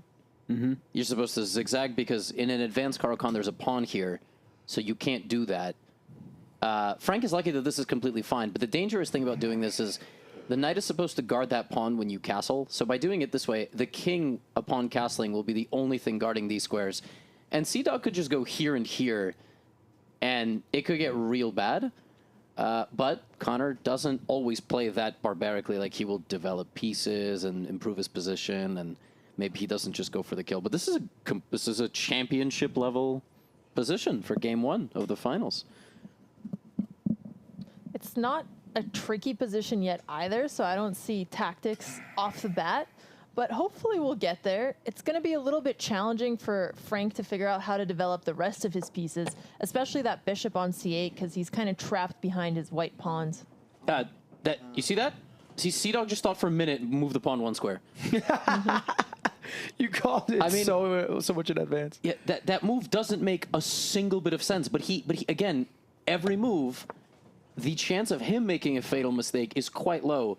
And now, Robert, like I showed this, right, and these different ideas, but his bishop is here. Does Connor, I really wish Frank goes here, and it's going to be a big moment. Does Connor just take for the sake of taking because the bishop has been there? Or will he back up and go, that's kind of a soft spot, so maybe I can create something over there? He's more likely to retreat, I think, than most players in PogChamps because he's so worried about blundering or making the wrong decision. And it's not the best mindset to be in because sometimes he needs to go on the offensive. Yeah. So I need to go for the enemy king. But other times, he does blunder check a lot. And oftentimes the PogChamps games are decided, as we saw in previous matches, just one mistake loses the game on the spot. And I just don't think that Connor does that. Yeah. Yeah, I think his strategy has been make as safe of moves as possible, wait for the mistake to present itself, and then take advantage, and then win with advantage, because that's much easier to do. And here. And the position looks imposing for white, but what's funny is that the quality of the development is actually much in black's favor. None of these bishops are actually exerting any sort of real meaningful pressure, and the knight has no role in the game, and this knight can't go there. So it's not just like my pieces are out and I did what I had to do. It's like my pieces are out. What are their next moves? And actually, white is running out of them much faster because black still can go, here, bring the rooks, attack the bishop, attack the other bishop. Like, this knight can go here once the queen moves, or now, because it's PogChamps, and you would lose the queen. So black's future prospects are much stronger, depending on what he does now. I think if Frank doesn't blunder, he can win. Yeah, I think that's it. And he played the top computer move, by the way, but for a human, pawn to f6 is bad because it weakens the e-pawn. But the computer thinks it's a good move, guys, because something like this in the future, right? That's sort of the point. But he blocks the pin for now. But he might play it too soon, right? That's the downside of trying to break. You had this beautiful pawn chain, and a pawn chain is only as strong as its base pawn. The pawn f7 was great, but if you play e5 and this capture happened, you may lose this pawn in the center. There are going to be plenty of tactics here. You have to calculate a lot. I think a safer move would be one like knight to f5, just developing your knight even further, advancing it. But I could see Frank saying, I'm going to strike. Let's go with that pawn push. Yeah. Who do you guys think is stronger in middle game play? I think you just did that, by the way. Yep. Yeah. There it is. Wow. There it is. Who's stronger in middle game? Yeah. Ooh, that's a great question. Well, I think Connor, right? Because it's got to be the higher rated player. He makes safer moves. Yeah. But he's not that much higher rated. Like, Frank is now 950 about, and Connor just over 1,000. So I feel like... It's within 100. Yeah, Frank is on the upswing, and I don't know, you're good friends with Connor. You play chess with him a bunch. Like, how seriously has he been taking this? Bishop takes us. That's a really bad move. Frank is winning if he takes with the pawn, solidifying his center. Like, he's actually just winning. I wouldn't go that far, but he has a very nice position. I know, but like, wow. He doesn't know he's -2, but the point is that now all of White's pressure is completely gone. He will never, ever win that pawn. The winning idea there after e5 was to take. That was the point, and then you would win this because the queen opens up. That was what Robert was showing. But this is really actually really bad for White. I played Connor, I think, twice since he's been here over the board, and both times I won something in the middle game. He blundered something, I got a fork, whatever it is. But what he's really good at is persisting. Like, he stuck through, he had zero inclinations of resigning, and in one game he ended up getting a draw through a very long end game. In the other game I ended up barely winning, but if he's down in a bad position, he plays much better in the end game than most people at his rating would. He's down a minute and a half right now. His position is bad. He has no active plan. Nope. And everything that Frank has done has been good. Like, he made that mistake. There was an inaccuracy putting the pawn up. It might have lost him a pawn. But the idea is good. I just feel like Connor hasn't had a steady stream of ideas here. He's kind of making one-off moves every single turn.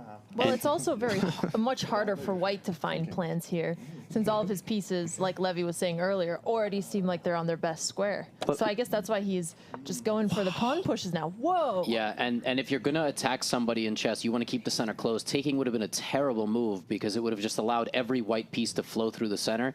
Now this knight is going to go back. Frank could avalanche. Yep. How do you stop it? I don't think you can, and it's instructive that in chess, we often attack in the direction of our pawns. Yes, the white king is here, but sometimes even if the king is not side of the board, we have pawns aiming in this direction. Let's allow another one to join the party. That looks very strong. He can simply play queen c7, which is a good move in many different Caro-Kann positions. We saw QTCinderella drop this pawn with check earlier in the day. So he has options. Bishop ace, all of these are reasonable and strong moves. Yeah, and actually that's like a great move because when the rook goes here, it's dead, and it stops defending the king. Like, CDawg's not going to go here. He's probably not going to retreat. He's just going to kind of play the simple rook move. And now the quality of the bishop move versus the rook move is just night and day. Did you hear Frank's like, you saw it? Oh no. He was upset that Connor found the good very obvious bishop attack. Yeah, let's see if Frank continues playing toward the pawns, toward the space advantage. Because again, per move, the chance of CDawg making an inaccuracy that's fatal is lower. So what's Frank's move here? Not a bad move, right? Not a bad move, but pawn to f5, leading the charge with the pawns would have been better, but still very difficult for CDawg. So y'all are being very savant chess players, talking about how bad it is. It's equal in pieces. Do you think the players know that they have an advantage? Because that matters almost as much as having an advantage. I think CDawg thinks he's in a bad situation. That could just be personality, though. Like, he might always think he's in a bad situation. He's British. Right. And he's not British. Frank's British. Oh. They're both British. Oh, he's Welsh. I guess, it's British. Yeah. Come on, man. Yeah, it's all part of the United Kingdom. It's confusing, like you're English, but you're... Yeah. He's not English, he's British. Yeah. Now, I think Frank sees moves like this and goes, oh, my God, I'm under attack. Like, I don't know what his confidence level is, but knight takes and f5, f4 is actually just lights out. These knights are super stuck. The space advantage is really cutting the circulation here. But Frank might think, oh, I'm under attack. But he's not. I mean, the queen can't beat up a fortified fortress of pieces. But if he goes like knight to h6, for example, he blunders. Okay, and he takes. Ooh. Good move. That's completely fine. Yeah, I feel like Frank doesn't realize his position is better. I think he does, right? Because he's saying that's fine. If he finds f5, f4, he could very well be on his way to winning this game. He's doing it. But he's also letting out sighs of relief, you know? He is a little worried. This is where we discover Frank's been like a secret 2300 the whole time. No, Like I'm telling you, I really believe that he kind of like allows his opponents to think, oh, he's not that serious. He's joking around a bunch. Even this move, Wow. That's it's not the best move according to the evaluation bar. We see it go down a bit. He still has a huge advantage. He's bringing his pieces towards the action. Oh my God, a backwards bishop move, rerouting. And it's not bad, but, you know, the better thing would have been to step on the gas. But this is fine. You know, you took a wrong, you passed the exit on the highway. You're still going to get there like 10 minutes later. Y'all are talking about how Frank might secretly be great or whatever. I think he just comes alive when the lights are on because he lost yesterday in a secret, like, show match against Wirtual. Yeah, he also lost him this morning. Yes. They were playing like to warm up the board and make sure it functions and everything. The way you do this is you kind of ask yourself this question: how do I activate my queen without moving it? And the answer is this: that's the door. And then out of the door comes the dragon, and then it's you got some phrases on you. Yeah, you know, and then all of this good stuff. And White can't do a damn thing. Like White just can't move any pieces. Can't he also just, if he doesn't see the pawn push, play bishop f4, because that rook has nowhere to go. Yeah, the bishop is, straight up, by the way, it's just trapped. Yeah, because this bishop covers the h3 square, so he can win material on the spot. F5 is a fantastic move. You're just going full steam ahead for the attack. You might checkmate this king and trap the rook with a pawn, but bishop f4 will net him some material too. This is insane. Connor might lose. Yeah.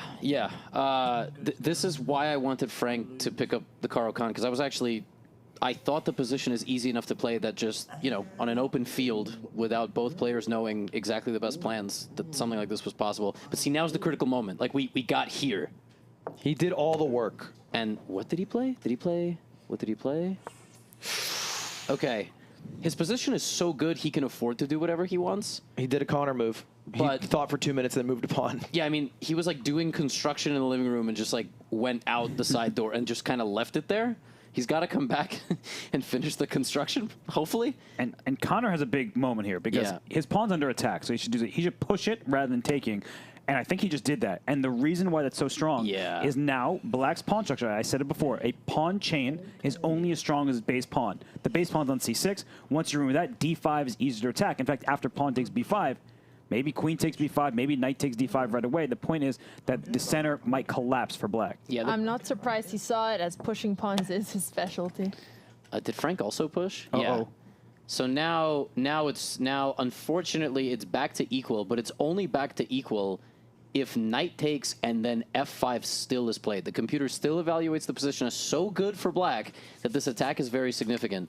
But if Frank doesn't see that, it could get really bad. But CDawg might play here, and then it's right back to Black being the one calling the shots. If knight takes, ain't it even if the bishop takes, checks the king, and then queen takes? Yes, there is this very nice discovered attack, but at that point, White would take here, and then you're just in a position where Black has lost the pawn chain, Black has lost all the attacking chances, and White has a pass pawn. So a lot went wrong. But CDawg has less than 3 minutes. Yeah, I was talking to him earlier, and he was saying how he much prefers to take his time because he feels like even if he gets to 1 minute in the end game, that's enough for him. And that was a pretty big mistake because now Frank will take with the bishop, and his queen will defend the center pawn, and the bishop will hit the rook, which might be forced to go here, and then, for instance, bishop d4, and maybe f5, f4 again. Yeah, he might be forced into finding f5, f4, and this is a big moment for Connor. He's probably going to move his rook, but the best move is probably to actually allow Black to take by bringing the knight forward. Yeah. There are a lot of weak squares. Rook g3, we knew that was going to happen. He's also staring at the Black king, but now is the time for Frank. Push your pawn forward. He's not going to do it. I feel like if you miss it for 3 turns, 4 turns in a row, you're never going to see it. And yeah, Frank is hovering his bishop. He's also been focusing mostly on the queen side of the board, and I think one of Frank's weaknesses throughout PogChamps has been that he sometimes tunnels and can't come to a new plan. And what he has to realize is, I heard him say the word cheeky, that the cheeky counter is at 1. He can't touch his center pawns. So he's moving the bishop. Okay, he attacks the rook again. That's fine. I mean, we could have a repetition here, actually. Rook e3. But then there's, you know, there's a crazy moment that can happen here where the rook goes back, and then there's a repetition. There's another crazy moment, which is rook e3, pawn to d4. Connor finds queen c4 check, picks this up, but loses to a discovered attack on the queen. Like, oh my goodness. This is possible, but d4, Connor might find queen c4, forcing the king to move, queen takes pawn, and then this haymaker, queen takes queen. Frank's face. He's seeing it. He cannot be seeing it, right? No, there is no chance. He sees the fork, which looks like it's winning. Then it's going to be a huge plot twist because Connor has a check and another plot twist. Well, is it a win if you do it in reverse, aka if you do the bishop check now? No, he traps the rook. Yeah, he found that move. Wow. And this is going to be a really difficult moment for Connor. He's like he's playing at home. Yeah. You see Frank, he's celebrating. Yeah. You know, fist. Look at that face. He just has a smug smile. This is a huge moment because I actually truly deep down think that even though Connor is like a cautious player and he's a humble man, he did consider himself like he was going to sit down and win 3 games. Oh, yeah. And this is a huge wake-up call, and it could be really unwelcome. He sacrificed the knight, but... Oh, wait. Yeah, no. Just queen takes. Queen takes knight, free. Yeah, I think queen takes knight. He's hoping, I assume, that he takes the bishop and then maybe the queen can get involved with like a discovery check. Yeah, but the thing is, queen takes, and you're attacking this knight through the rook. Yeah. So too many of white's pieces are loose. Knight takes c5. He's just trying to muddy the waters. But you can see Connor's time under 2 minutes, and he might just take it. You hear Frank. Maybe he's hoping that Frank takes the rook and then he recaptures with his knight. I think Frank has the self-control to take the knight. It's like, again, you play enough hundreds of games, you go, I've been here before. If I grab the rook, he's going to bring the knight back. Well, if he doesn't, it's a huge mistake. But I think Frank's going to grab the knight and go, I don't see what he's trying to do.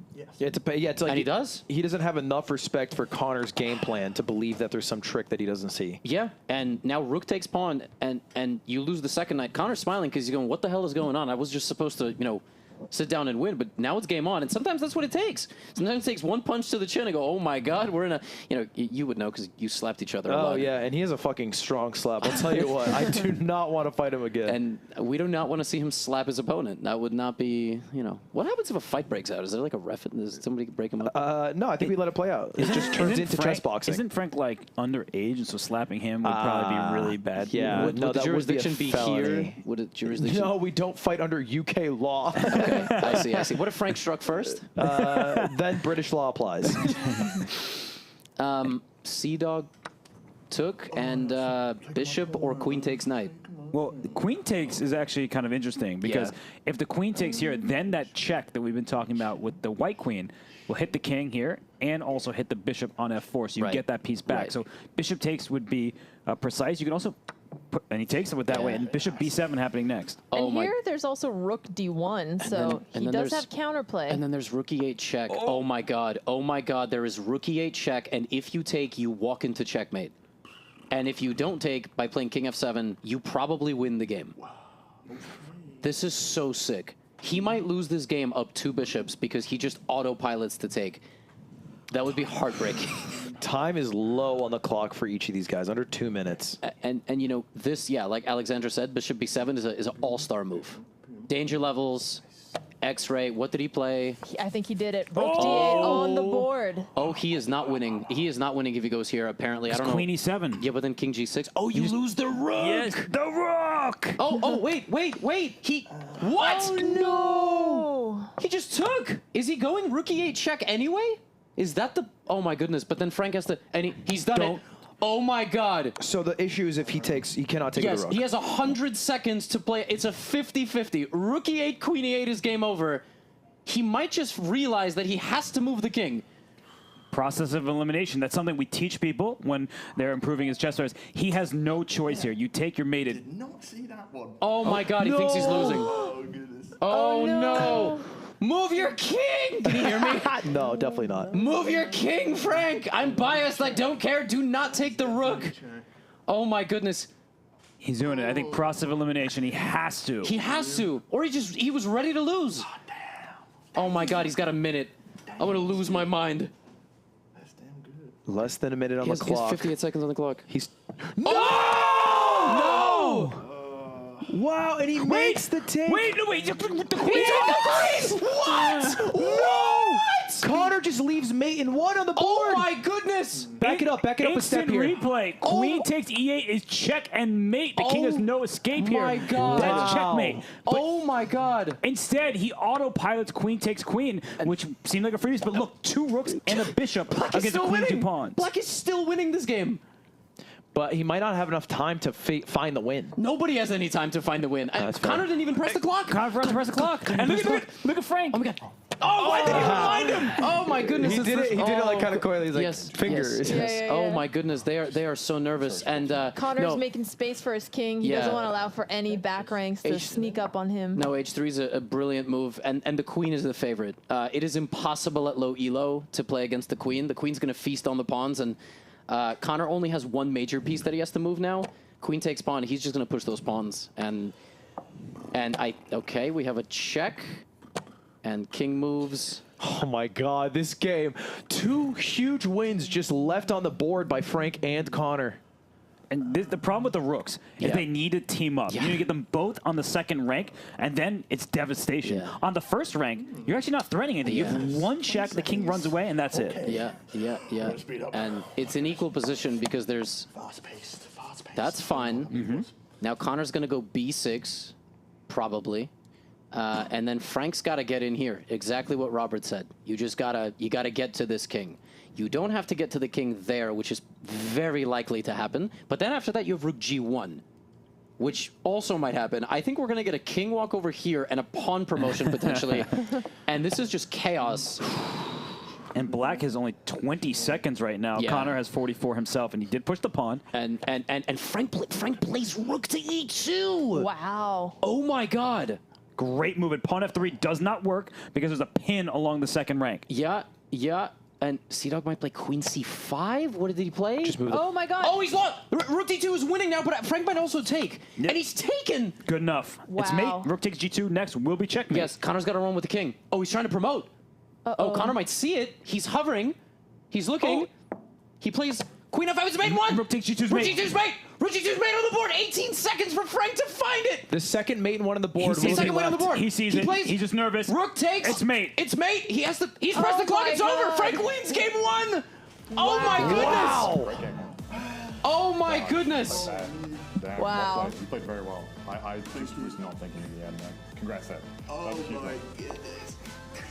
Wow. I wish I could telecommunicate to these players, and they'll find out soon, I'm sure, that they both had mate. You know, that Connor had a mate and 1 on the board at a certain point. He doesn't know that right now. No. He's sitting there thinking, like, I was fucked from the get-go. It was the opening. He played super well. I had no opportunities. He had a huge one. It's very tough to say because he won the queen. He might still think he made a good comeback. Like, yeah, of course, mate in 1 is huge. But Right.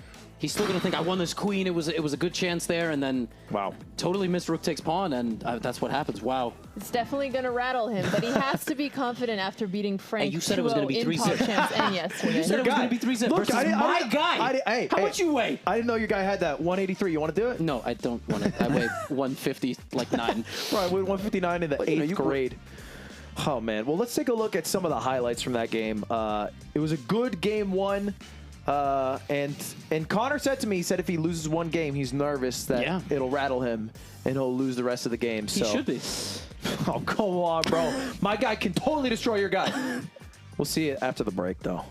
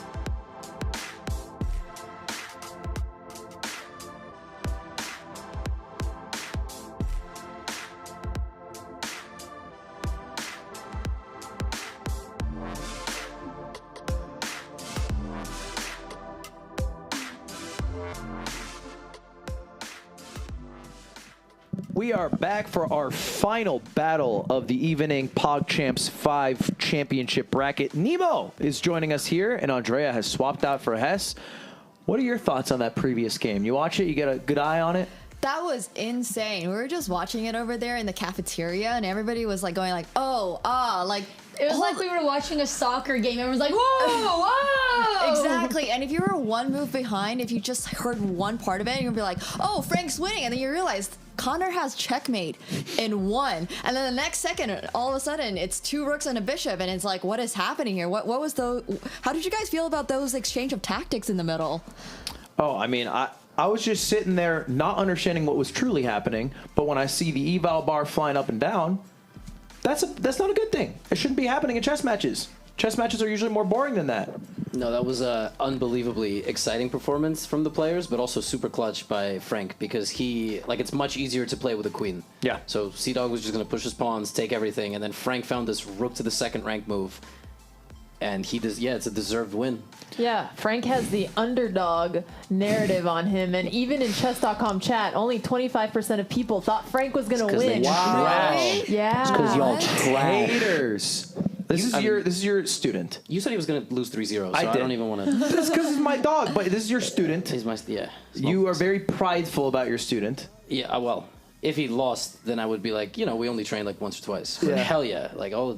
For sure. You have trained a couple of people for PogChamps. What is the thought process when they lose? What do you tell them? How do you make them feel better or prep them for another game? Do you send them an encouraging word?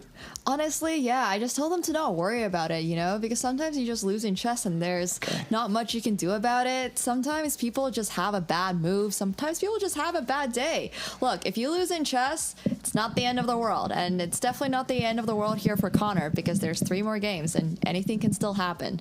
All right, I just messaged Connor. I said, it's okay. You got it, buddy. Yeah, that's Don't about worry to about go. it, buddy. So if he wins, Yes. it's because I did a good coaching tactic taught to me by Nemo. But before we jump into our second match, let's first take a look at a video from one of these players on how they feel about this matchup.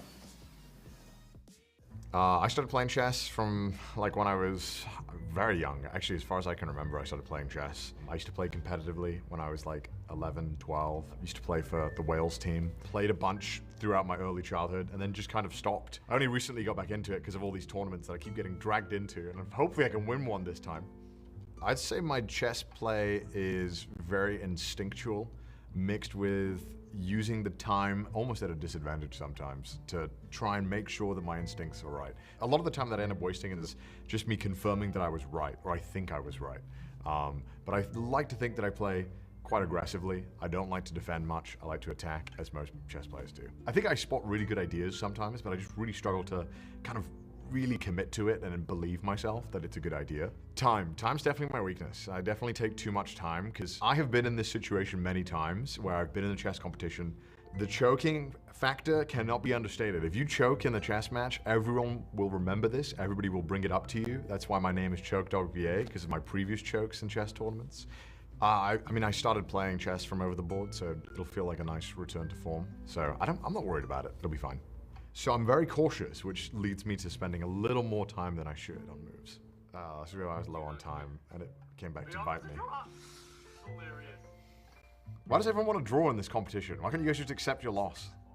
God damn it, Connor. Why are you making this so fucking hard? Yeah, game 1 was Saikuno, which it was a massacre. That's not a game. His chess game was lacking severely. All right, so watching a clip of me and Saikuno. Or yeah, you could offer a draw. Connor would take a draw probably. I would not take a draw. Connor wins with a draw, so maybe he'll accept. I would not take a draw. Played Jarvis, where I lost a game, which Jarvis had played very well, and I also felt like I just didn't deliver. But we managed to win that game too. And then I played Frank, and I'd like to think I beat him pretty decisively, 2-0. Made it all the way to the quarterfinals against Sapnap, which is probably the hardest game I've had, where it went to tiebreakers. Nail-biting finish, but managed to somehow get the win. And then I played Alex. Alex was scary, but managed to beat him. The low light definitely was getting en passanted by Jarvis. I haven't forgot that. Fuck you, Jarvis. But my highlight was getting to en passant against Alex. That was by far the highlight. Getting en passanted is just like getting hit in the balls. in the middle of a chess match, literally. It just feels unfair. And then getting to do it on someone else, it's so cathartic. Maybe this is like hubris talking, but I don't need a coach. They need a coach to beat me, but I think I'm good without it. I think I just got the better game. I've always wanted to be in PogChamps, and this one kind of snuck up on me. I didn't expect to win. I didn't expect to do much. That's why I didn't practice. I didn't do anything. And somehow I'm here in the finals. And when everyone was telling me I'm the favorite, I was like, what? How? I just showed up. I think you'll probably see some of the best and worst play from me in this tournament. I've took a lot of shit. I mean, I have to win. This is embarrassing. If I don't win, this is going to look terrible. It does look terrible. Yeah, he lost his first game. He's somewhere deep in his mind palace, but he's talked a lot of shit. He's known as the favorite coming into this, and he's down 1 game to Frank, and we are entering game 2. I don't know. How do you guys feel? What do you guys think? He talked some shit, but he also, half the sentences were, I don't have a coach. Like, why are you expecting me to be the favorite? Why are you... it's a nice balance, because you never know... You never know if he's the villain or what.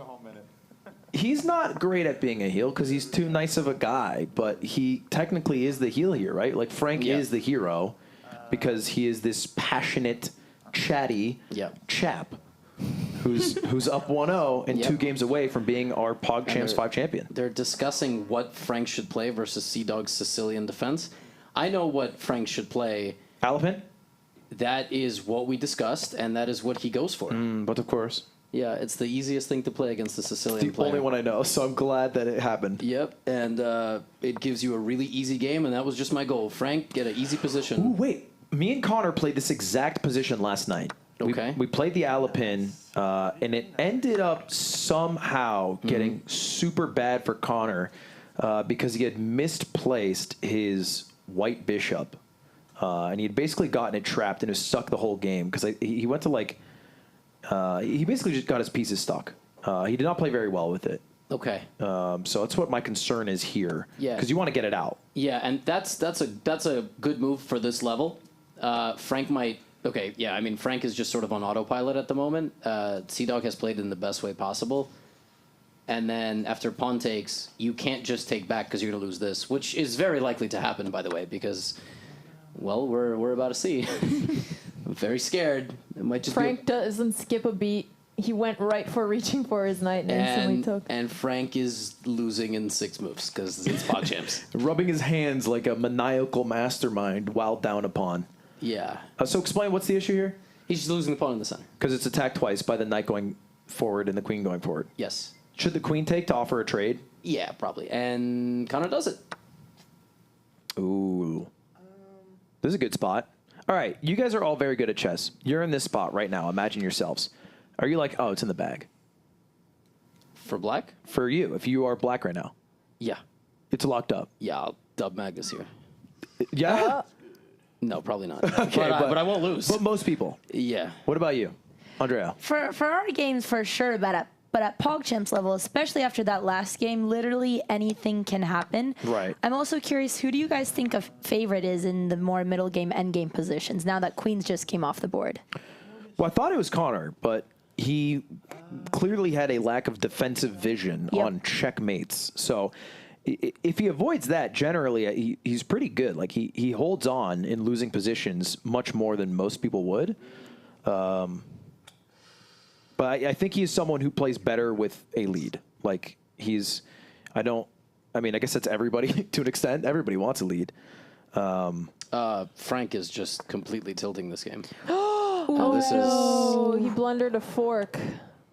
What am I doing? A cheeky fork, one might say. Wow, this is... He's fucked. Yeah, you see what I meant in game 1 when I said he has to behave. This is... How did this go bad so fast? We're on move 8.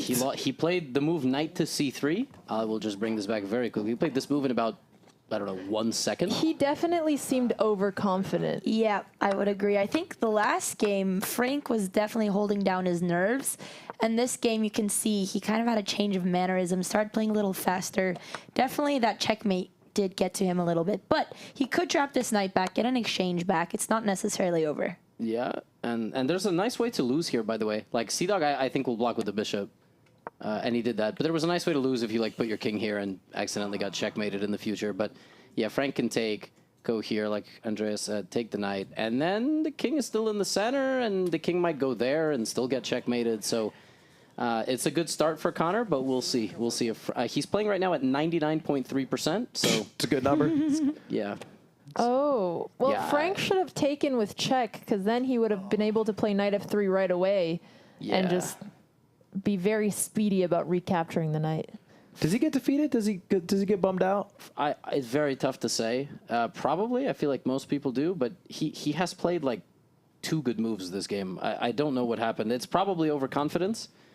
A little bit of invincibility from that first game. It does happen after you win a game that maybe you weren't expecting to win. But Yeah, it's interesting how the tables have turned, because I'd say in the first game, especially after that interview, Connor went in a little bit overconfident. I even underestimated Frank myself, but that's what winning does to you. Gives you fake hope.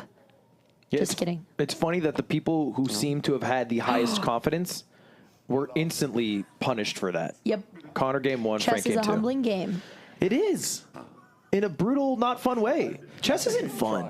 No, it's not. I especially like this matchup because we have someone... Wait, are they pointing out the threat to each other? I'm very curious. It does feel like they are open about the threats. Because when you attack something, you want to pretend like it's not there so your opponent doesn't see it. But Frank is an open book. I'm not going to fall for that. Whatever you're doing, I ain't falling for. You're down so much. You're going to get me with that. No, you are not. Well, it looks like he's going to develop his knight at least, so he is getting that knight on a1 back. Yeah. Oh, what's he doing? What's he doing? I told you, like, he's got to just... Alexander just said, because he reached for his knight, and now he put his hand down. I have no idea what the hell he's going to do. He's not going to move his knight. Well, what else is he looking at? That's the question. Well, your pieces are developed. There's 2 that haven't moved the entire game. This is like, this is like coaching a boxer who has a lot of other skills and just gets into ridiculous fistfights where his like whole face is busted. I mean, you're like, just don't do that, What is he thinking about? I mean, really, what is he? There is nothing else Maybe to he's think just about. playing mind games with Connor. It's failing. He's playing mind games with us, at least. He's hopelessly lost. He has to fight back by developing his pieces and winning that knight in the corner, but am I going to be able to flap my wings about? Luckily, yeah. His commentary is, if anything, not helping his opponent. He rattled the stoic Connor, though. Yeah, he did. True, he got a giggle out of him. And he made the best move. There we This is go. why I used to teach like 5- and 6-year-olds before all this online stuff, and one of the craziest things that they would say. I was really hoping you would just...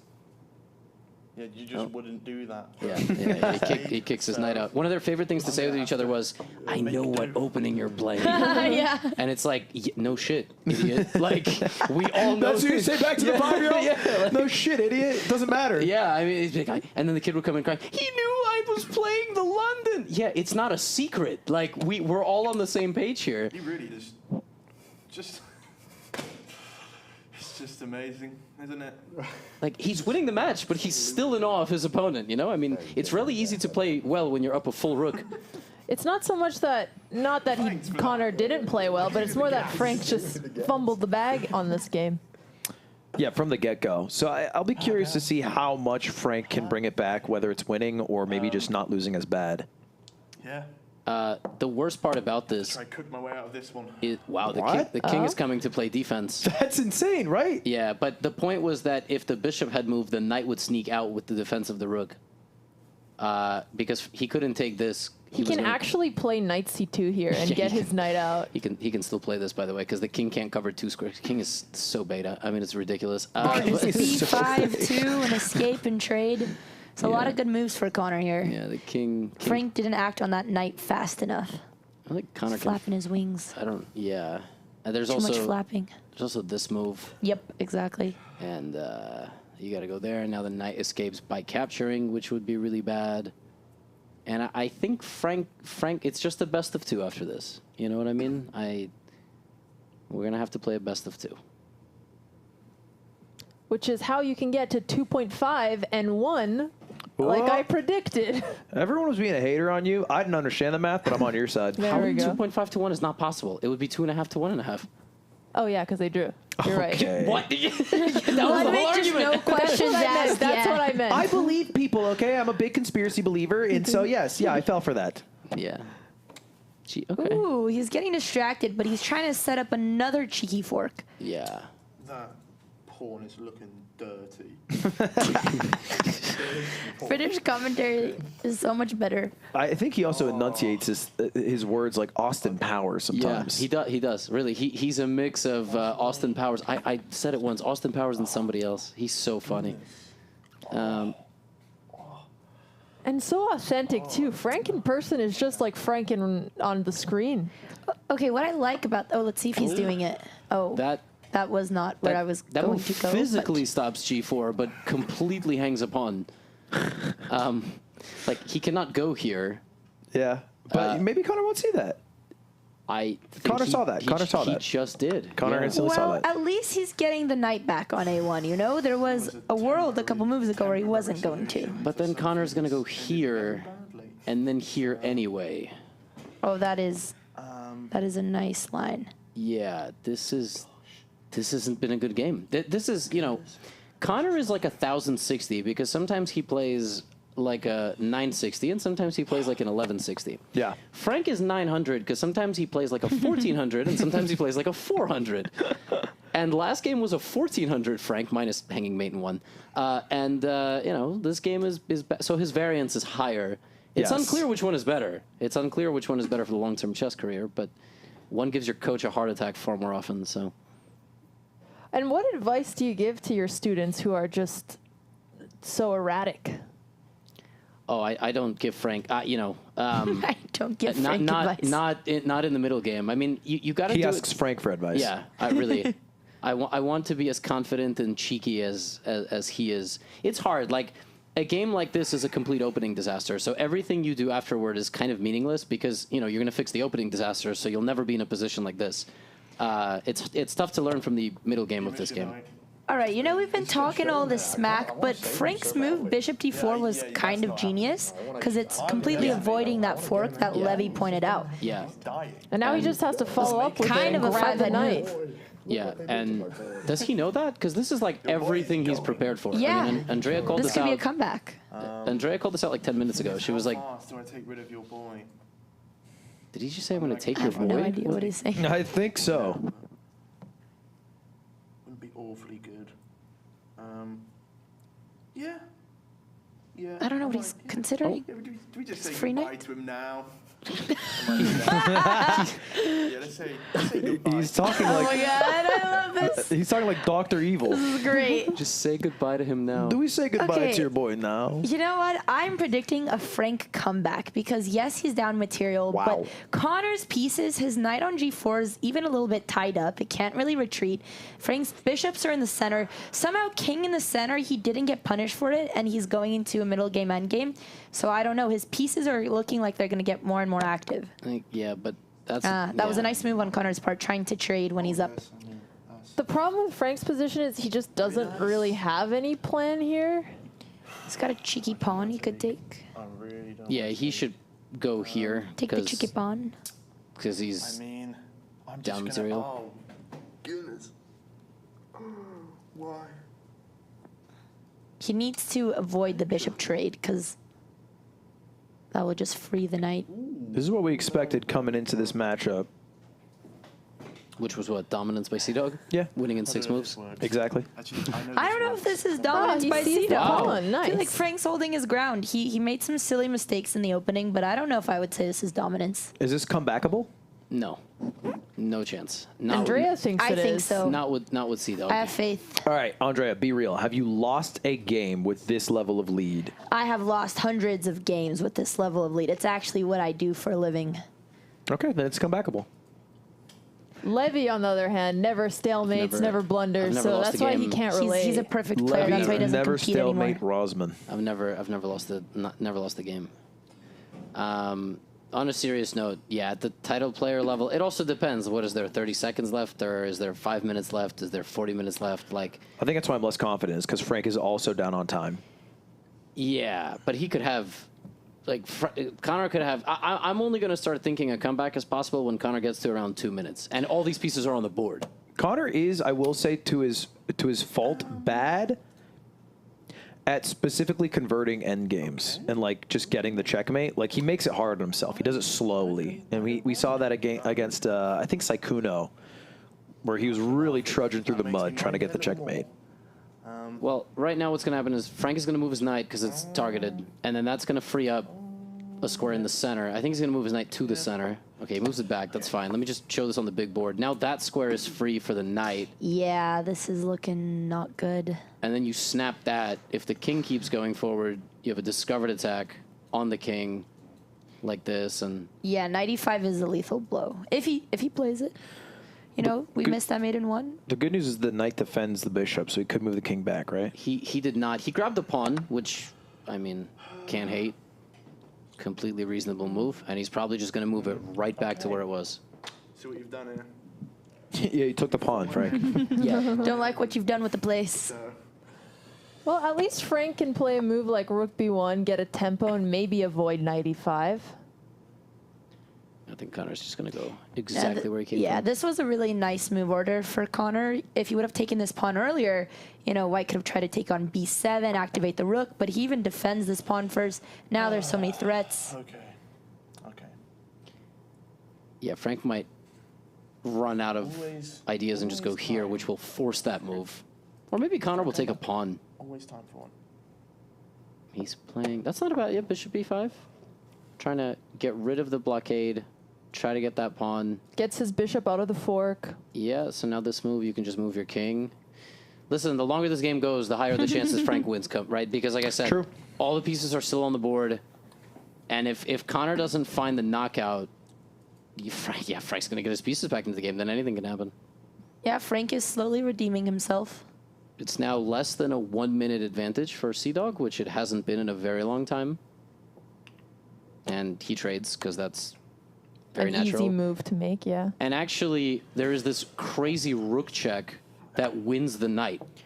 Yeah, that knight on the side of the board's practically a dead horse anyways, but now it's actually lost. But if that does happen, he does have some comeback tactic ideas with rook takes B7 and then B8. Yeah, rook B8. Yeah, it looks juicy like a potential pin on the rook, but that dark squared bishop can always come back. For some reason, I thought you were going to say juicy like a potato. I was really hoping for that. Alex has been sitting at commentary a little too long. She's getting hungry. Connor's... It's so tough to know like what he's looking at. Whenever Frank mixes his hands like that, you know he's cooking up something. Might Although not be Connor good, beard rub really looks professional. Oh, when he's done it, he's reached down the Wow. board. That is a huge blow to the comeback chances. Yeah, big blow to the ego. But again, rook takes b7 is coming in, and then maybe knight e4. There's still a lot of checks and rook b8 threats. Yeah, you gotta go back. He really has to craft a perfect puzzle, but there is potential mate. He could slowly try to smother him with all his pieces. Right, but he should go king back so he has the e4 square for his knight. Connor will take. That is a ridiculous shot. And that, yeah, Frank's just got to go here and here and pray, basically. He's hovering his hand over the rook. It is a free pawn. You can't get much better than that. If Connor takes the pawn, Frank wins a rook, right? Not all. Yes, if he sees the full variation, because then he has to play bishop b6. And then, but then Connor has king d7, and then the rook guards. Oh, true. But like, it's the best he's got. You know what I mean? That's not a bad move. You know. Connor giving him no hope for that line to happen. King's going here. It's going to be nice and snug. And yeah, if the king got this way, there was chances. There was ways you could lose. You could also lose like this and accidentally hang your rook, and then. But I think he has too much time to block. He's at 92% for the game, so he has really not done anything wrong at all. The only chance that Frank now has again is this and going for f7, but it's hopeless. It really is. But he's got to do something. You can't just resign. So. Well, it looks like he's going towards the d6 square. Frank doesn't seem like a resigner. Yeah, I was going to say the same thing. I like that he's a fighter. Even now, his spirits don't seem too down. They're both fighters. It's a good matchup. It's a best of 4. All right, maybe you're going to lose this game, but it's 1-1. You're tied up. Yep, it's not a... You didn't lose in 3. There's also, like, for instance, if Black goes, I want to trade knights, and you're like, all right, I'm pinning you, and then take, and then bishop takes, all of a sudden you're getting mated. That would be kind of cool. You know what I mean? Like, wouldn't be a first. That's, yeah. I think Connor, something good about him is that in these very winning spots, he's still taking 30, 40, 50 seconds on a single move. It's good and bad because he's about to be down on time. Right. But at least he's not, he's very keen to make a good move where there seem to be many good moves. But also, he's now down on time, right? So he can only do this like 3 more times before he flags. Which is crazy. Like, he has 10 good moves. Just make one. Just go. What did he do? Fantastic. Great. And now he's going to bring the rook to defend. And Frank... the way he reaches for the piece. This reminds me of when I'd play against younger kids in my chess tournaments. They'd get really excited, like they're cooking up something huge, and then just like that. And then it's so tilting because you also believe them sometimes. You're like, oh, my God, that's it. But there's just one move. It defends it. It's over. Yeah, knight e5 and... Maybe bishop d4. Yeah, we talked about this. Bishop d4. But by the time you take and then try to get over there, king's just going to go to a light square. This is not a queen. If it was, that would be really nice. But it's great. Everything he's doing is good. He recovered, but he recovered too late. He's laughing maniacally like he's crushing. It's honestly good mind games, though, because whether it's real or not, it is very tilting. And CDawg could go here, for example. Okay, rook f8 is a great move. Now Frank should just go a4. Play. Just go a4. Just, He does have an insane pawn that nobody is near. Yeah, well... The rook will just swap sides, though. Hop to a3, and then goodbye, passer. It is a fast piece. Oh, is he going to try to chop it all down? He can't. He's got to try to put... Okay, that's a great move. Now he's looking to set up this. He's good at trying to put Connor into some time pressure. He's continuing to attack, getting him lower on the clock. This is insane. This is exactly what we talked about. Frank has just enough pieces for it to not matter that Connor has 2 minutes, because if they traded a bunch of pieces, Connor would just play fast because he knows Frank only has pawns. But he's terrified. He's just terrified he's going to blunder something. And you were saying that Frank can either be a 400 or a 1400. He started as a 400, but now he's playing like a 1400. Yep. Is it too late? We'll find out. I'm getting nervous for Connor. Yeah. 150 on the clock. He's knocking pieces over. He's sweating. We're gonna get this, and Connor could lose that with the bishop and then that in one move if knight to e4 is played. But now Frank is deciding to get suspenseful here. He played every move instantly for about 10 moves, and now he's nervous for some reason. He's got nothing to lose. He's just got to make a move. Make a move, Frank. And it looks like he's going for the check. No, I think he's gonna bring it back. Wow, that is the best move. And wow. Do you got a mic? What? He's hearing you? No, no. He wouldn't have hung the fork in the beginning. Stream sniping. Yeah, I guess that's fair. The thing is, he's also out of options. You know what I mean? He doesn't have a lot of pieces left, so he's just putting them on free squares, and Connor finds rook c8. But, the bishop in here, bishop in here. He just takes. Yeah, it's not a good move, because now we're going to get trades. Yep. Should have kept the pressure. Bishop d6 would have been very cool. Yep. Connor's got 90 seconds. Connor, you just got to make the move. It's just a trade. Well, just grab the piece. He could take either. He takes the bishop. Check. And Frank cheating, hitting the clock with the opposite hand that he's moving the piece, which a lot of chess enthusiasts would know is not allowed. I found out that was cheating because I do it all the time. That's all good. This could end fast. Frank could move his knight and then rook c2 check and go into the back rank, accidental checkmate. He's probably going to have to come up. He was not afraid of bringing his king up earlier, so. He's thinking, you should have thought on move 5. That would have really, really prevented a lot of this from happening. Now there's an M in the evaluation. Only we see that. Mate and 7. That's a big line. Go, Ludwig. Give us the whole variation. Mate 7 starts with check on king with the rook. Yep, c2. Yep. King moves there. Then next is the right rook moves up 1. Yep. Then king is forced. Wow. Yep. And Ludwig predicted this mate in 17. I actually predicted this at the start of the game. Oh, it was an illegal move, apparently. King was there. Clock stopped. Oh, during an illegal move, the side that creates the offense gives 2 minutes to the opponent. So it's king is in check, and I'm on a buzzer clock. You're good to go. Are they doing those rules here? No, they're not. Oh, they're not doing those rules Yeah, I was there. going to say, we're not doing touch move. I'd be surprised if they have the other legal move rules. We're not playing sweaty here. We're playing chill. What just happened then? Why did the ref come over and what was he? Just call him stupid. Can't believe he played that move. He's chess, has he? He's missed the mate in 7. And also, this check here, check takes the knight. That's mate. He just plays a4. Nice. Yeah. Now it's mate. Rook d2 sets a checkmate net with rook e2. That's a nice little puzzle there. Checkmate in 2 here for black is very hard. Rook d2. I don't think he's going to play it, but you never know. He might give a check, hang the rook. That would be fun for the fans. Yeah, he might just want to check until he gets the king and the knight on the same file. Yep. Yeah, that's definitely the most instinctive move.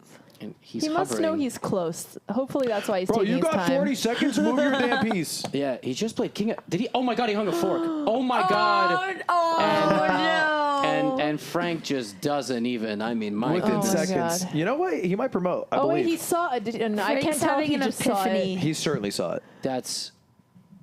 He's melting like the Wicked Witch of the West. And Frank, he knows he can't say anything. Like No. he wants to say something. Connor has 20 seconds. This is insane.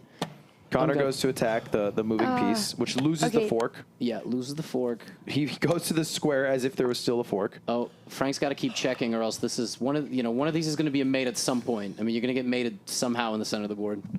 Keep checking. Frank's shaking his head. He definitely realizes he missed it. I'm trying to find a way like Connor could accidentally walk himself. He's shaking. Oh my gosh. His hand is shaking. Connor does not have a lot of time. Nope. 24 seconds is very stressful. And a good move. Oh my goodness. And okay. King is safe now. Frank might guard his pawn by playing rook b5. And I'm really worried here. Connor's going to check this king into running this way. If actually Frank runs straight, he's going to get checkmated. So big moment here for Frank. Connor's very nervous. I've never seen him this nervous before. It's kind of fun. Yeah, rook b5. Now there's a check now. Big moment here. King e4 is mate in a few moves. And oh, he put it back. No, king e4 played. And now, knight, where did he? He retreats. That's free now, but there's going to be a mate. He takes the free pawn. And now, rook a4 is checkmate in 2 moves. And Connor has 30 seconds to find it, and he's found it. That is huge. And he nods his head. And I'm pretty sure he whispered an expletive at his opponent, who was a minor, by the way. It's a British expletive. Yeah. And he looks at his opponent going, Only one move you can make. Oh. Wow. Damn. Nice cherry on top. See it. There's only one legal move. There's actually only one move you can make. Yep, it's the only move. I can't go boom. I can't go boom. I can't go. You can't go boom. There are no booms. He has to interpose with his rook. Or he could XQC it and run the clock out. Wait, so I can't move king, but I'm not in checkmate, right? But I am. Correct. Oh. Now you're in checkmate. There we go. There it That is. took me too long. Wow. Game 2 goes to Connor. Nice. 1-1. Close match. Yeah, and even though Frank just screwed the pooch from the start, you know, probably bad lines from his coach, but he made it competitive. He brought it down to time, and Connor was nervous, dude. He was sweating.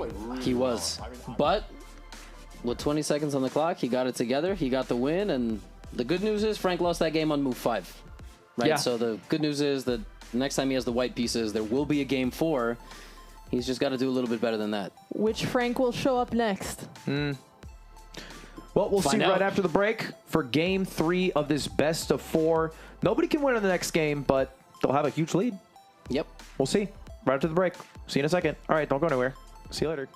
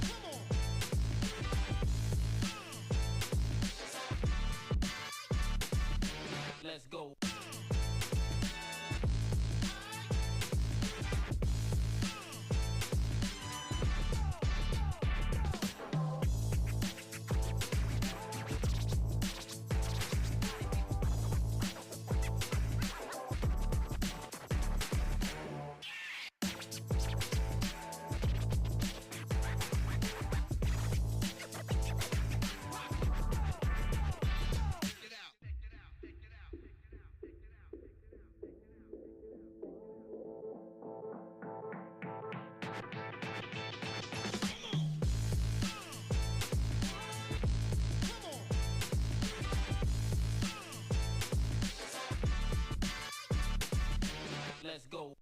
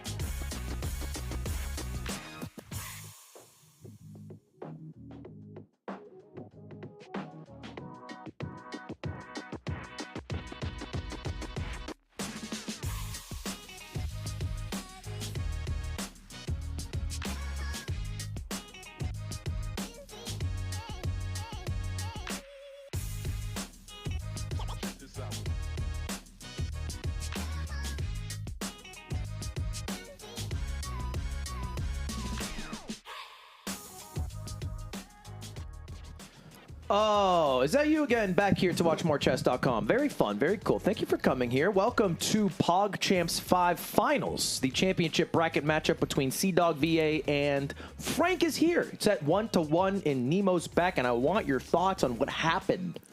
Honestly, I feel bad for Frank. He blundered his rook, or blundered the exchange, I guess, kind of early, and it felt like he was trying to fight back from that the entirety of the game, but unfortunately, Connor was just so solid and was able to get that win at the end, but he looked nervous, and yeah.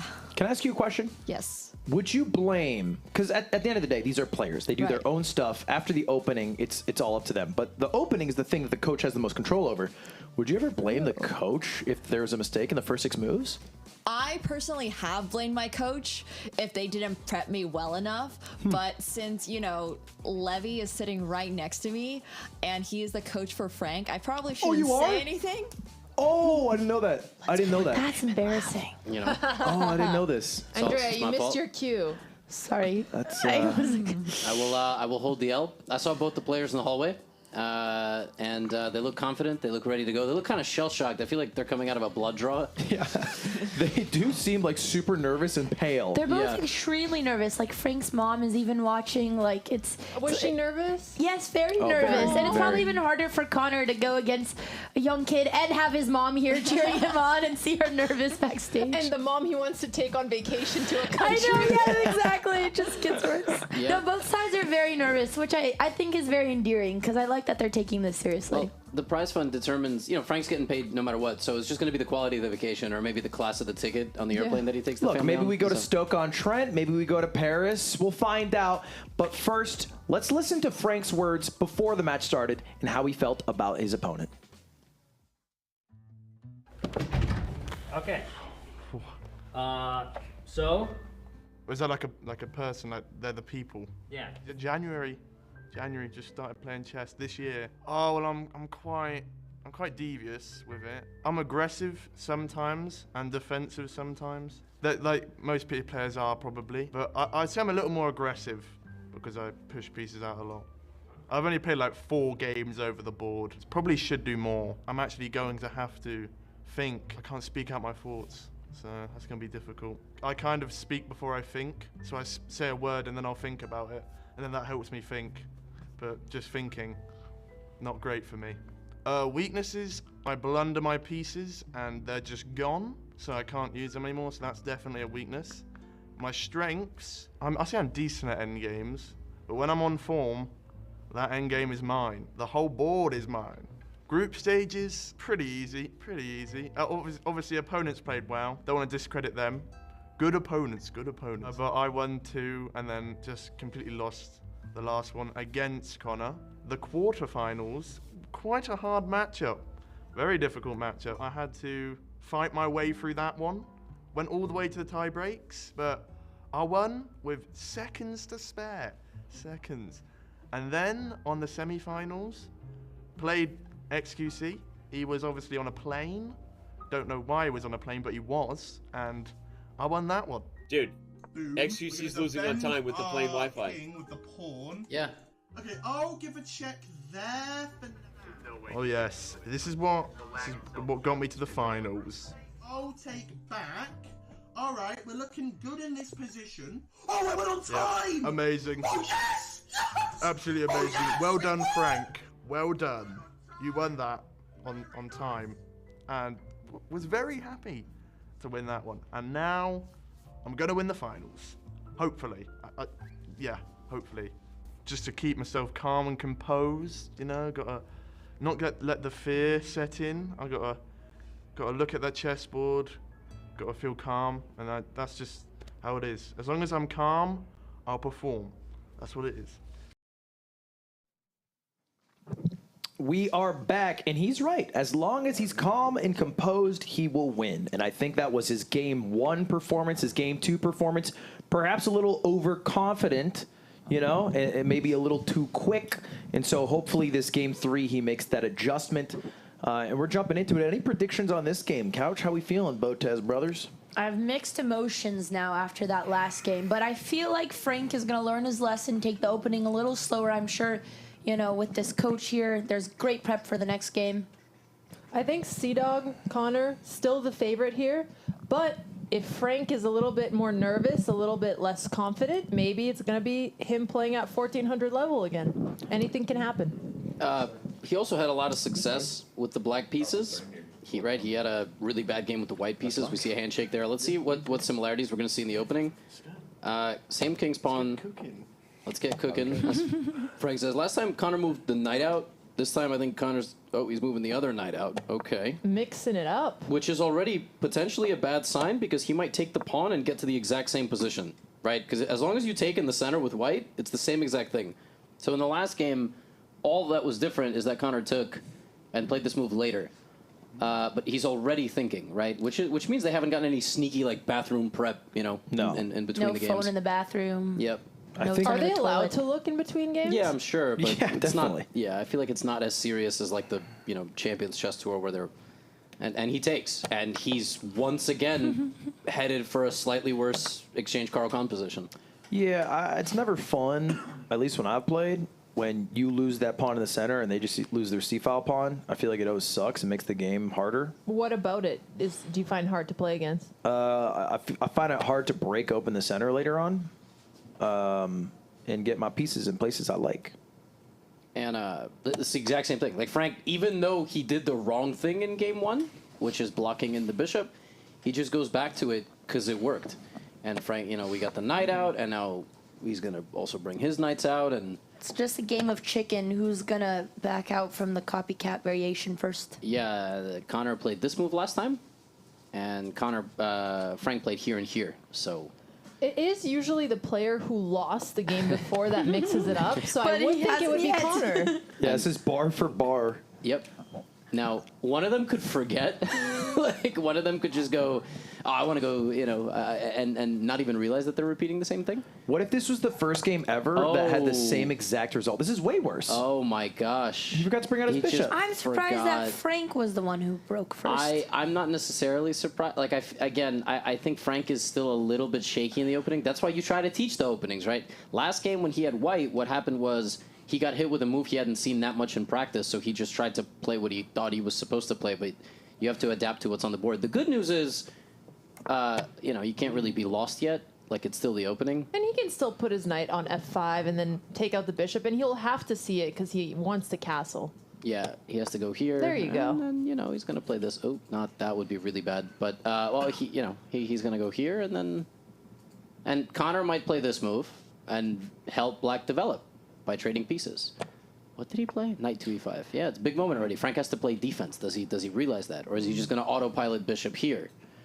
Yeah, I like this for Connor, trying to put some extra pressure on Frank straight out of the opening, knowing that this has been his weakness so far. No. At least he's slowing down, because last game when he made all those blunders in a row, it was because he was moving too quickly. Looks like he's trying to unpin his knight. Yeah, bishop here would be fine because that bishop's not really going to have much of a future. So Euro actually okay doing this trade. We'll see if Connor grabs it. Taking there would be worse because that was not really the objective. You go here to try to secure the bishop. Yep, and if anything, this trade actually might favor Frank because that knight in the center is a very strong piece, whereas that light squared bishop is a bad bishop. This morning, Frank and Virtual were setting this board up and and just playing, and Virtual left his knight here. It got taken, and then it came back. Whoops! It came back to take the bishop, and then he was up a piece against Virtual.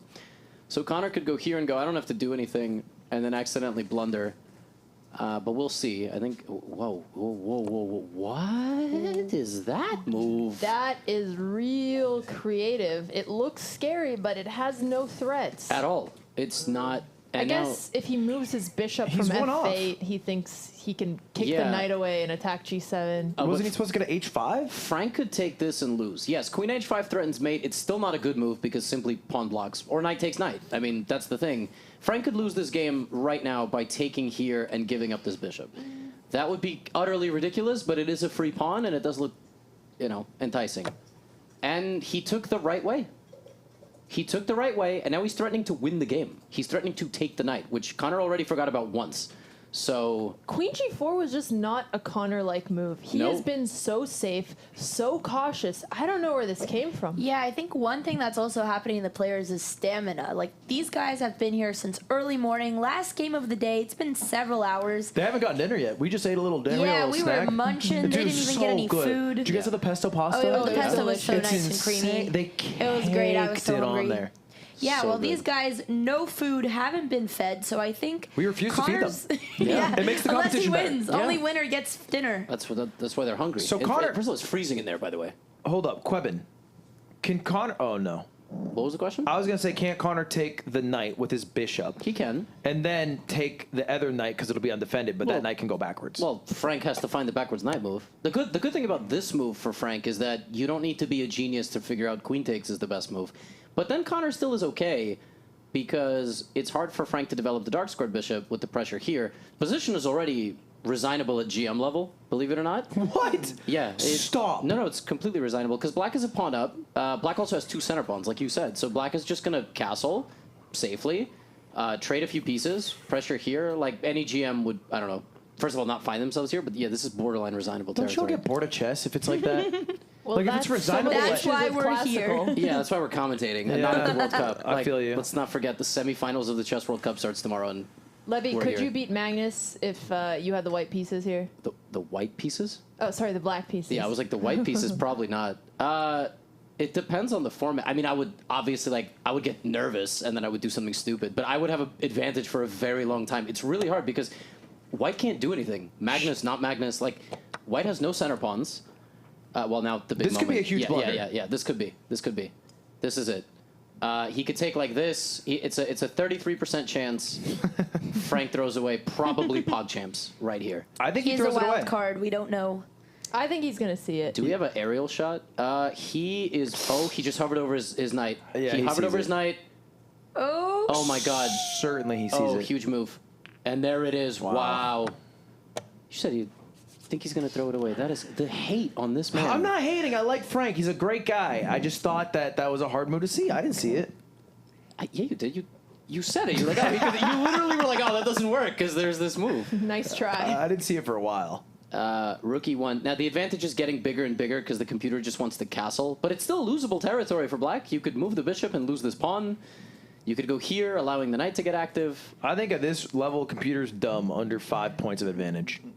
Like, it's dumb in the sense that it's not that valuable. I think some coder has to adjust Stockfish to what elo it's watching. Curve the grade. Yeah. Curve the grade, Stockfish. Like, if Stockfish knew it was observing 900s right now, the eval would not be -2. Advantage white. Well, then our job would just be replaced, guys. Oh, true. But it can't talk. And then we get for AI now. voices for wait. Stockfish. Give it a couple weeks. What is Frank doing? What? Oh, that's not even a bad move. Wow, knight b4. It's a crazy... That's like a...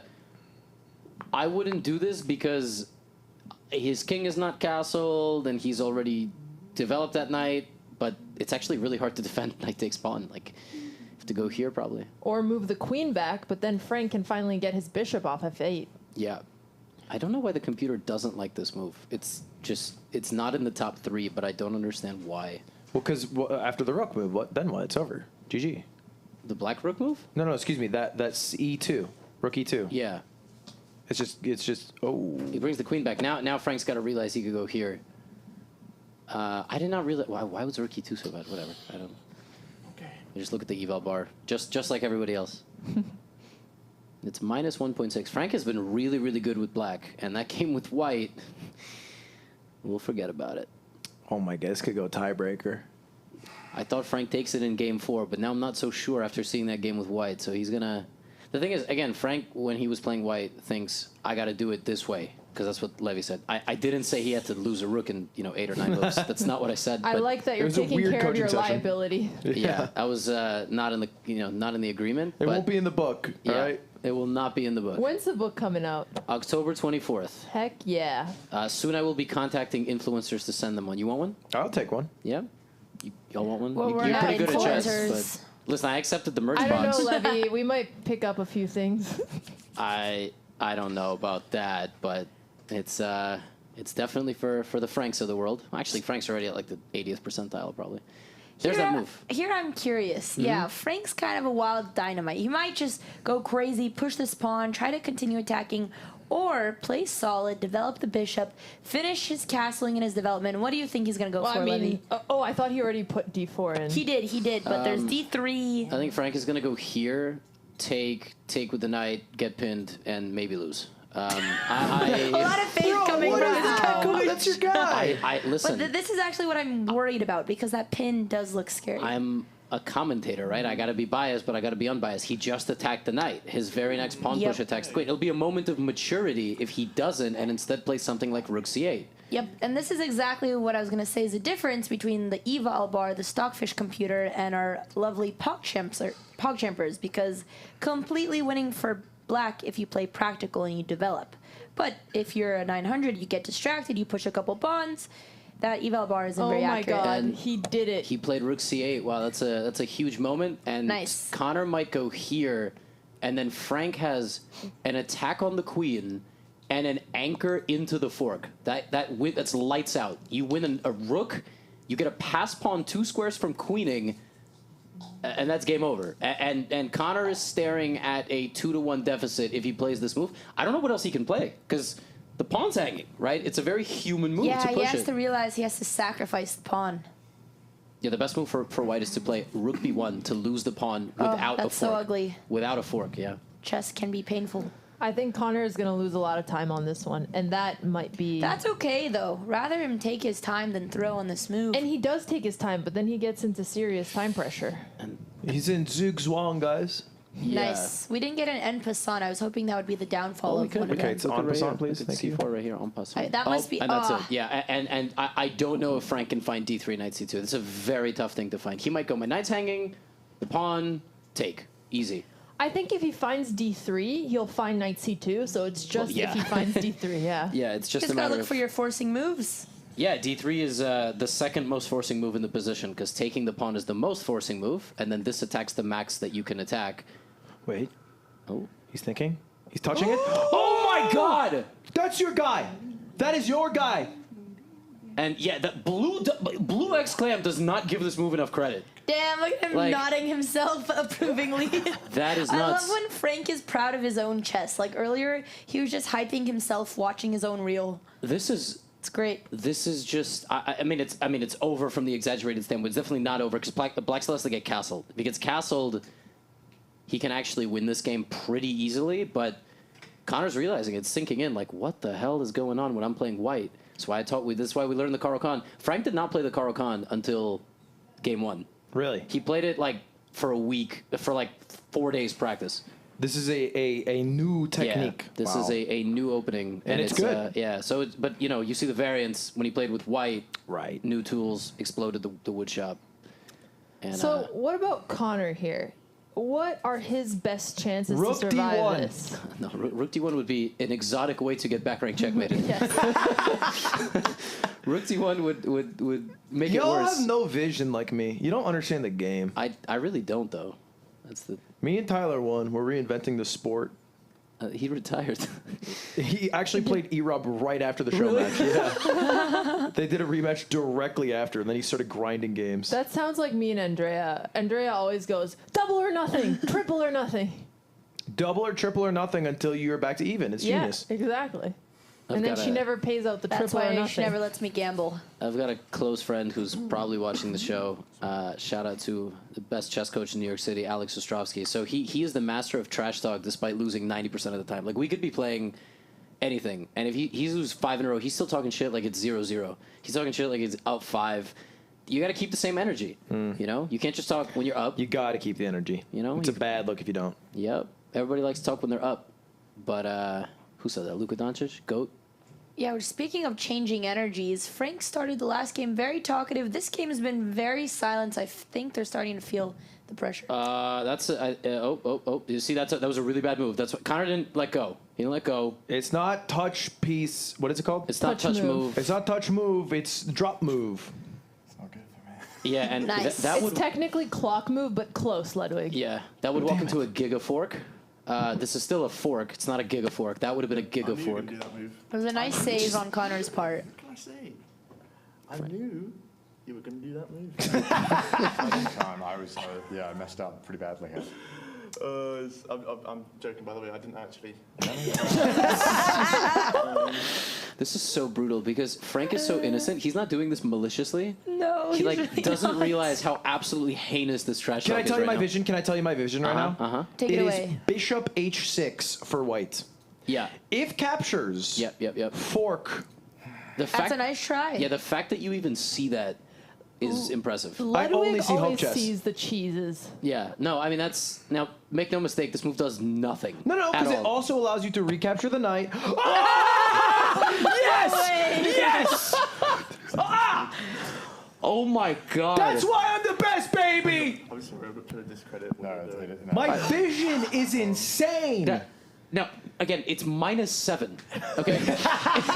He It is- just needs to feel something, Levy. It is literally only a good move if he takes, and I think he's gonna take it. No. Oh my god! Oh my god! Wait, he's gonna. Bro! Look at me! No! Witness me, Levy! Let's go, Carter! Let's go! Wait, does what? Frank even... I knew it was too good to be true. Why did he take? Oh What? my god, Connor just... Wow! You guys don't understand. Chess is an easy fucking game. I've been reinventing it since PogChamps won. Oh my god. That was one of Oh the my greatest goodness. calls of all time, and I can't believe he took. I am. This is insane. It's and literally now game he's over. gonna lose the knight as well. Yeah, because Queen takes. captures Oh my pawn. God. Oh my god, What it's happened? G on the greatest read of all time. That was insane. that is so sick. I like that just Frank asked no questions. Connor just put his bishop there. Yeah. That. Why That's did what he? happens when you trust your opponent. Why did he do that? So I don't even know what to say. What's funny is what Frank said right after. I knew it was too good to be Yeah, true. he's not even upset. He's just Yeah. like. I fell for a classic whodunit. He just made a move with no threat. That was like, if you take the bishop, Yeah. you're gonna lose the queen. Whenever a higher rated opponent is giving you a very obvious free piece, ask yourself why. He didn't respect him enough. And Frank respected him too much. I feel like. I mean, maybe, yeah, that's what you were saying. He didn't respect the threat, but I don't know. Frank is like. And this game is, I mean, just about curtains. Yeah. Yes, CDawg will finish this off. Because he's got a knight he can take at the bottom. It could always be worse, is what Frank says. That is sweet, and it makes me sad that this is happening. Oh. Mate and Duke. Yeah, it's made very soon. Well, he's got a small escape, but Wow. That was incredible. That was sick. Connor almost feels bad. Like he apologized as he did it. I mean, it was grimy as fuck. It was like... I respect it. What you gotta do, desperados. Is that what they're called? Yep, desperado attack or attempt, right? It's just like a Hail Mary, basically. It's doing something you know is wrong for the slight chance of winning when you're in a worse position. Which is a great strategy for a completely losing game. That's juicy, to be honest. That's not called. That's not the desperado. Wait. Was it not? Desperado's like you're gonna lose a piece. Like for example, the knight in the corner. Like he's gonna lose it, right? But if there's a way to sacrifice it for a pawn, just like in spite on the way out. Oh, it's just like taking it. It's like a martyrdom. I don't know. I've seen it applied in different situations as well. I think it's just I mean it's like a desperate move, but that Chess was linguistics. I'm gonna get rid of that damn horse. that was I've been running Wait. riot. Okay. crazy. Yeah. Yep, I see you. Frank is not even budging. Just does not realize what he lost. What I'm worried about, because I want this to go to a tiebreaker. I like Frank. I just wanted the formality, you know. I just didn't want to risk it. I am worried about his opening on the fourth game. Because this went exactly like you called it, Levy. He is not really, he being Connor, good with the white pieces. His opening's pretty flawed. Oh, that's... Now that's a way to get yourself mated. Almost. Everything is falling apart. Can move to right. Yeah, not even keeping the rook on the board's a bit tough, because there was a back rank prayer.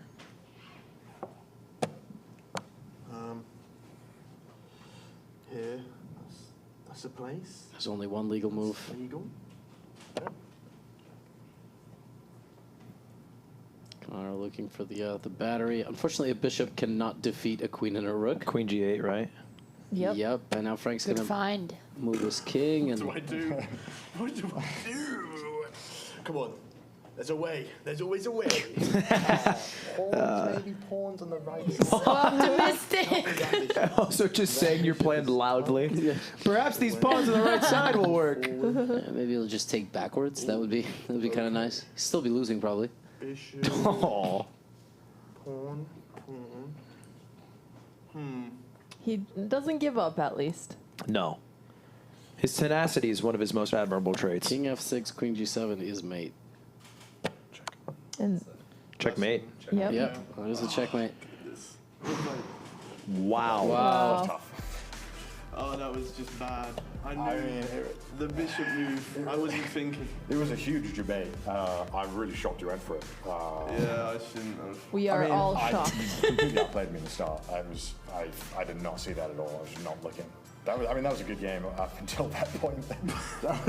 And then you missed the rook, and then oh my god, dude, give me a heart attack. Jesus. Wow. You what? Yeah, dude, I mean, you're playing great though. Like, don't. Nice camaraderie between the two, and Connor is not selling it short. He was completely losing the entire game. His opening is horse shit with white. I think Frank's opening is just really good with black. I think that's what it is. Perhaps a mixture of both. But one Hail Mary bishop move that only GMs, savants of the game would find. You know, the Fishers, the Carlsons of the world. He was able to make it happen. Exciting. That was exciting. Yeah. I can't believe you literally just predicted bishop to h6. Yeah, where were you during Cutie's game? Why weren't you working your magic? I know. Because I'm in this chair for a reason. You know what it is? All right, this is why I'm not playing. Everyone's. Why don't you play in PogChamps? It's like, come on, I can't. It'd be a shit show. It'd be over in seconds. Frank back against the wall. Got a win with the white pieces. Wasn't looking too sharp in game 2. Hopefully he does something a little different. Yeah, maybe get in his ear for a second. Give him some advice. After bishop to h6, I don't know if getting in his ear will help, but he's got to turn it around. We'll see. Any believers in chat for Frank? We'll see you right after the break for our final, perhaps, game of PogChamps. We'll see.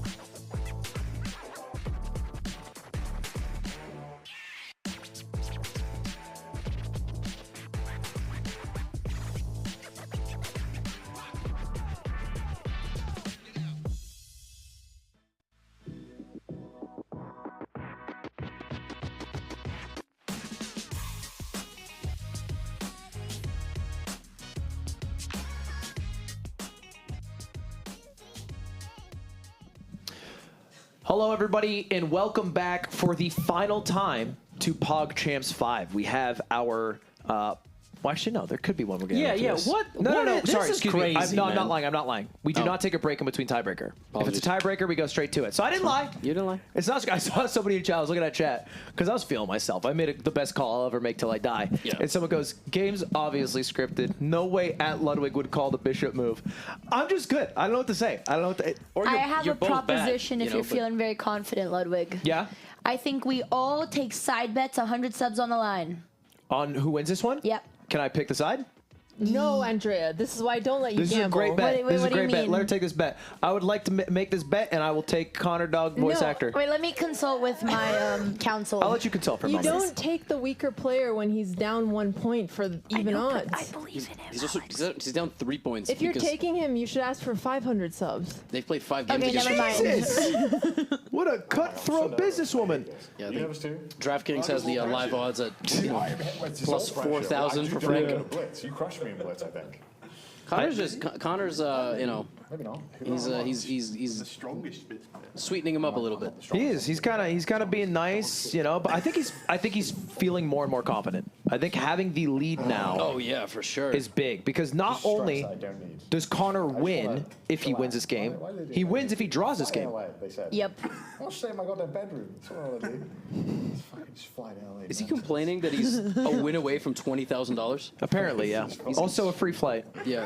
Make him pay for it. I might. He went business class, that son of a bitch. Yeah, but who wouldn't, you know? He Frank? did come from Japan. He didn't ask. Exactly. He could have asked. He could have. But God bless Frank. Thank you so much. Frank's mom listening, taking Yeah, some she's notes. gonna have some requests Yes. after this. Yes. Oh, here we go. Final game, maybe, potentially. Now, Potentially final game. Yeah, as the coach, I am petrified. Talk us that- through the opening, because the opening was the biggest fail point last time. Yeah. Is the Alpin Sicilian. Now, one of two things could happen, right? Frank That's my thing. That's what I do. That's my thing. Frank could play the Alpin again and try to improve, right? He could get to the same spot, so he's doing that. That's what Connor tried to do, but failed at. Well, all of this happened. Like, Right. Frank lost the pawn and then lost the rook. At some point, Frank's got to go, maybe I shouldn't lose the pawn. And if he somehow loses the pawn again, which would be just, I don't even have a word for it, then he has to not lose the rook. So he's probably going to play d4, which is, what did he play? He's improvising, all right? He's protecting the C2 square levy. How can you not see? I know I'm the great predictor, He's given 1,000 predicting years. a sneaky mate on C7 I would never have thought of that move. with a... I don't know what that move is. I don't know why he did that. That was not in the preparations. But if he knows plays either. knight c... Oh, actually he has to defend his e4 pawn first. And he's Oh. lost it. He lost a pawn again. Because knight can take on e4. Yes. And Connor didn't do that. But I think Connor will get there. I am I'm very stuck right now between coach and commentator, and I am speechless as a coach, but I have to keep talking because that's what I'm paid to do.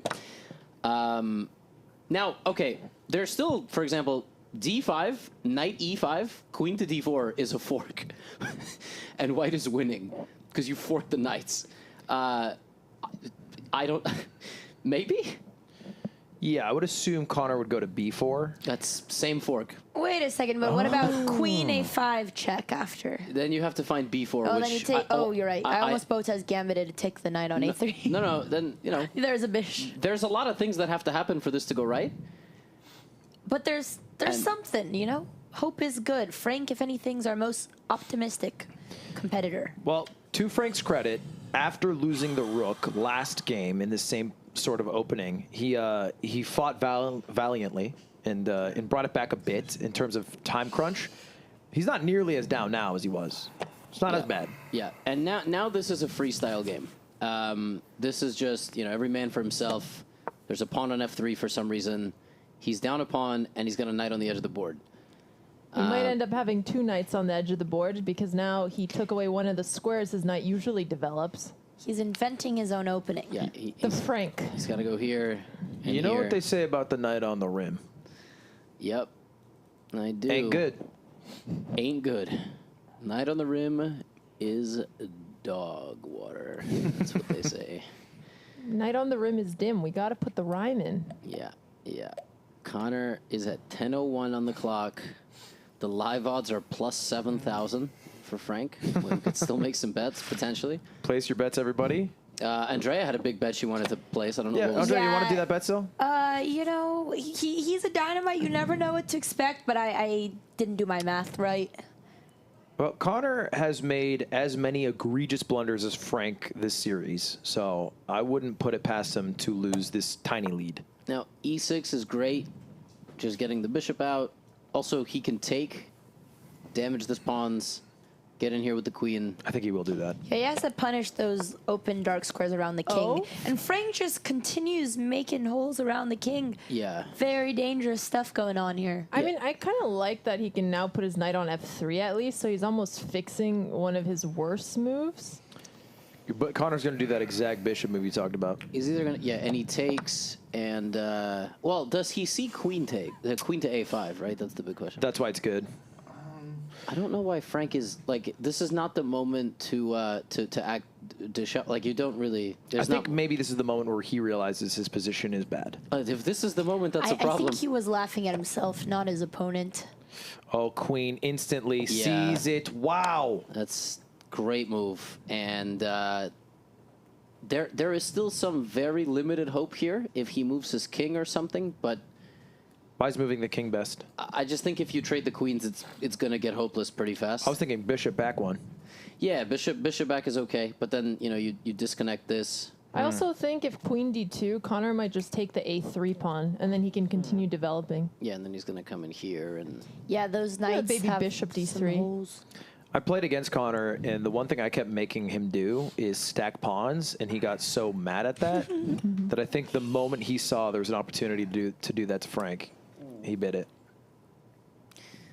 I don't think the move knight to a3 has literally ever been played on the third move of this game. I think Frank might have just developed a novelty, as the chess professionals say. It's going to go in the opening book now. What can I say? It's going to be the Frank. Frank, Tyler, and I, we reinvent this game from the ground up. It'll be more popular than ever. What about Connor? He's playing like classical style. It's lame. Okay. We won't add him to our repertoire. Did he move the king? Oh, he moved the queen, right? Then makes sense. Connor takes pawn, surely. He might just leave it there as like a permanent splinter in the white position. It does feel like 2 pawns on the A file are terrible, and there's no reason to take them. They are absolutely terrible. Yep, much rather take the queen and take the pawn in the center. The d4 pawn's way stronger than the a3 one. Unless he takes with the king. Yes, if he takes with the king, that would be to his benefit. Connor got a free pawn right there. He's thinking about it. If he doesn't take the pawn, I think he's leveled up in a way that I have never. He's achieving GM. Wow. Trades the queen. Taking the pawn was the best move, right? Taking the queen, I mean, Frank now has to take with the king. Frank might just think like, I can't take with the king because then I can't castle, but superseding things matter, right? Like, you can't lose another center pawn. Right, and to his credit, he was very comfortable moving his king out in earlier games. Yeah, I have a feeling he's going to walk his king up to d3. Your prediction is the king on d3? Yep. I think it's going to go king takes, knight check, king d3. Yeah, that seems But that's not bad for black because then you have d5. Well, it's definitely not bad. It wasn't bad for black after the third move that white made. Yeah. What's bad for black is 3 minutes of advantage. Look, if this was king of the hill, it'd be a different story for Frank. But this is not something you need to spend time on. I mean, is Frank really going to lose this pawn and get the same fork on the board? He seems like he's taking with the king. There he goes. There it is. He's not shy. He'll use that king. Get the king to work. This is the first game we've seen Frank have such a time disadvantage, too. He's down 3 whole minutes already. Within 10 moves, too. Yeah, it's hard to come back from. Connor, looks like Connor's giving a check, which is, that's hard to... Is Andrea I predicted wizard? it. Is Andrea a wizard? D3. Yeah. I'm learning from the best, Ludwig. I do what I can, you know. D3 seems crazy though, because he would just play like pawn F5, right, or pawn or D5. Yep, solidify that knight in the center. And now you really regret. I'm not a wizard. That's not the best move because of this. And now this pawn actually really matters because it covers the B4 square. because the knight can't get I in. would like to see some sneaky b6. Oh my goodness! There we go. Now we're playing. This is Yeah. a nice, tricky move. Although it doesn't really threaten anything scary because he won't lose the bishop, but it's a nice move for him to develop. Yep. It's a nice threat. Knight f3 is fine. Now bishop a6 Oh. is just a trade. I mean, it's just a trade of pieces, but it's Hey, still. I don't know why I got excited. Okay, this is why I got excited. That light squared bishop had literally nowhere to go, and it was just kind of a waste of a piece. But now he's bringing it in. Well, he's trading it for another piece that hasn't moved, but he is developing. And he does think he's played it. The good news for Frank is there is no way to blunder the bishop. You could go here, and the rook is defending. It's actually kind of easy to make an illegal move. Because you forget the knight is there. But there will be no penalties for that Yes, no because we are penalties. PogChamps. No penalties at Pod. We don't believe in that. We should have a creative penalty. Yeah, like you next get time to we should pillow you slap eat the someone. You eat the one hot chip Yeah. Just keep a hot chip on the table next to the at all players. times, Make an just illegal to let move. them know. Yeah. What was that challenge? Was it the hot chip challenge? Yeah.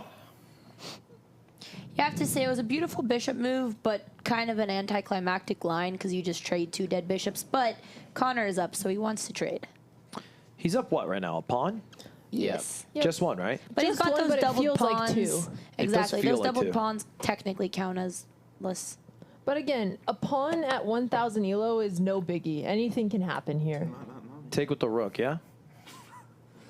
Take with the rook and then do that 2-move king. Yeah, he could take with the rook or take with the king because the rook wouldn't want to be on f1 and probably wants a different square. Yeah, regardless, he'll have to bring the king to the second rank just to free his pieces, so it's going to happen anyways. And that knight sucks. Yeah, Connor should go here and move the knight out. If those are his next 2 moves, maybe with the exception of also castling, he's in good position to win this endgame. But it really is only a pawn, and he does castle, and now Frank has to go here. Like, this is where the battle is going to happen. Or not. They could... That's... I'm not trying to click anything there. Yeah, I feel like when teaching beginners middle games, rooks to open file. Oh, One off. Close. Yeah, there's This is a nothing... closed file. There are 2 pawns. This is not where we want to put the rooks. Well, here's what I'm thinking, and this might be what Frank is thinking. Oh, d5? You go to... No, you don't do d5. You go knight to d2. You trade out, take with your bishop, or I guess now take with your rook, so that the you can't lose your pawn to the knight on c6. Because if you know what I mean? Yeah, there we go. Some of those lines were right. Yeah. Yeah, no, totally following. That was a good one. The other problem with moving Frank's going to go here. No, he's going to move his knight. He wants to get rid of that knight. That knight's annoying him, so he's going to offer the trade. He might also go here. You don't know Frank like I do. Oh, there it is. Oh my God, you know Frank so much better than me. This fork looks good for black, but then that pawn takes knight, and then you get the second knight here, and that could be game on. But Connor, I didn't even know knights could go backwards. They patched that. D6. Look at this. But now you rotate out this way or there. Oh God, he's just. Now those knights are really living. Wow. This very well could be the last game of this tournament. Everything is under fire. Connor went to the right file. Frank's also down 3 minutes. Frank's down 3 minutes. He's probably hungry. I mean, I got to eat like 4 pieces of pasta in the last break. He's eaten none. Hey, Connor's probably hungry too. And I think... But he's eating. Whoa. That's... Whoa. The bishop just dies. And yeah. I mean, he can even take the knight first. Cause Yeah, then it he'll doesn't have to even take matter back. what he takes. He's taking something. Yeah, and he has taken. All right, knight takes knight. Knight takes knight. So it's like what? A knight and a bishop, or excuse me, 2 knights for a bishop and a rook? Where is the bishop? He just lost it, right? No, oh, you mean at the end? At the end, yeah. So he's going to... The end result is going to be that black is up a rook for a knight. Yeah. So I was like, man, I don't see a bishop on the board. It's been a long day. Yeah, now, by the way, Connor doesn't have to take anything. The fork exists whether you take or not. Yeah, he could just play rook c2 and get real annoying. Yeah, rook c2 is a scumbag move. And then And then knight you're g2 is threatening mate. Oh my god. No! Oh, so my close. Y'all have eyeballs that I will never have. He's He left. That's so disrespectful. Yeah, this is a nice move too. The fork Can't remains. complain. You don't have to take that as. Yep. Connor's feeling himself. Yeah, he is. So Ludwig, you never told us who was winning the games between you and Connor last night. Was it Connor? We went 1.5 to a half, and I took the last one. So, you know, Makes everyone sense. says, why didn't you compete in PogChamps? Because the people that I handpicked for PogChamps, I all picked people that were worse than me, which I think made for a good show this year. A lot of improvement. I'm really worried Connor might go to the second rank. Frank will move his knight, and then knight takes G2 is literally checkmate. That'd be so swag. That would be. It would be a beautiful ending. Why would he move his knight though? You can't move. Oh my goodness! I keep right clicking. You can't move much else. That's the problem. Sure. He could go here too. I assume he'll go. We'll see, I guess. Oh, there's the Connor thinking noise. Up a game, 3 minutes, and basically a rook of advantage. But I like He never it. breaks character. He always takes it seriously until the end. Yep.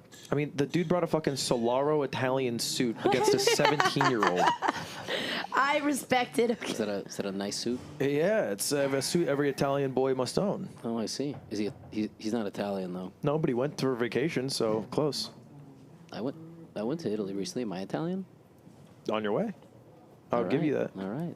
Arrivederci. A bit more pesto pasta and you're there. Yeah. I got like 6 pieces down there. I'll eat them on the. Well, the show might be over after this, but hopefully not. Hopefully we get a tie break. So. Oh wow, CDawg's shaking.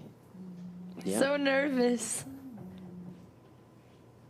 I want to see Rook C2. It just would be such a nice move. Down to the second. Oh my gosh. Let's do it. If Frank moves the knight, knight takes pawn is checkmate. What a sick checkmate that would be for the finals of PogChamps and Knightmate. Frank's got 3.5 minutes to figure out what to do here. It's not easy. Connor's hair looks like how they carve Greek marble statues. Yep. Or Italian ones. You know, in the Vatican they got the. You know, Italy's younger than America as a country. Yeah. I did not know that. Yeah, Italy didn't exist. That's why every region and big city has its own dialect and its own culture, and yeah, they can all tell the differences. We can't. We're just like, it's Italy. He resigned. Okay. Yeah? Feeling good? I feel pretty good. You feel good, big man? You feel good, big man? You feel like a strong guy? Oh, nice. Good. That's what I want to hear. Is it really what you want to hear? Dude, Frank is so sick. He's needling Connor while getting crushed. This is good. Does Frank know it's his move? He knows. Certainly. Want a game? Huh? You want a game? Do you want a game, says Frank, potentially moments away from blundering checkmate. You gotta appreciate this confidence. I hope he He doesn't needs move to that play knight. something like Rook F3. Wow, So I'm move Yeah. the knight. be getting one. Because I don't know what I'm doing here. Oh, gosh, 2 minutes on the clock. He sees the clock. You can Definitely only knows it's talk his for turn. another 2 minutes.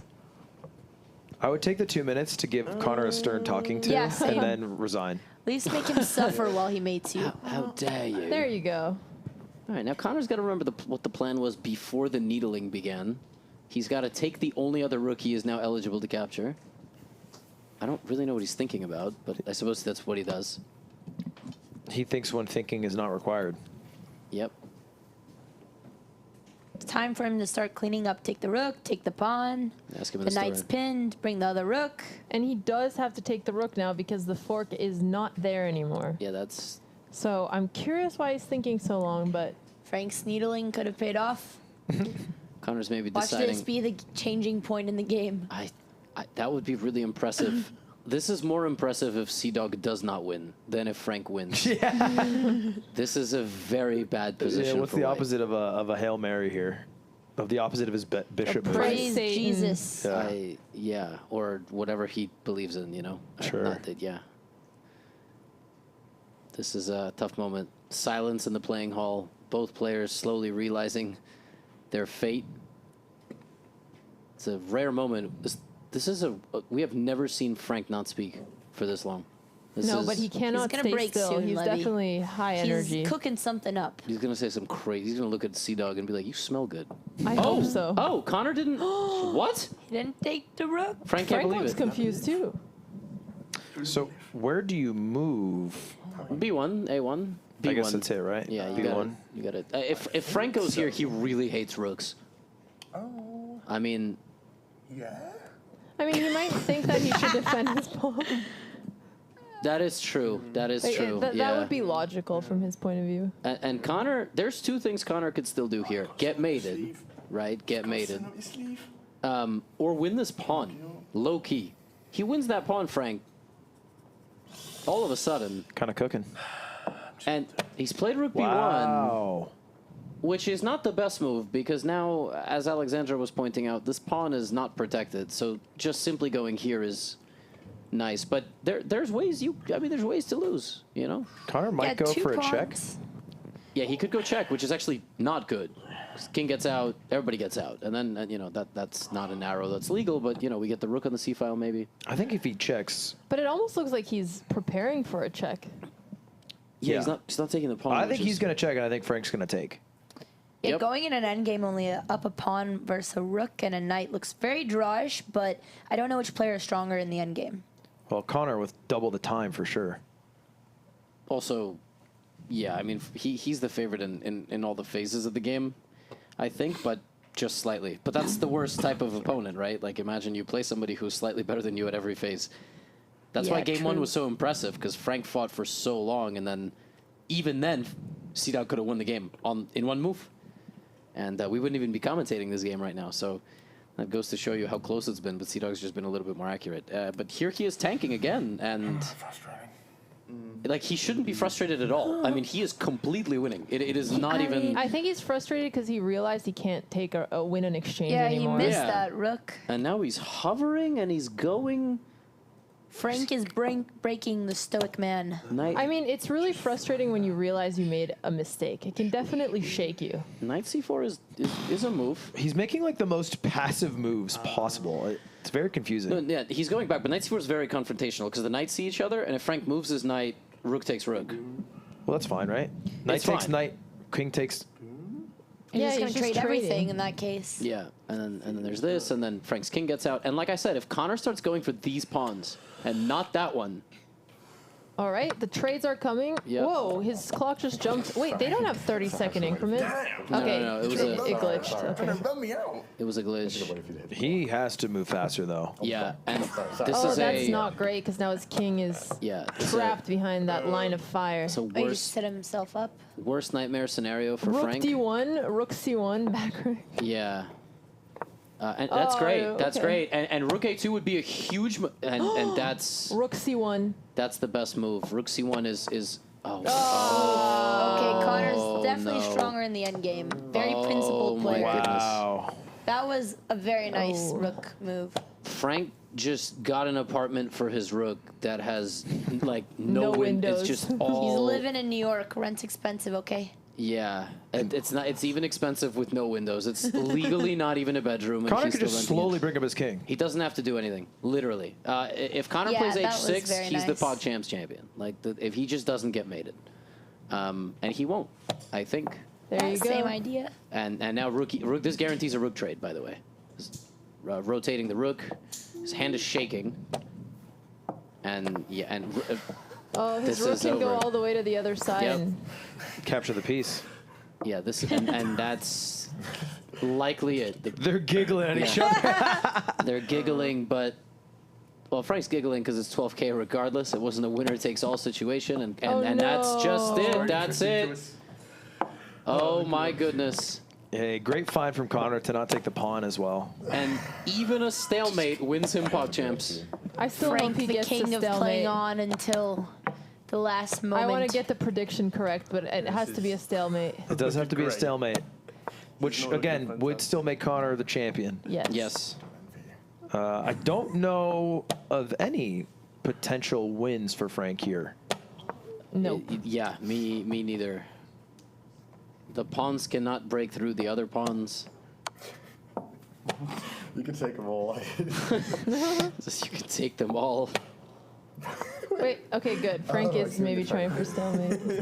Frank's If he's gonna lose, he's gonna lose with the most points possible. Okay, that's. I can make 2 queens. See, Connor's finally smiling a little. Because he knows. Yeah. His fate is all but done.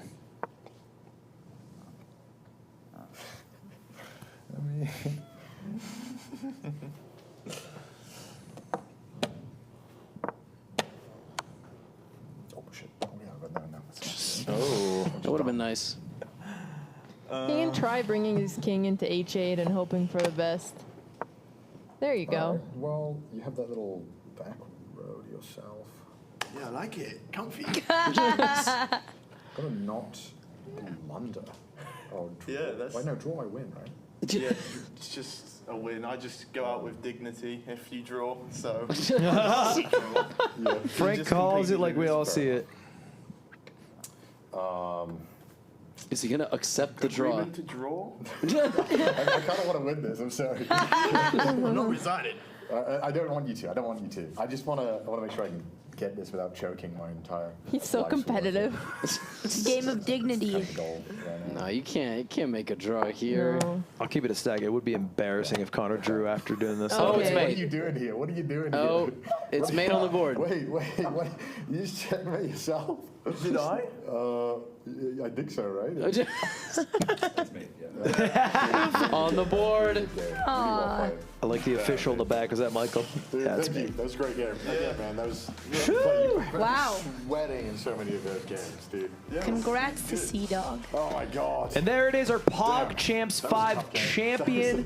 CDawgVA takes down Frank 3 games to 1. All right. Well, I don't know. And that was, I think, all off the momentum of Game 3. Yeah, definitely Game 3. Game 2 was an equalizer. Game 3 was right back to where we started in Game 1. And Bishop to H6, the call of the gods. I call it like a season. Yeah. That was almost like zero adaptation. Because they were both so incredibly weak at their individual like openings. When they had white. When they had white. Yeah. They're just bad at white. I don't know. Yeah, that Which was. is surprising. It's usually the opposite. Yeah. But they were both rough starting out, and that was a massive turnaround. Because if he won Game 3, Frank, we would have been sitting here talking. I don't even know who would have white in a tiebreak. It would be the higher accuracy. Yeah, but higher cap score. Probably Connor, but also, I mean, Connor had an incredible performance throughout PogChamps. He beat Frank 2-0 in the previous bracket, so I think he was the most deserving. Yeah, I'm still, Frank Nation mourns today because Frank had insane improvements, but Yeah. both our players are walking on set right now. Come have a seat. Here you go. Congratulations. Connor, I would like to present you with the trophy for PogChamps 5. There it is. It is our first ever He didn't wear a suit physical for nothing. trophy. Will this go through carry-on luggage? It will, but you will have to claim it as a sex item, I think. Yeah, I think they're going to crack it open. This looks like you would store something. Yeah, in there, right? it really does. It's Oh, like that is hollow. just a chest trophy. I do not deal drugs. I'll go through the. There's a video of them making it. It's actually insane. Is it? They like Okay. hand You wood can carved show it. the video. It was like one piece. It's a really beautiful piece. I can't believe I won. What the fuck? I can't either because Frank deserved to win Game 3. Playing out of his mind. Frank, Oh you my played God. so well, dude. Thanks. How do you feel? Feel good. I think your indomitable spirit captured the hearts of many. Your refusal to ever quit, even in the worst of circumstances, and your positivity. It was a pleasure to watch you play. Are you happy you made it this far? Yeah, I'm chilling. Yeah. You still get 12,000. Oh yeah, I mean. That's still a holiday. Yeah. Maybe we just go to Stoke-on-Trent and save some money. Stoke-on-Trent. That's a good holiday place. I love Stoke. In England. Yeah. He went to Stoke-on-Trent. It was a mistake. 12 grand. on Stoke-on-Trent. 12 grand in Stoke-on-Trent goes a Like long way. 5 pounds. It goes a long way. It's like a horse carriage from London. It Yeah. was very expensive. Well, I guess let's talk about the most pivotal game because you both, I think we can say it, were pretty bad with white. Yeah, I think we were both terrible at white. I think that's fair. Oh, yes. And why do you think that is? I don't know. I just didn't want to be better on white. Just kind of feels weird. Yeah. I just wanted to make it equal. Oh, sure. Yeah, that's your logic? No, You wanted to make it equal. White. What do you want from me? What about you, Frank? Oh, I just didn't. I don't know. I just played bad. Was it a bit of nerves because your play when you were playing with Black was phenomenal? I mean, it was really tight. Outside of the one bait move, which I guess we have to talk about. You're YOLO. That was a Hail Mary. No, do you know? While you were doing it live, I called it out. Well, you know, in over there, we could hear you guys screaming. No. So when I played the move, Wait. I heard Gotham go, "Ah!" Really? And that I was didn't like, give "Don't it give it away, away." Frank. Wait, and that didn't rattle you? You weren't like, oh, this I is love terrible it. for me. Well, I just thought, oh, they're screaming. I was like, what are you doing? Don't fucking scream. You're going to tell Well, me. I am gonna scream. How is it not soundproof? Oh my God. I didn't know you were soundproof. No, I just think he summoned the same energy you say whenever a rook is sacrificed. I think that would have gone through any But you amount weren't of here because soundproofing. he was going, how about this play, Bishop here, and then we were like, that's actually But a really you didn't creative hear that idea. part, right? But I mean, I was a Hail Mary because I was donezo. I was ribbo Yeah, in that match. you It were was getting gone. destroyed that It match. was awful. It was, I had flashbacks. Frank, did you sense that you were winning game 3? Yep. And then I saw that bishop, and then it was. But why did you take it? That was the thing. He didn't have a threat, so you just thought he was just giving you a bishop because he's Don't let trash. him coach harass you right now, Frank. It wasn't a mind game. I was hoping he thought that I was like resigning, and I was like, just take it. Definitely no baits here. Why didn't you act it a little bit like? Yeah. Oh. Well, I mean, he was like, is this for free? I was like, You asked he did. You even asked him and he still took You did ask, is this a bait or is it for free? I was like, oh. Yeah, no, I took it knowing something bad would happen. Something bad happened.